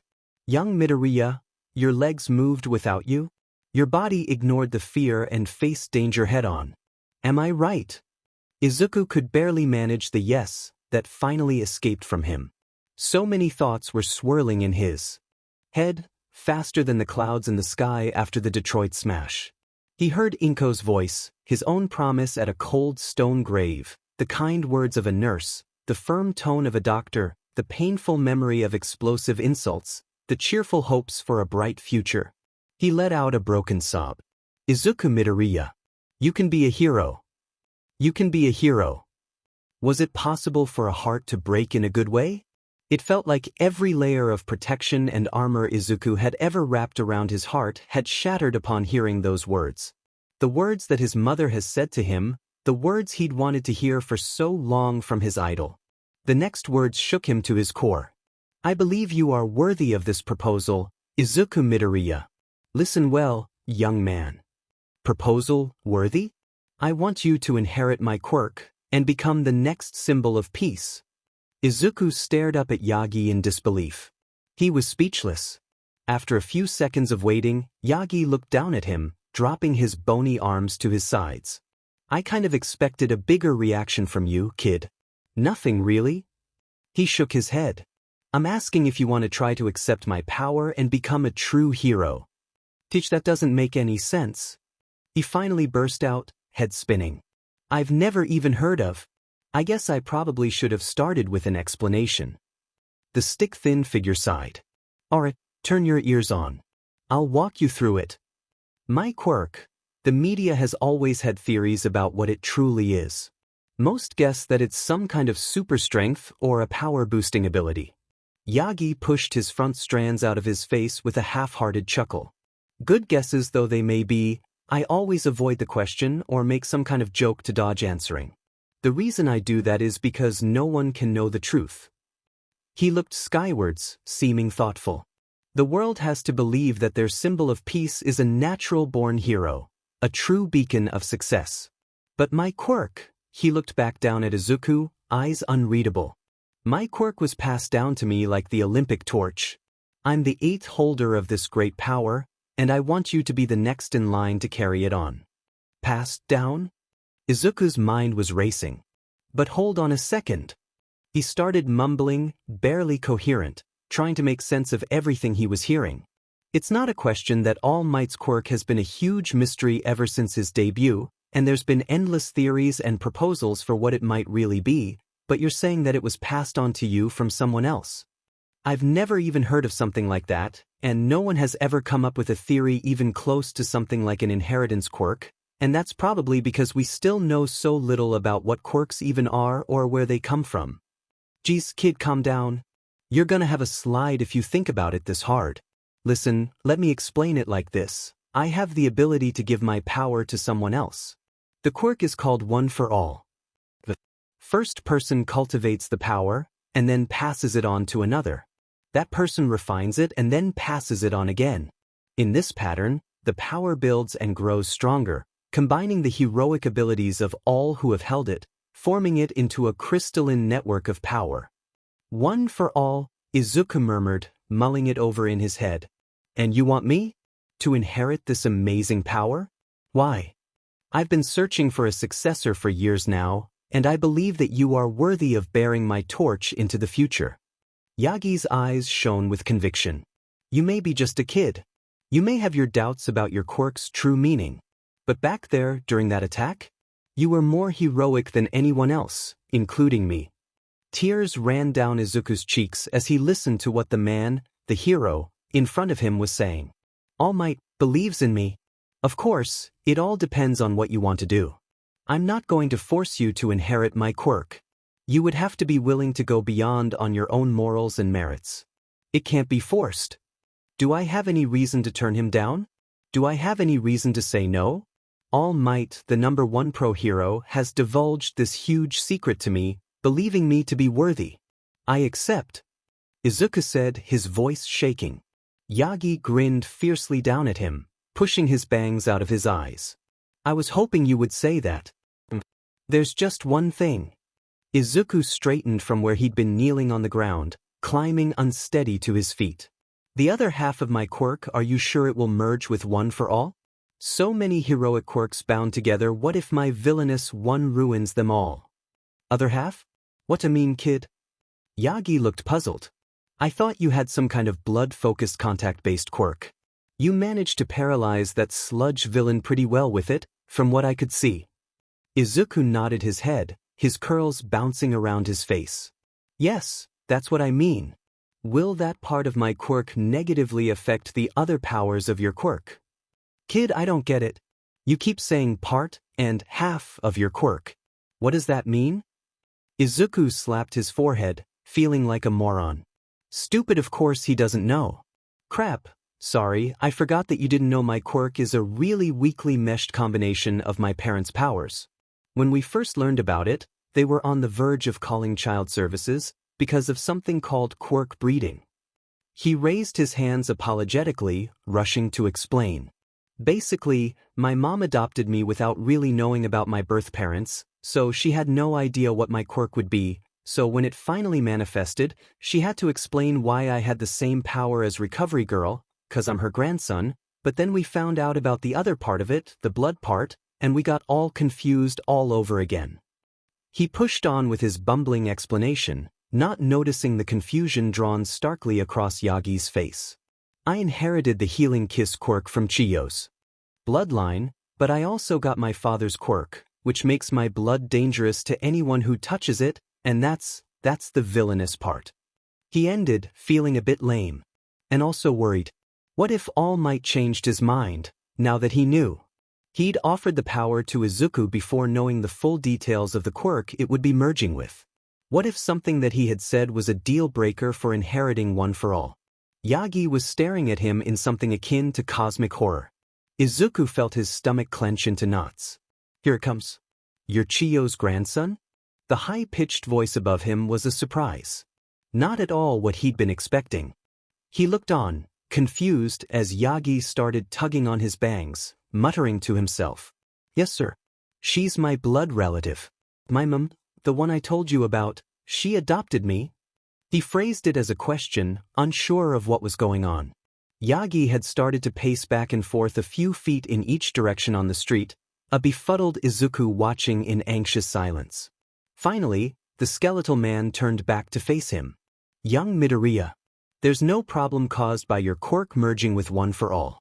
I'm sure that someone like you is well aware that a quirk is what you make of it, and thus it is what you do with your power that defines it. In fact, I think that your quirk could be insanely powerful if you train it well. Yagi's face fell and something like fear entered his eyes. I just wish you had told me that you were Chiyo's grandson before now. She's going to take my head off once she finds out that I got you into danger today, not to mention that she probably won't be pleased that I've chosen you to be my successor. Izuku almost laughed at how frantic the pro hero in front of him seemed. Chiyo's really nice, I'm sure she'll understand. Besides, it was my fault what happened today. You didn't do anything wrong. You did everything wrong. Chiyo exploded, glaring daggers at the cowering man in front of her. Izuku wondered how someone so small could make the strongest pro in the world shake at the knees like Chiyo was currently doing to Yagi. My grandma is kinda badass, he thought to himself, watching her face down All Might, waving her cane wildly and yelling at the top of her lungs as she strode back and forth across her office. Not delivering the boy to safety after saving him the first time, allowing him to follow you into your dangerous mode of transportation, leaving him on a roof after crushing his dreams. Chiyo ticked the perceived crimes of Yagi off on her fingers, glaring at the man in question. And then you had the audacity, the pure audacity, to let him wander away from a villain attack alone, at which point you ambushed him, and proceeded to offer a 14-year-old boy, Chiyo se in a breath. The greatest power in the goddamn universe? She pointed at Izuku, sitting in one of the chairs on the opposite wall of Yagi's seat, anxiously twisting his fingers together. I'm surprised. The boy didn't drop dead from the shock of the entire day. I'm ashamed of you, Toshinori. Well, just wait until she hears what happened at school. That'll probably be her final straw regarding Aldera, with everything that's happened already. Chio. He piped up, raising his gaze to meet her as she spun to face him. Would it be possible for me to speak to you? Privately? Just for a few minutes. Wordlessly, Yagi stood, moving quickly for the door. I'll wait outside. Please, take as much time as you need. Before Chio could reprimand him further, he slipped out into the hall and closed the door behind him. You should go easier on him, Bacon. Izuku, by Chio's own insistence, used her name to refer to her, but sometimes it was just more comfortable to call her by her title. I should do no such thing, dear boy. With a harumph, Chio took a seat next to him and took his hands in her cold ones, clasping them tightly. Now, what did you want to say? He took a deep breath, staring down at their hands instead of meeting her piercing gaze. I think I should probably be homeschooled, O Bacon. He could feel her puzzled look as he continued. I know that just a few months ago, at the start of the school year, I said I would be fine, but… Is it that boy again? You're… Kakin? He nodded, tears pricking at his eyes. This morning, it's the worst he's been so far. He couldn't stop the tears from rolling down his cheeks as he continued. Ichidi told me that I'd never be welcomed at Y. He dropped Chio's hands and lifted them to cover his face as he sobbed. He told me to wish for a better quirk in my next life, and to take a swan dive off the roof. The sobs were choking him, but he forced himself to continue. He ruined my notebook and threatened me not to try for Yui. He leaned into Chio's embrace as she wrapped her short arms around him, stroking his messy curls and whispering shushing sounds to him. It was probably several minutes before he finally calmed down enough for her to speak again. That Bakugo boy is a nasty piece of work, you and I both know it. He doesn't know what he's losing by being so cruel to you. Chio stroked his head as she continued. I saw what you did on the news, Izuku. You acted like a hero, a reckless one. But a hero all the same. If you hadn't intervened, that boy would be the one in his next life. Izuku hiccuped and said nothing as she spoke. I'm proud of you for trying to brave through his bullying, but enough is enough. I'll pull you from Aldera immediately. And I'll do everything in my power to get that Bakugo boy punished for his actions. I'll even talk to Nizu about barring him from the entrance exam. No! Izuku started, pulling his hands away from his face to stare in horror at his grandmother. Oh Bacon, you can't do that. That boy is a terror and a bully. He doesn't deserve the chance to. He does. He does deserve his chance. Izuku interrupted, no longer trying to hide his face. It's been his dream since he was little, just like me. The same dream that we've kept reaching for. Another sob forced itself out of him as he stared at Chio, willing her to understand. You can't take his chance away. It would crush him. After a few seconds, Chio sighed, resigning. All right, fine. I'm still writing to the school about his behavior, though. She reached forward and brushed tears from his cheeks. That boy doesn't know what he's talking about. If he was really all that he claims to be, then All Might would be talking to him, not waiting outside of my office like a terrified first year. He laughed weakly, hugging her closer. He seems really scared of you, O Bacon. He felt so thankful that he had Chio, in that moment. He would be so lost without her. He should be. I know the whole story about his quirk and his weakened state. I just wish I didn't have to scold the #1 hero like a child. She raised her voice, obviously hoping it would reach Yagi's ears. What he said about me, inheriting his quirk. Izuku glanced at Chio as he pulled back. Do you think I'm really worthy? I think that you're far too young to be under that kind of pressure. Chio snorted, tapping her cane on the floor. When Izuku gave her a fearful glance, she relented with a sigh. I think that you're plenty worthy of anything that man could pass on to you, be it knowledge or power. Do you think I should do it? Accept his proposal? I feel quite certain that you already have, dearie. He blushed and looked down again. Sort of, a bit. The elderly pro huffed in exasperation and stood, making her way towards her desk. Toshinori is going to put you through hell in order to prepare you to inherit that quirk of his, Izuku.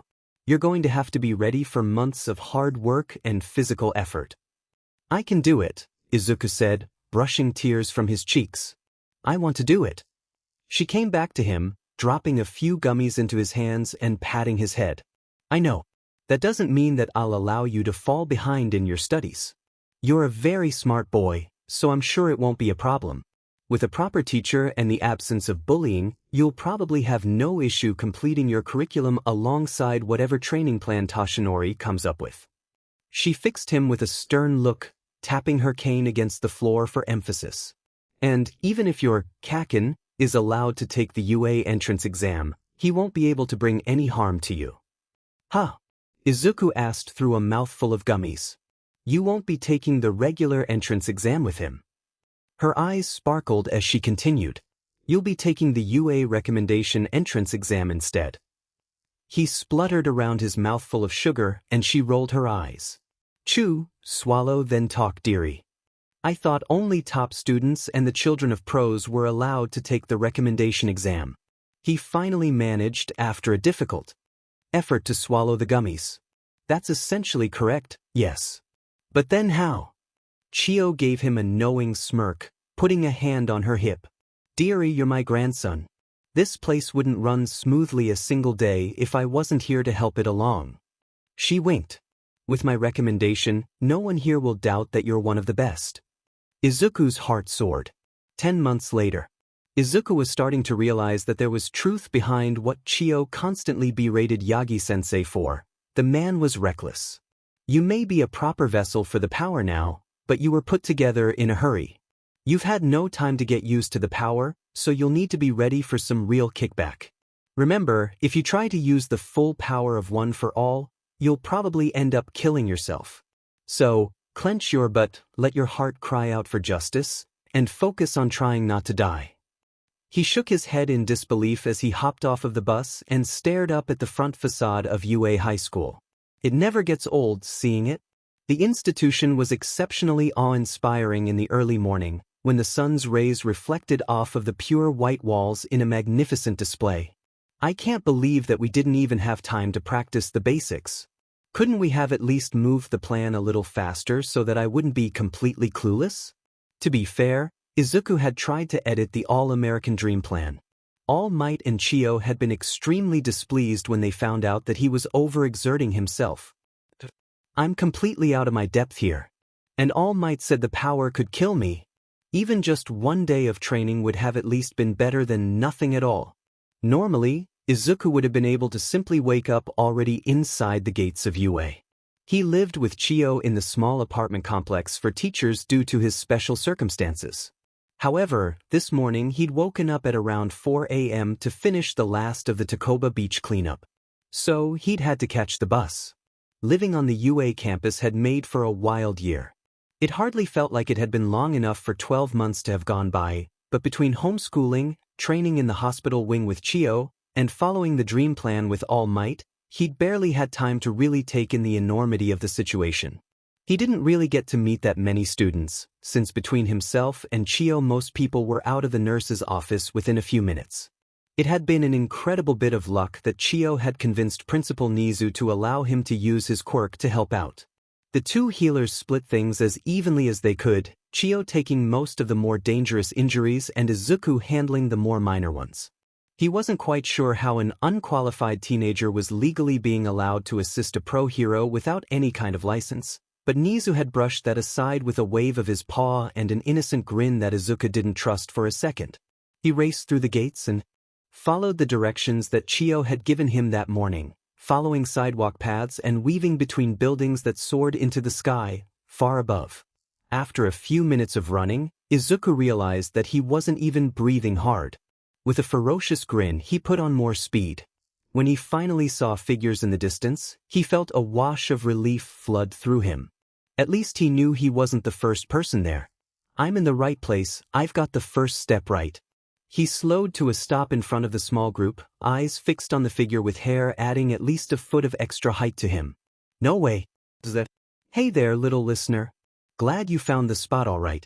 You're Izuku Midoriya, yeah? To us. Izuku tried not to lose his cool as he nodded and flashed the present Mike. A nervous smile. That's me. He squeaked, then immediately blushed and looked at his red sneakers. I still have posters of him up in my room. I wonder if we'll get to hear him use his quirk? He's even wearing his directional speaker. That's so cool. Thought so. You're the last one for this morning's group and you're just in time. Let's get you lined up over here, 'kay? The flamboyant man gestured to the only empty marked spot on a tape line across the pavement. With a gulp, Izuku scurried towards the spot, taking in his fellow recommendation applicants as he took his place in the line. There was a tall girl with a voluminous ponytail of dark hair, clad in what looked like a pair of biker shorts and a sports bra, on Izuku's left. The two boys to her left looked more sensibly clad in warm-up jackets and joggers. To Izuku's right, there was a dark-haired girl in purple leggings and a workout top, and to her right was another boy, this one wearing shorts and a t-shirt. He didn't recognize any of them. Not surprising, since Kaken was the only other person he knew who was planning to try for the UA Hero course. Hatsum was going straight for the support course. So, the first part of your entrance exam is the practical portion. I hope you're ready for a run, listeners. Mike was walking down the line, handing each of them numbers to pin to their shirts. He handed Izuku a 4, with a wink. We've got a pretty mixed bag out there for ya. We've made the race course, and it's up to you to make the obstacles. It's your goal to reach the finish line as fast as you can. Use the full potential of your quirks, either to help push yourself forward or hold others back. Just keep actual hand-to-hand combat to a minimum and stay on the track. Mike pushed his shades down and fixed them all with his spiraling green eyes. Any questions? When they all shook their heads, Mike gave them a grin and stepped off of the track, waving his arms and using just a bit of his voice quirk to elevate the scene. All right, then you'd better get going. It was the few seconds that Izuku hesitated that probably saved his bacon. He glanced at present Mike, wondering if that was really the cue to start moving, and was still in his spot at the starting line when the tall girl made her move. As everyone had made to dash forward, she had taken a giant leap, flinging her arms out to a T. The backs of her arms sparkled for a second, and in the next moment she was holding metal rods directly at eye level. With several resounding clangs and grunts of pain, all three of the boys ran headfirst into the bars and stumbled backwards. What a neat trick! Izuku watched as the girl in purple raced forward, having been too short for the bar to take her out. However, with a shimmer of red sparkles at the tall girl's feet, she was suddenly wearing rollerblades, and began using her twin poles to propel herself forward, quickly taking the lead. With a jolt, Izuku realized that he needed to move. The three boys were still on the ground, groaning in pain, but he was untouched. With a burst of energy, he leapt forward, racing after the two girls. He was fast. After 10 months of training with All Might, he was really fast. His endurance and stamina were in peak condition. He was even gaining on the girl in purple.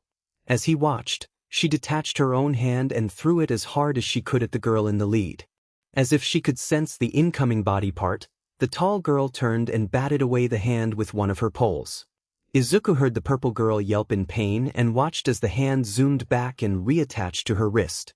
That's such an insane quirk. She can control and retrieve her hands once they're detached, but they still feel pain? I wonder if it's just her hands, or W. Izuku tried his best to dodge, but something smacked into the side of his face.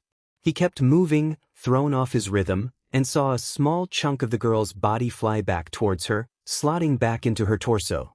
It was clear that he was getting too close for the girl in purple's comfort. She wasn't just trying to slow down the lead girl anymore, she was going for him as well. I can't let her distract me. That girl in the lead had such a good plan ready to go, and it'll be a miracle if I can catch up to her. I have to take second place at least, and make Chio and All Might proud. Pouring on a new burst of speed, Izuku dodged more pieces of the girl's body, his heart in his throat when he saw the girl on skates up ahead stumble and nearly fall flat on her face. He drew neck and neck with the girl in purple and could see that both of her hands were missing.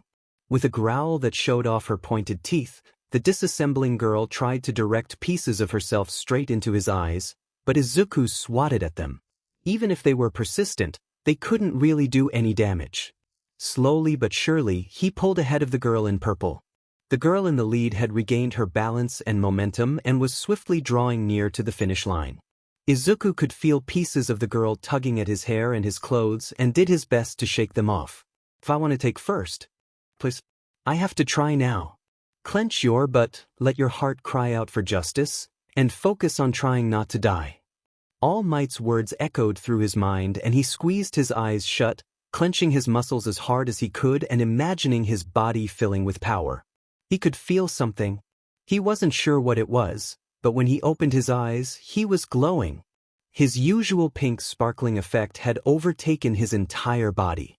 With a cry, he poured on more speed, the finish line just a few hundred feet away, and felt his strides grow longer, bounding higher into the air with every step.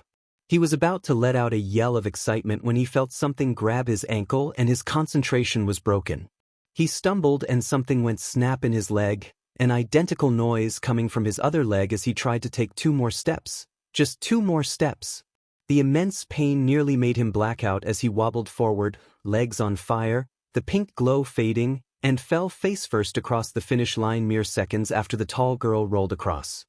He laid there in a daze of pain and disappointment, his ears ringing with those 2 resounding snap sounds that he was sure had come from his bones. Dully, he heard more pounding feet cross the line behind him, and the murmur of voices from far above. Had the boys caught up, or was it just the girl in purple? Present Mick's voice rang out clearly, but it was hard to parse the words he was saying into any kind of meaningful message. The blackness at the corners of his vision was creeping forward as his adrenaline wore off and the pain sharpened. Then, another voice, one even more familiar than the radio host's, was whispering in his ear. Toshinori is going to wish he had never even met me. One of his arms was lifted and something was pressing against the back of his hand. With twin cracks, his bones instantly set and began to heal themselves, and he must have had some bad bruising across his entire body somehow, because the dull ache faded away. Something that felt like his lower jaw relocated itself with a pop. All better, dearie. Up you get, come on now. Nice and gentle. Chio helped him roll over and pushed him into a sitting position. Don't take it too fast, she warned, patting his shoulder. That was quite the tumble you took there, little listener. I was hoping we wouldn't need Recovery Girl's expertise today, but I should have known better. Present Mike, standing a few feet away, grinning down at him, arms held out in a shrug. Speaking of expertise, young lady. Chio moved over towards the girl in purple, who was bent forward at the waist, breathing hard. As Izuku watched, she looked up, and with a jolt of horror he could see that she was missing a chunk of her cheek and one of her hands. I'm fine, I'm fine. She waved her remaining hand to try to ward off Chio, but the elderly woman wasn't deterred. Trust me, Doc, it's all good. She nodded towards Izuku. Whatever power that guy used to speed. Up, it blew my hand and another piece to atoms, but they'll grow back just fine. That's so cool, Izuku breathed as Chio harumphed and turned towards the other applicants. Crap, I'm super sorry. I didn't realize that something like that could happen. Are you sure you're going to be okay? He wanted to stand up, but still felt too weak. The girl in purple sat down next to him, showing him her wrist and the rather unsettling tiny hand that was starting to grow there. He could see the hole in her cheek closing out of the corner of his eye, covering the teeth and gums peeking out. My quirk is called Lizard Tail Splitter. It lets me detach pieces of my body and remotely control them, but if they get destroyed I can just grow them back. That's a very strong quirk, the tall girl said, approaching them and lowering herself to sit beside them. Her rollerblades had vanished, replaced by sensible sneakers. You both performed very well, dodging my initial attack like that.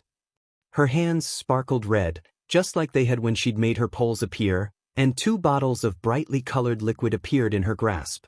Here, you should both rehydrate. An expedited healing process is often very taxing on the body. I'm Momo Yayorozu, by the way. Izuku did feel exhausted and gratefully accepted the drink. It wasn't cold by any means, but it was cherry flavored, and he gulped half of it down in one go. You did great too, he told the girl, wiping his mouth on the back of his hand. That plan of yours was super effective. I'm Izuku Midoriya. Yeah, your quirk seems really strong too. The girl in purple bared her pointy teeth. I'm lucky that I was too short to ride that pole, or I would have been left in the dust. Oh, I'm Setsuna Tokage. Almost forgot. Alright, let's group up, listeners. I'll announce your individual race times before we head inside for the written portion of the exam. Just remember, a slower time doesn't mean you're out of the show, and a faster time doesn't necessarily mean you're guaranteed a place here. Maybe he was imagining it, but he could have sworn that Mike shot one of the boys a major stink eye. As it turned out, that boy had decided to ignore the path forward and had run the small portion of the track between the start and finish lines backwards. Mike didn't share if this was a valid strategy or not. The other two boys had practically tied with each other, and then Izuku, Yaoyorozu, and Tokage had all been within seconds of each other with their times. Tokage gave Izuku a fierce grin and Yaoyorozu nodded approvingly at their results. Alright gang, let's take a quick stroll back to the main campus and we'll get ya all settled in for the written portion of your exam. Mike turned to lead the pack back towards the towering buildings of UA, carrying on a conversation with Chio in low, inaudible tones. Yaoyorozu offered them both a hand to help them to their feet, and Izuku walked side by side with her and Tokage, chattering amiably. The three boys had formed a group of their own, but were silent and a bit grumpy looking. They kept shooting looks at Izuku, their expressions dark. Look, Midoriya. Tokage nudged him in the ribs with her elbow. The boys are jealous that you're getting all of our attention. She kept her voice low so that it wouldn't carry over to their group, but her wicked grin was full of mirth. That's I'm not. Izuku's cheeks burned with blush as he shook his head, wondering if she could be right. It's just as likely that they're resentful that you managed to dodge my attack, Midoriya. Don't worry about them. Yaoyorozu held her magnificent head high. Tokage rolled her eyes at him and briefly shook her head. Say, you never mentioned what your quirk was, Midoriya. That glowing power that covered you felt like getting too close to the sun. Oh, I'm curious too. If you had such an amazing quirk, why didn't you use it at the beginning of the race? Does it wear off after a few seconds? Izuku scratched the back of his neck and smiled nervously. He had talked to Chio and Yagi about this exact scenario. How he was going to explain having not one, not two, but pretty much three unique powers that didn't seem to have any kind of overlap. It had been Chio who'd come up with the answer. As I'm sure you're aware, our quirk doesn't work if we try to use it on ourselves. However, you've remained somewhat of a mystery to the world so far, Izuku. Chio's eyes glinted. You'll have to remember to play it up every once in a while, but your relatively unknown power set and your 2-generation gap from me will give you the perfect cover story. She shot a disgruntled look at Yagi. Which, I might add, you should have thought to come up with. She turned back to Izuku, who was twiddling a pen in his fingers, clenching a hand weight in the other, and balancing an open notebook on his lap. We'll have to update your quirk registry anyways, so here is the idea that I think will work. Since the registry already notes the biological half of your quirk, we don't have to worry about it, but we can update the Healing Kiss Quirk's description to explain that you are able to use it on yourself, and it gives you a regenerative boost of power. Whatever that power ends up looking like due to One for All, it should still fit within those parameters. Izuku glanced up from where he was scribbling on the page, half of it already covered in his cramped, frantic handwriting. But, Obeiken, won't people get suspicious about such a strange mutation to your quirk? Most powers evolve outwards, not inwards. Chio shook her head, winking at him. I've already thought of that, dearie, and it's my dear Renori that we can count on for this part. Her eyes got that faraway look, the one they always did when she was talking about her soulmate. Since Renori never discovered what his quirk was, or at least how to trigger it, we can claim that whatever his quirk was skipped the next generation and ended up manifesting in your genetic makeup. That's perfect. Izuku was back to scribbling in the notebook, furiously pumping the hand weight. You'll still have to come up with a name for your quirk, Yagi warned him. You can't go around calling a third of your power after Chio's quirk, a third of it Villainous, and a third of it One for All. especially since the world cannot find out about the truth of my quirk. Izuku faltered, looking between his grandmother and his mentor. They were right, of course, and he hadn't given much thought to the naming of his quirk at all. Any suggestions? It doesn't have to be anything official for the moment. You can just use a description of it, like Healing Boosting Kiss or something similar until you work out a true name. But keep it in mind and try to brainstorm for it, Yagi pressed, shrinking away from the glare that Chio sent him. You'll want to be able to market yourself as a hero someday. It's important to have a strong persona, and that starts with building up your quirk. Though I doubt Toshinori's methods, I somewhat agree. If you're sure that you don't want to keep our relation a secret, then you'll have to prove to the world that you're not just the next recovery hero. You're something new and something unique. Keep that in mind, dearie. I haven't really come up with a name for it yet. He felt a bit shy talking about it so openly, especially since Tokage and Yaoyorozu both seemed so sure of their own quirks, but he continued on. The main way that I use my quirk is by giving myself a boost of healing energy that sends me into a kind of overdrive, powering me up. I just have to kiss my fingertips to activate it. Chio had drilled into him that it was important to have a trigger, some kind of mechanism that made the quirk work. It could be something as simple as clearing your mind, something chemically advanced like how Kaken ignited his nitroglycerin, or something physical like the kiss activation. He'd decide to stick with her original suggestion of the kiss since it just made sense with his healing power. I can heal other people too, and I also have a biological component that makes my blood paralyze people. He wrung his hands nervously, wondering if either of them would express distaste for the darker side of his abilities. Oh, that's super cool.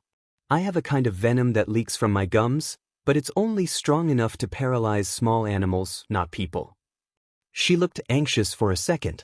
Not that I would paralyze small animals. We had it tested by a lab. I bit another kid when I was 5. Izuku laughed before he could stop himself and clapped his hands over his mouth, horrified, but Tokage and Yaoyorozu were laughing now too.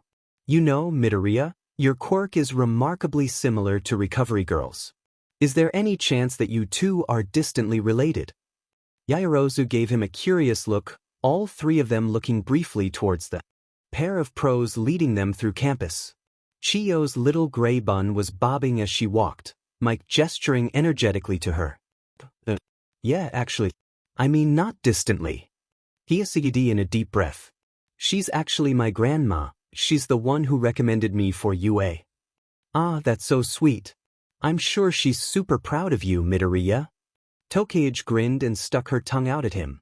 Even if you came in second. Third, Izuku and Yaoyorozu corrected her at the same time. Tokage rolled her eyes. If you think I'm gonna count the cheating bullshit that guy pulled to get first, then you're crazy. A sneaky strategy, but even present Mike didn't rule it out of bounds. As far as we know, he's the true first-place winner of the race. Only in his dreams, Tokage scoffed. All right, we're here. UA applicants, please. With a flourish, Mike held open the door to a hallway with 6 doors along it, 3 on each side. Find the door with your number on it and enter. Your written exams await. Izuku had run out of paper 45 minutes into the written exam, which he had known was going to happen. He had spent the next 30 minutes powering through the multiple choice and true-false booklet, only coming across a few that he wasn't sure on. He spent the last 15 minutes anxiously rechecking his answers and trying to cram a few last tiny words into his already minuscule conclusion on the final page. Mike was letting them out in numerical order, collecting their papers and ushering them outside with enthusiastic words and promises that they would receive their test results in a few days through the mail. Izuku shyly turned in his test and essay to Mike, who patted him on the shoulder and gave him one last wink before sending him back out into the bright sunlight. He'd expected the other applicants to have rushed for the bus stop. To his surprise, Yaoyorozu was still there, wearing a totally different outfit than before. A nice-looking skirt and blouse with some brown boots. She looked so civilian. It was quite strange to see such a sudden wardrobe change. Midoriya. She waved at him. He approached her hesitantly, but her smile was wide and genuine. I was wondering if you would want to wait with me for Tokage and maybe we could go get lunch together. If anything, Yaoyorozu was the one who seemed more nervous, tugging at her skirt and fiddling with her blouse. Did someone say lunch? As if on cue, Tokage poked her head out of the doors and made her way over to them. I'm starving from regrowing that hand. I definitely think Midoriya owes me a sandwich. Her grin let him know that she was joking. We owe Yaoyorozu for the drinks from earlier too, he reminded her, but the tall girl shook her head, ponytail bouncing. You don't owe me anything, either of you. I love using my quirk to help others. Consider it part of my training practice. She clasped her hands together under her chin. So, what do you say? Shall we find somewhere to eat? I'd love to hear all about how your tests went. Did you pick option A for number 44, or C? Tokage laughed, grabbing Izuku's shoulder for support as she doubled over. I guess we know what we'll talk about over lunch, she joked, peering up at the taller girl, pushing her loose dark hair back. Where are we eating? Oh, I know a lovely cafe that's not too far from here. My parents are friends with the owners. They have an absolutely amazing selection of tea. Do you like tea, Tokage Midoriya? Yaoyorozu was clearly excited that they seemed on board with her lunch plans. Not sure. Midoriya pulled his phone out of his bag, turning it back on. The notifications for the group text between him, Chio, and Yagi were still on his lock screen. Let me just text my grandma, to let her know where I'm going. Oh, good idea. I should probably text my dad's. Tokage pulled out her own phone and started tapping at the screen. It seemed like her hand was already fully grown back, thank goodness. Izuku, hey guys, I'm going to grab lunch with Tokage and Yaoyorozu from the exam. Y says we'll be at a nearby cafe. Exam went okay. Smiley face. He quickly checked his other notifications. Hatsum had sent him a cat meme wishing him good luck just after he'd had to turn his phone off and store his bag away. He cleared the news notifications without clicking on them and opened his chat with Hatsum. Izuku, exam went okay, got third place. Written exam was a mess. After a few seconds, Yaoyorozu still asking questions about the exam without pausing for answers, his phone pinged him a message, another immediately following it. Chio, have fun, dearie. Don't stay out too late. Eat some fruits and veggies. I'm so proud of you. Yagi, great work today, kid. Heard you came in third. We can work on channeling OFA soon. He looked back to the two girls, who were staring expectantly at him. Okay, I'm good to go. He hesitated. Actually, I was wondering, could I invite my friend Hatsum to join us? She's taking the support course entrance exam the day after tomorrow and she's really nice. I would love to meet her. Support course applicants are usually such intelligent and creative individuals. Please invite her. Tokage nodded too, and Yaoyorozu smiled brightly down at him as she recited the address, Izuku quickly texting Hatsum to invite her to meet them. Yaoyorozu started to lead the way back towards the huge gates of UA, chattering ceaselessly about how biased the true-false section of the exam had been, with Tokage occasionally interjecting, and both of them demanding to know what Izuku had gotten for number 66. He was smiling so hard that it hurt as he walked under the gates of UA High School. The longer Izuku spent at UA, the more he understood why Chio acted the way she did. Another one coming through. The medical bots had been in and out of the hospital wing all day, each pair either leaving with an empty stretcher or bringing an occupied one in. Izuku jumped out of the way and watched as a short boy with strange purple hair was pushed past, the white stretcher turning red underneath his head. Izuku, I need you over here. He darted towards the sound of the voice and rounded one of the dividers, stopping short when he saw the girl on the cot.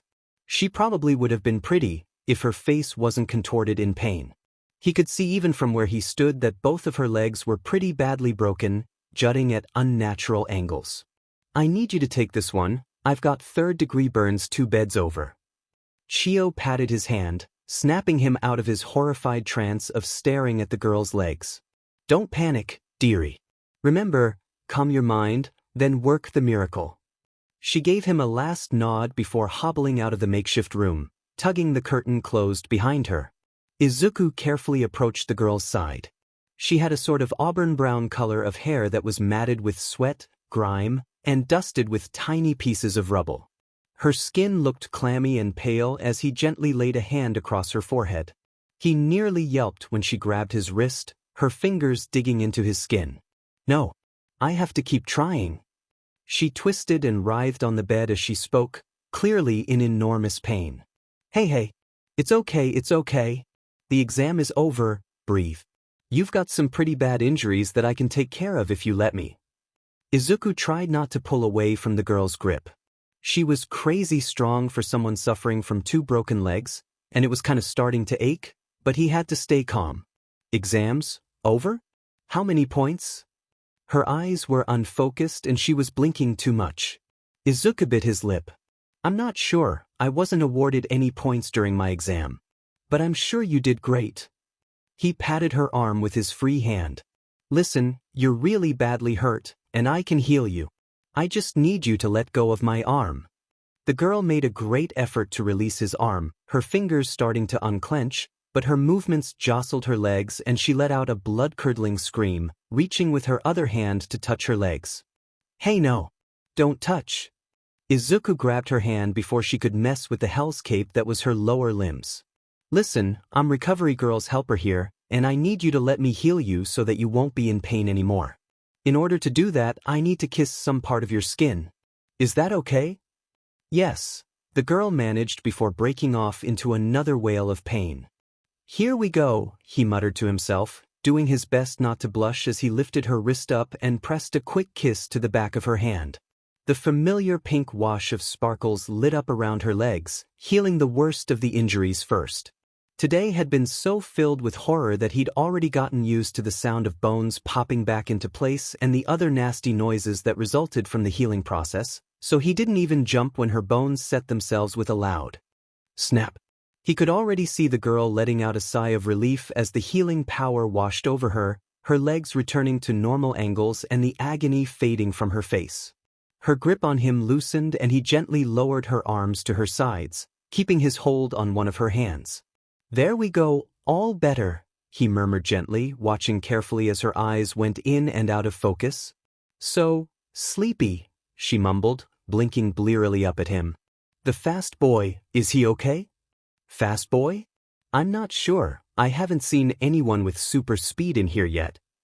He looked up, wondering if the girl had seen someone through the gap in the curtains, but there was nothing but the bustle of medical bots carrying stretchers. She shook her head slightly. "No, engines in his legs. One of the robots was gonna land on him." Her words were slurring together. "Stopped it, but other stuff landed on me. I'm sure he's fine. You were really brave, rescuing another applicant like that.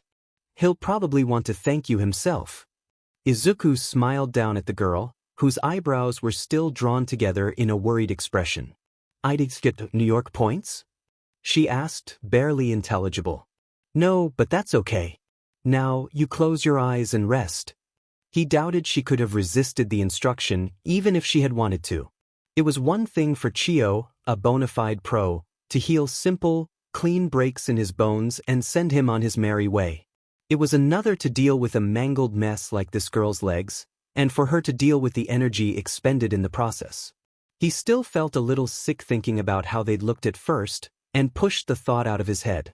Once he was sure that she was out cold, he released her hand and left her room, pulling the curtain back behind him with a gentle smile. "I hope that boy does thank her," he thought to himself as he hurried forward to find Chio. That girl probably saved his life. Chio had allowed Hatsum to come over for lunch after her entrance exam. Students aiming for general studies, business courses, or support courses could all be sat for their exams simultaneously by separate members of the faculty, and these exams occurred the day after the hero course exams. Yesterday had taken a lot out of him. He'd kissed dozens of strangers with varying degrees of horrifying injury over the course of several hours. Not for the first time, he wondered if the furry creature that acted as UA's principal was totally insane. Giant robots against teenagers? Seriously? Compared to what he'd seen come through the hospital wing, the recommendation entrance exam seemed like a cinch. Sure, he'd broken both of his legs and injured Tokage in the process, but that was his own fault. Most of the people he had healed had been defenseless against giant metal mechs, and some had even gotten caught up in other applicants' quirks. He had winced at the sight of familiar starburst-shaped burns on more than one occasion yesterday. He pretended not to feel Chiyo's gaze burning into him as he healed applicant after applicant. Now he was sitting across from Hatsum, still exhausted from the day before, listening to her high-velocity retelling of her entrance exam. So then Power Loader took us to the workshop, unlocked the doors, and told us that we had to make something for one member of the faculty. We got to choose which one, and have it finished before the time was up. Who'd you choose? Izuku asked curiously, taking a small bite of his tuna sandwich. Hatsum had been talking too much to even touch hers so far. Nizu, she said, giving him a mad grin. Oh God, Hatsum, what did you make? Izuku felt his bite of sandwich turn to mush in his mouth at the thought of a weapon of mass destruction in the paws of the principal. Hatsum waved a hand, brushing aside his concerns. Relax, I made him a laser pointer. A laser pointer? Yeah, his died during the presentation explaining the different exam formats. She finally picked up her sandwich and took a bite. Oh well, that was pretty smart of you, Hatsum. I'm sure he appreciated your efforts.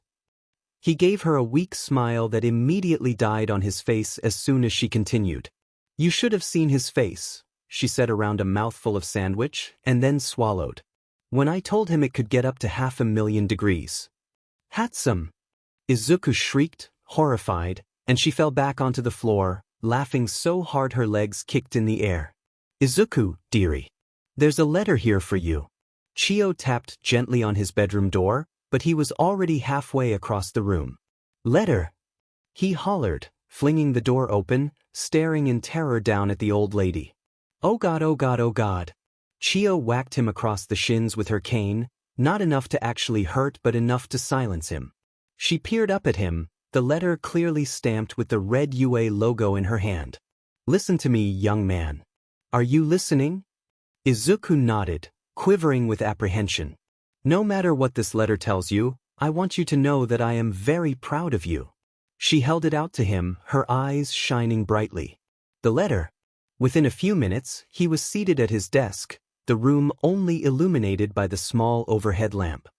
He stared at the envelope on the table in front of him, biting his lip furiously. Chiyo's words raced through his head. What if I didn't make it in? What if I have to leave UA because I wasn't good enough for the school? All Might would be so disappointed. He forced those thoughts aside and, gritting his teeth, picked up the envelope and tore it open. A round piece of metal clattered to the desk and he stared at it, oblivious to the actual letter still in the envelope. With a yelp, he pushed himself away from it, since whatever it was had started to hum and glow. Greetings, Izuku Midoriya. I'm here to deliver your UA recommendation entrance exam test results, via hologram. He stared, open-mouthed, at the projection lighting up his room, being beamed out of the small disc. As he stared, All Might continued. You're probably wondering why I'm the one delivering your test results. Well, I have the answer to that.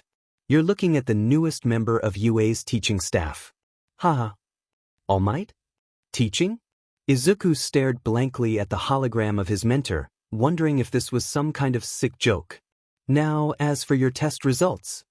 The stat-icky figure in the projection folded its arms. Your written exam was apparently a bit hard to understand, but we got the gist of it. You passed the written portion of the exam. He'd known he'd had the right answers, the outline of a strong essay. He bit his lip, waiting in silence. As for the practical portion, it was decided that you came in second place. However, there were many concerns about your quirk's liability. He hung his head then. This is it. I failed. They watched me break my legs while doing something as simple as running a race and knew I wasn't meant to be a hero. That's something you'll have to work on in the future, young Midoriya. The hologram of All Might grinned at him, but he felt cold. Empty. And now I have a surprise. A video clip, for your viewing pleasure. The screen cut to a totally different image, and with a start he realized that he recognized the voice that was speaking, even if it was a bit distorted by the disc. I'm really sorry to bother you, but I wanted to ask. You know that boy, Recovery Girl's helper? I think he had green hair and some freckles? Well, It was the girl who he had healed, the one with the broken legs. He stared in utter confusion at the screen as she continued to speak. I remember him saying something about not getting any points during his exam, and I thought, that can't be right. He completely healed my legs after they were crushed by debris in my exam. How could someone with such a powerful quirk not get any points? She was wearing a junior high uniform, her hair clean and cut in some sort of unique style that Izuku had never seen before. She was pretty, without all of the pain etched across her face. So, I was wondering, since he saved me, would it be possible for you to give him some of my points? His jaw dropped, and he stood up, staring as hard as he could at the screen as another voice he recognized began speaking. A familiar leather-clad arm reached into frame and a leather-gloved hand patted the girl's head affectionately. Thanks for calling in with your request, but I can assure ya, it's not necessary to share your points with your savior. See, he was one of our applicants who came in on recommendation, so his exam was formatted differently from yours. He's topping charts well on his own, but it sure was generous of you to try to get him some of the credit. The screen flipped back to All Might, staring at him with a huge grin.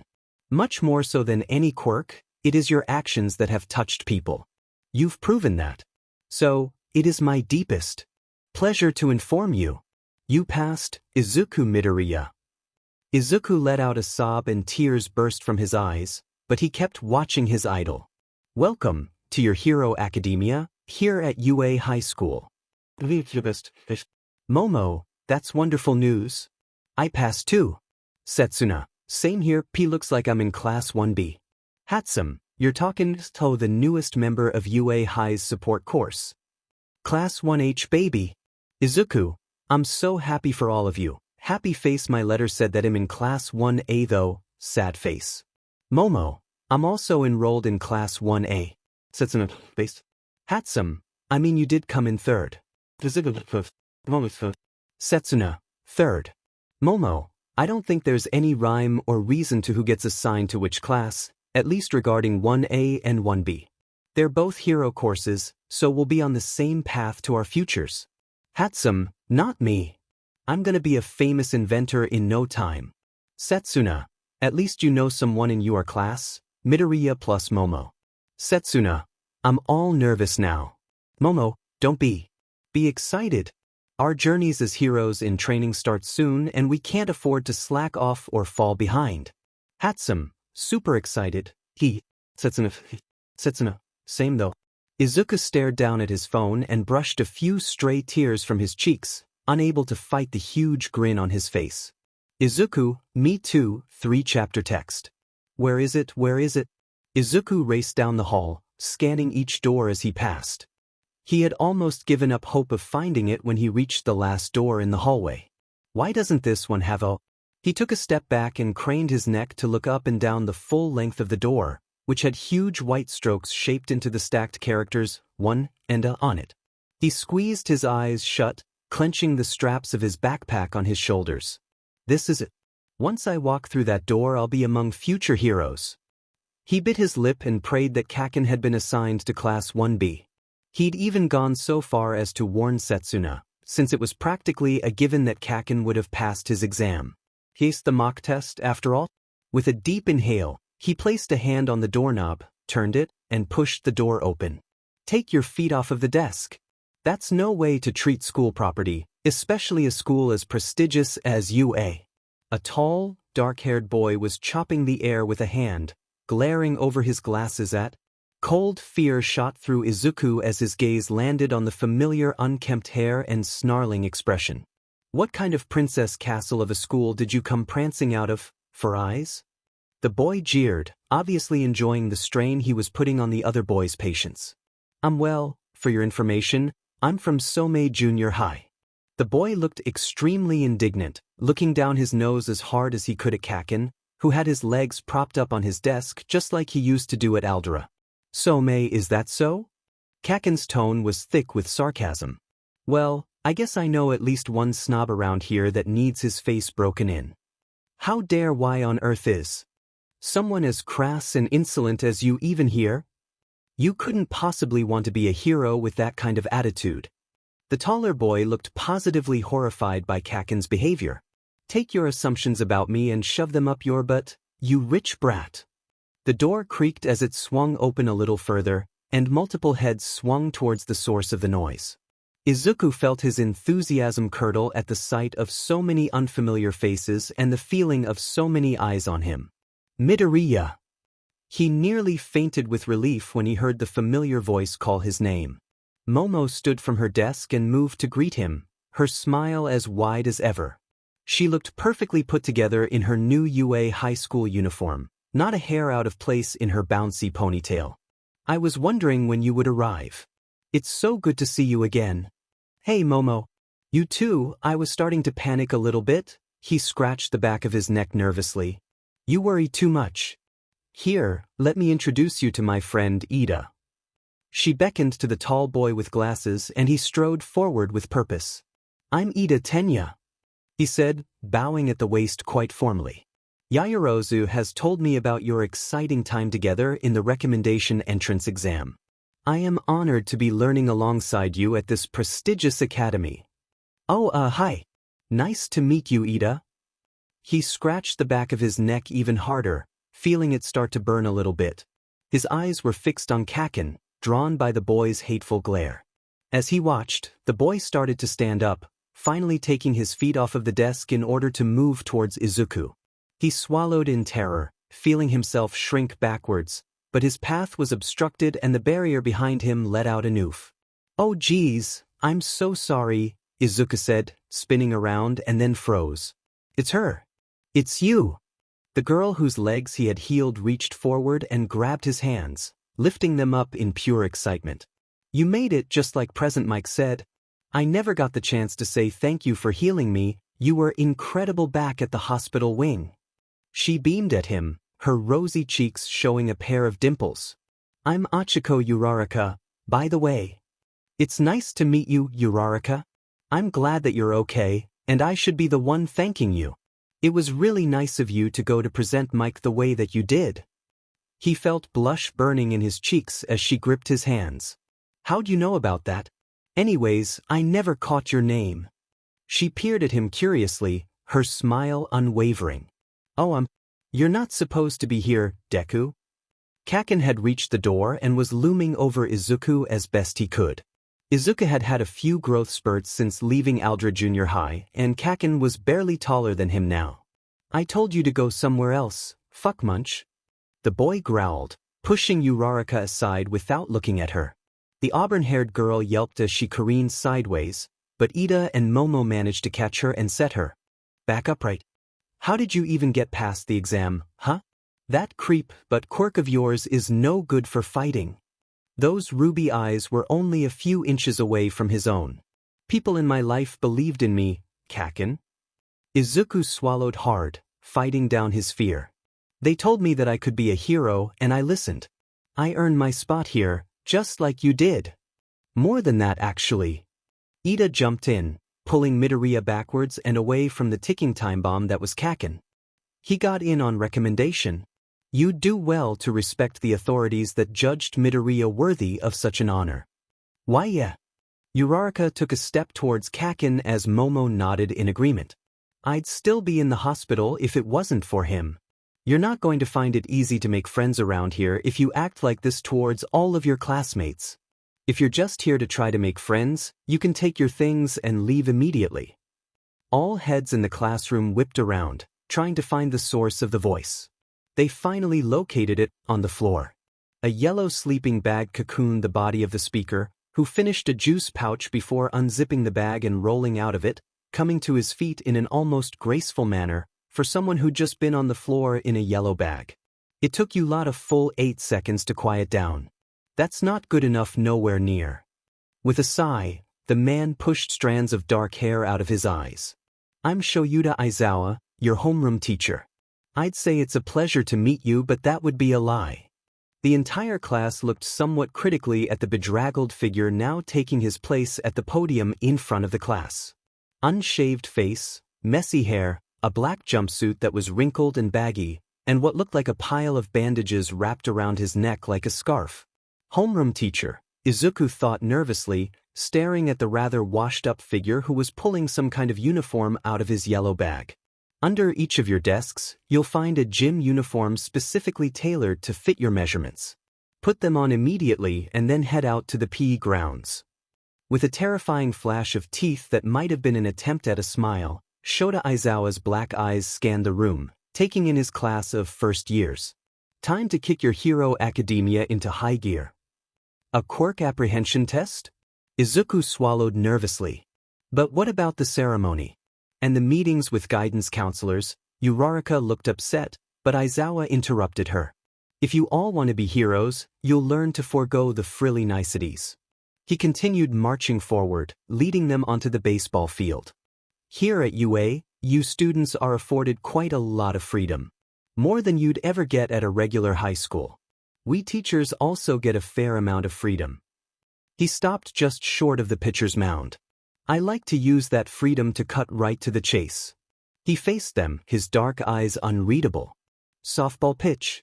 Standing long jump, 50-meter dash. Endurance running, grip strength test, sustained sideways jump, upper body exercises, seated toe touch. You should all be familiar with this list from middle school.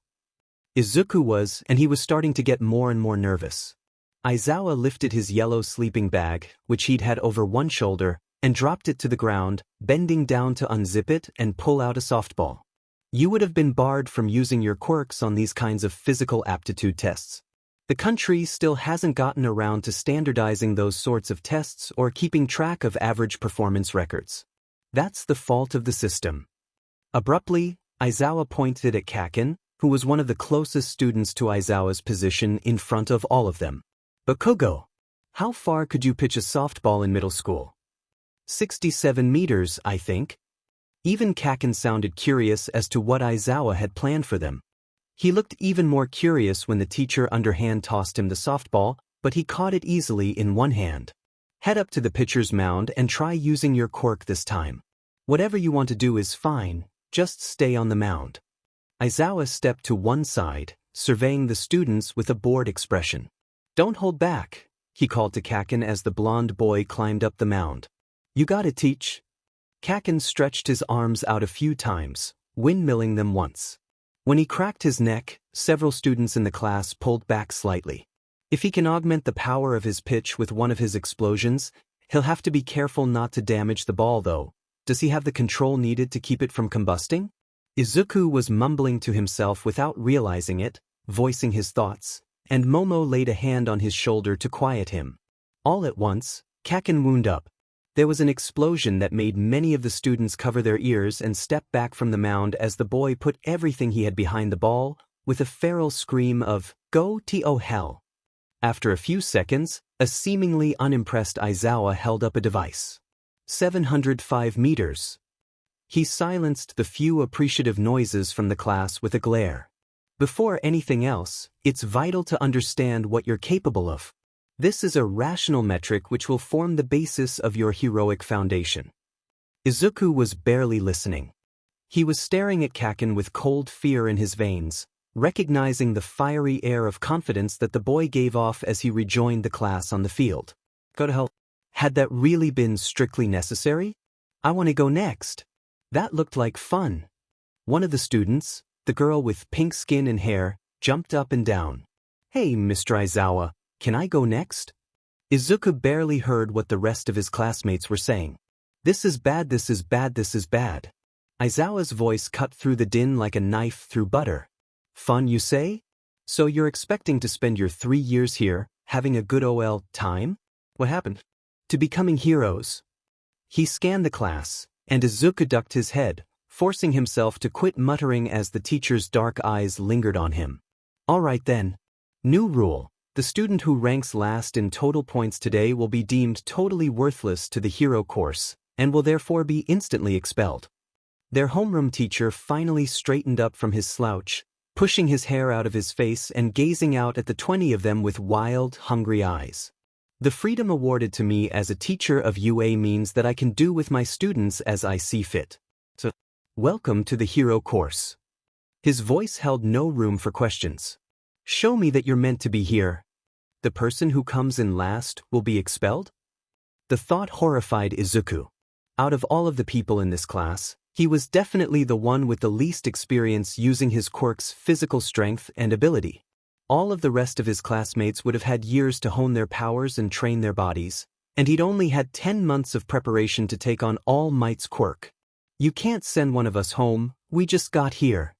Uraraka sounded indignantly offended by the mere notion that such a disqualification could occur on the first day. Even if it wasn't the very first day of class, that would still be totally unfair. Izuku glanced sidelong at her, wondering where she found the courage to speak up against their rather terrifying homeroom teacher. His gaze was drawn back to Aizawa as the man started to speak again. Natural disasters, freak accidents, egomaniacal villains? Or what about catastrophic events that wipe out whole cities, HM? The world is full of unfairness. It's a hero's job to try to combat that unfairness. The dark eyes were piercing as they peered through the veil of black hair. For the next 3 years, you're going to have to push yourselves to the very edge of your limits. If you were expecting UA to be some kind of walk in the park, then you're sorely mistaken. The coming months of your life will be one terrible hardship after another. Even as the class cowered from their homeroom teacher, Izuku felt something deep in the man's gaze. He wasn't quite sure what it was, but it didn't feel malicious or cruel, though many of the teacher's words had come off that way. You'll have to go beyond. Plus ultra style. Aizawa beckoned them closer with a crooked finger. You've seen a demonstration of the kind of results I want from you today. It's your turn. Spread out. We've got 8 tests to run and I want 2 people at a station at all times. Get moving. With a gulp of nervous incredulity, Izuku turned to survey the rest of the field, dotted with stations for each of the physical tests. So not good. Everybody has excelled at least one of the tests today. Most of my fellow students are able to use their quirks flawlessly to aid in these kinds of physical situations. Izuku stared down at the softball in his hand. All that's left. After this is the seated toe touch, the endurance run, and the upper body exercises. If I'm going to try to use one for all, it has to be now. He glanced up at Aizawa, who was watching him with the bored expression that was becoming the norm. He went to stare at the ball in his hand again but heard hushed voices from behind him. If Midoriya doesn't shape up, he's going to be sent home. That was Ida's voice. Izuku could almost hear the sound of him chopping the air with his hand. That's not technically true. That invisible girl hasn't been doing well in these physical tests either, and several of the other students aren't suited for them by any means. Momo's voice, quick and analytical. He's had really low scores so far though. I'm so nervous. How's he supposed to impress Mr. Aizawa after the stunt I just pulled? Uraraka sounded upset. She'd been the previous person to attempt the softball throw, and the infinity sign that the meter tracker had rung up hadn't bolstered Izuku's confidence. He's not going to impress anyone with that nasty but quirk of his. Of course he's going home. Kaken was obviously making no effort to keep his voice down. Izuku hunched his shoulders, hating the knowledge that Kaken was somewhere behind him. He couldn't turn around, that would just provoke the boy further. What do you mean? His quirk is amazing, it's not his fault that the activation method is so specific. Uraraka sounded offended on his behalf. I'm with Uraraka on this. I don't see how you could be so critical of Midoriya's quirk, not from what I saw during our exam together. Momo also sounded a bit indignant. Feeling the burn of eyes on him again, Izuku glanced up. Mr. Aizawa was still waiting, still looking bored, except, no, that wasn't right. His expression was definitely neutral, but it wasn't boredom. The homeroom teacher was within earshot of the other students' conversation, and he was observing Izuku, waiting for a reaction. The man was silently analyzing him, maintaining that flat, emotionless expression and bored attitude as a front for the amount of information he was taking in at every second. Izuku could see now that he had underestimated how perceptive and prepared this teacher was. The goofy yellow sleeping bag had held every single item that they had needed for the field. Each and every one of them had a perfectly fitting gym uniform waiting for them at their desk, despite there being no time in the first day's schedule for physical activities. This man was clearly a meticulous planner, a keen observer, and quite possibly a master strategist. Izuku was sure that Mr. Aizawa had a mental scorecard of detailed and in-depth analysis on each student's performance so far today. And if the look in the man's eyes was anything to go off of, Izuku was scraping the bottom of the list. I have to do this.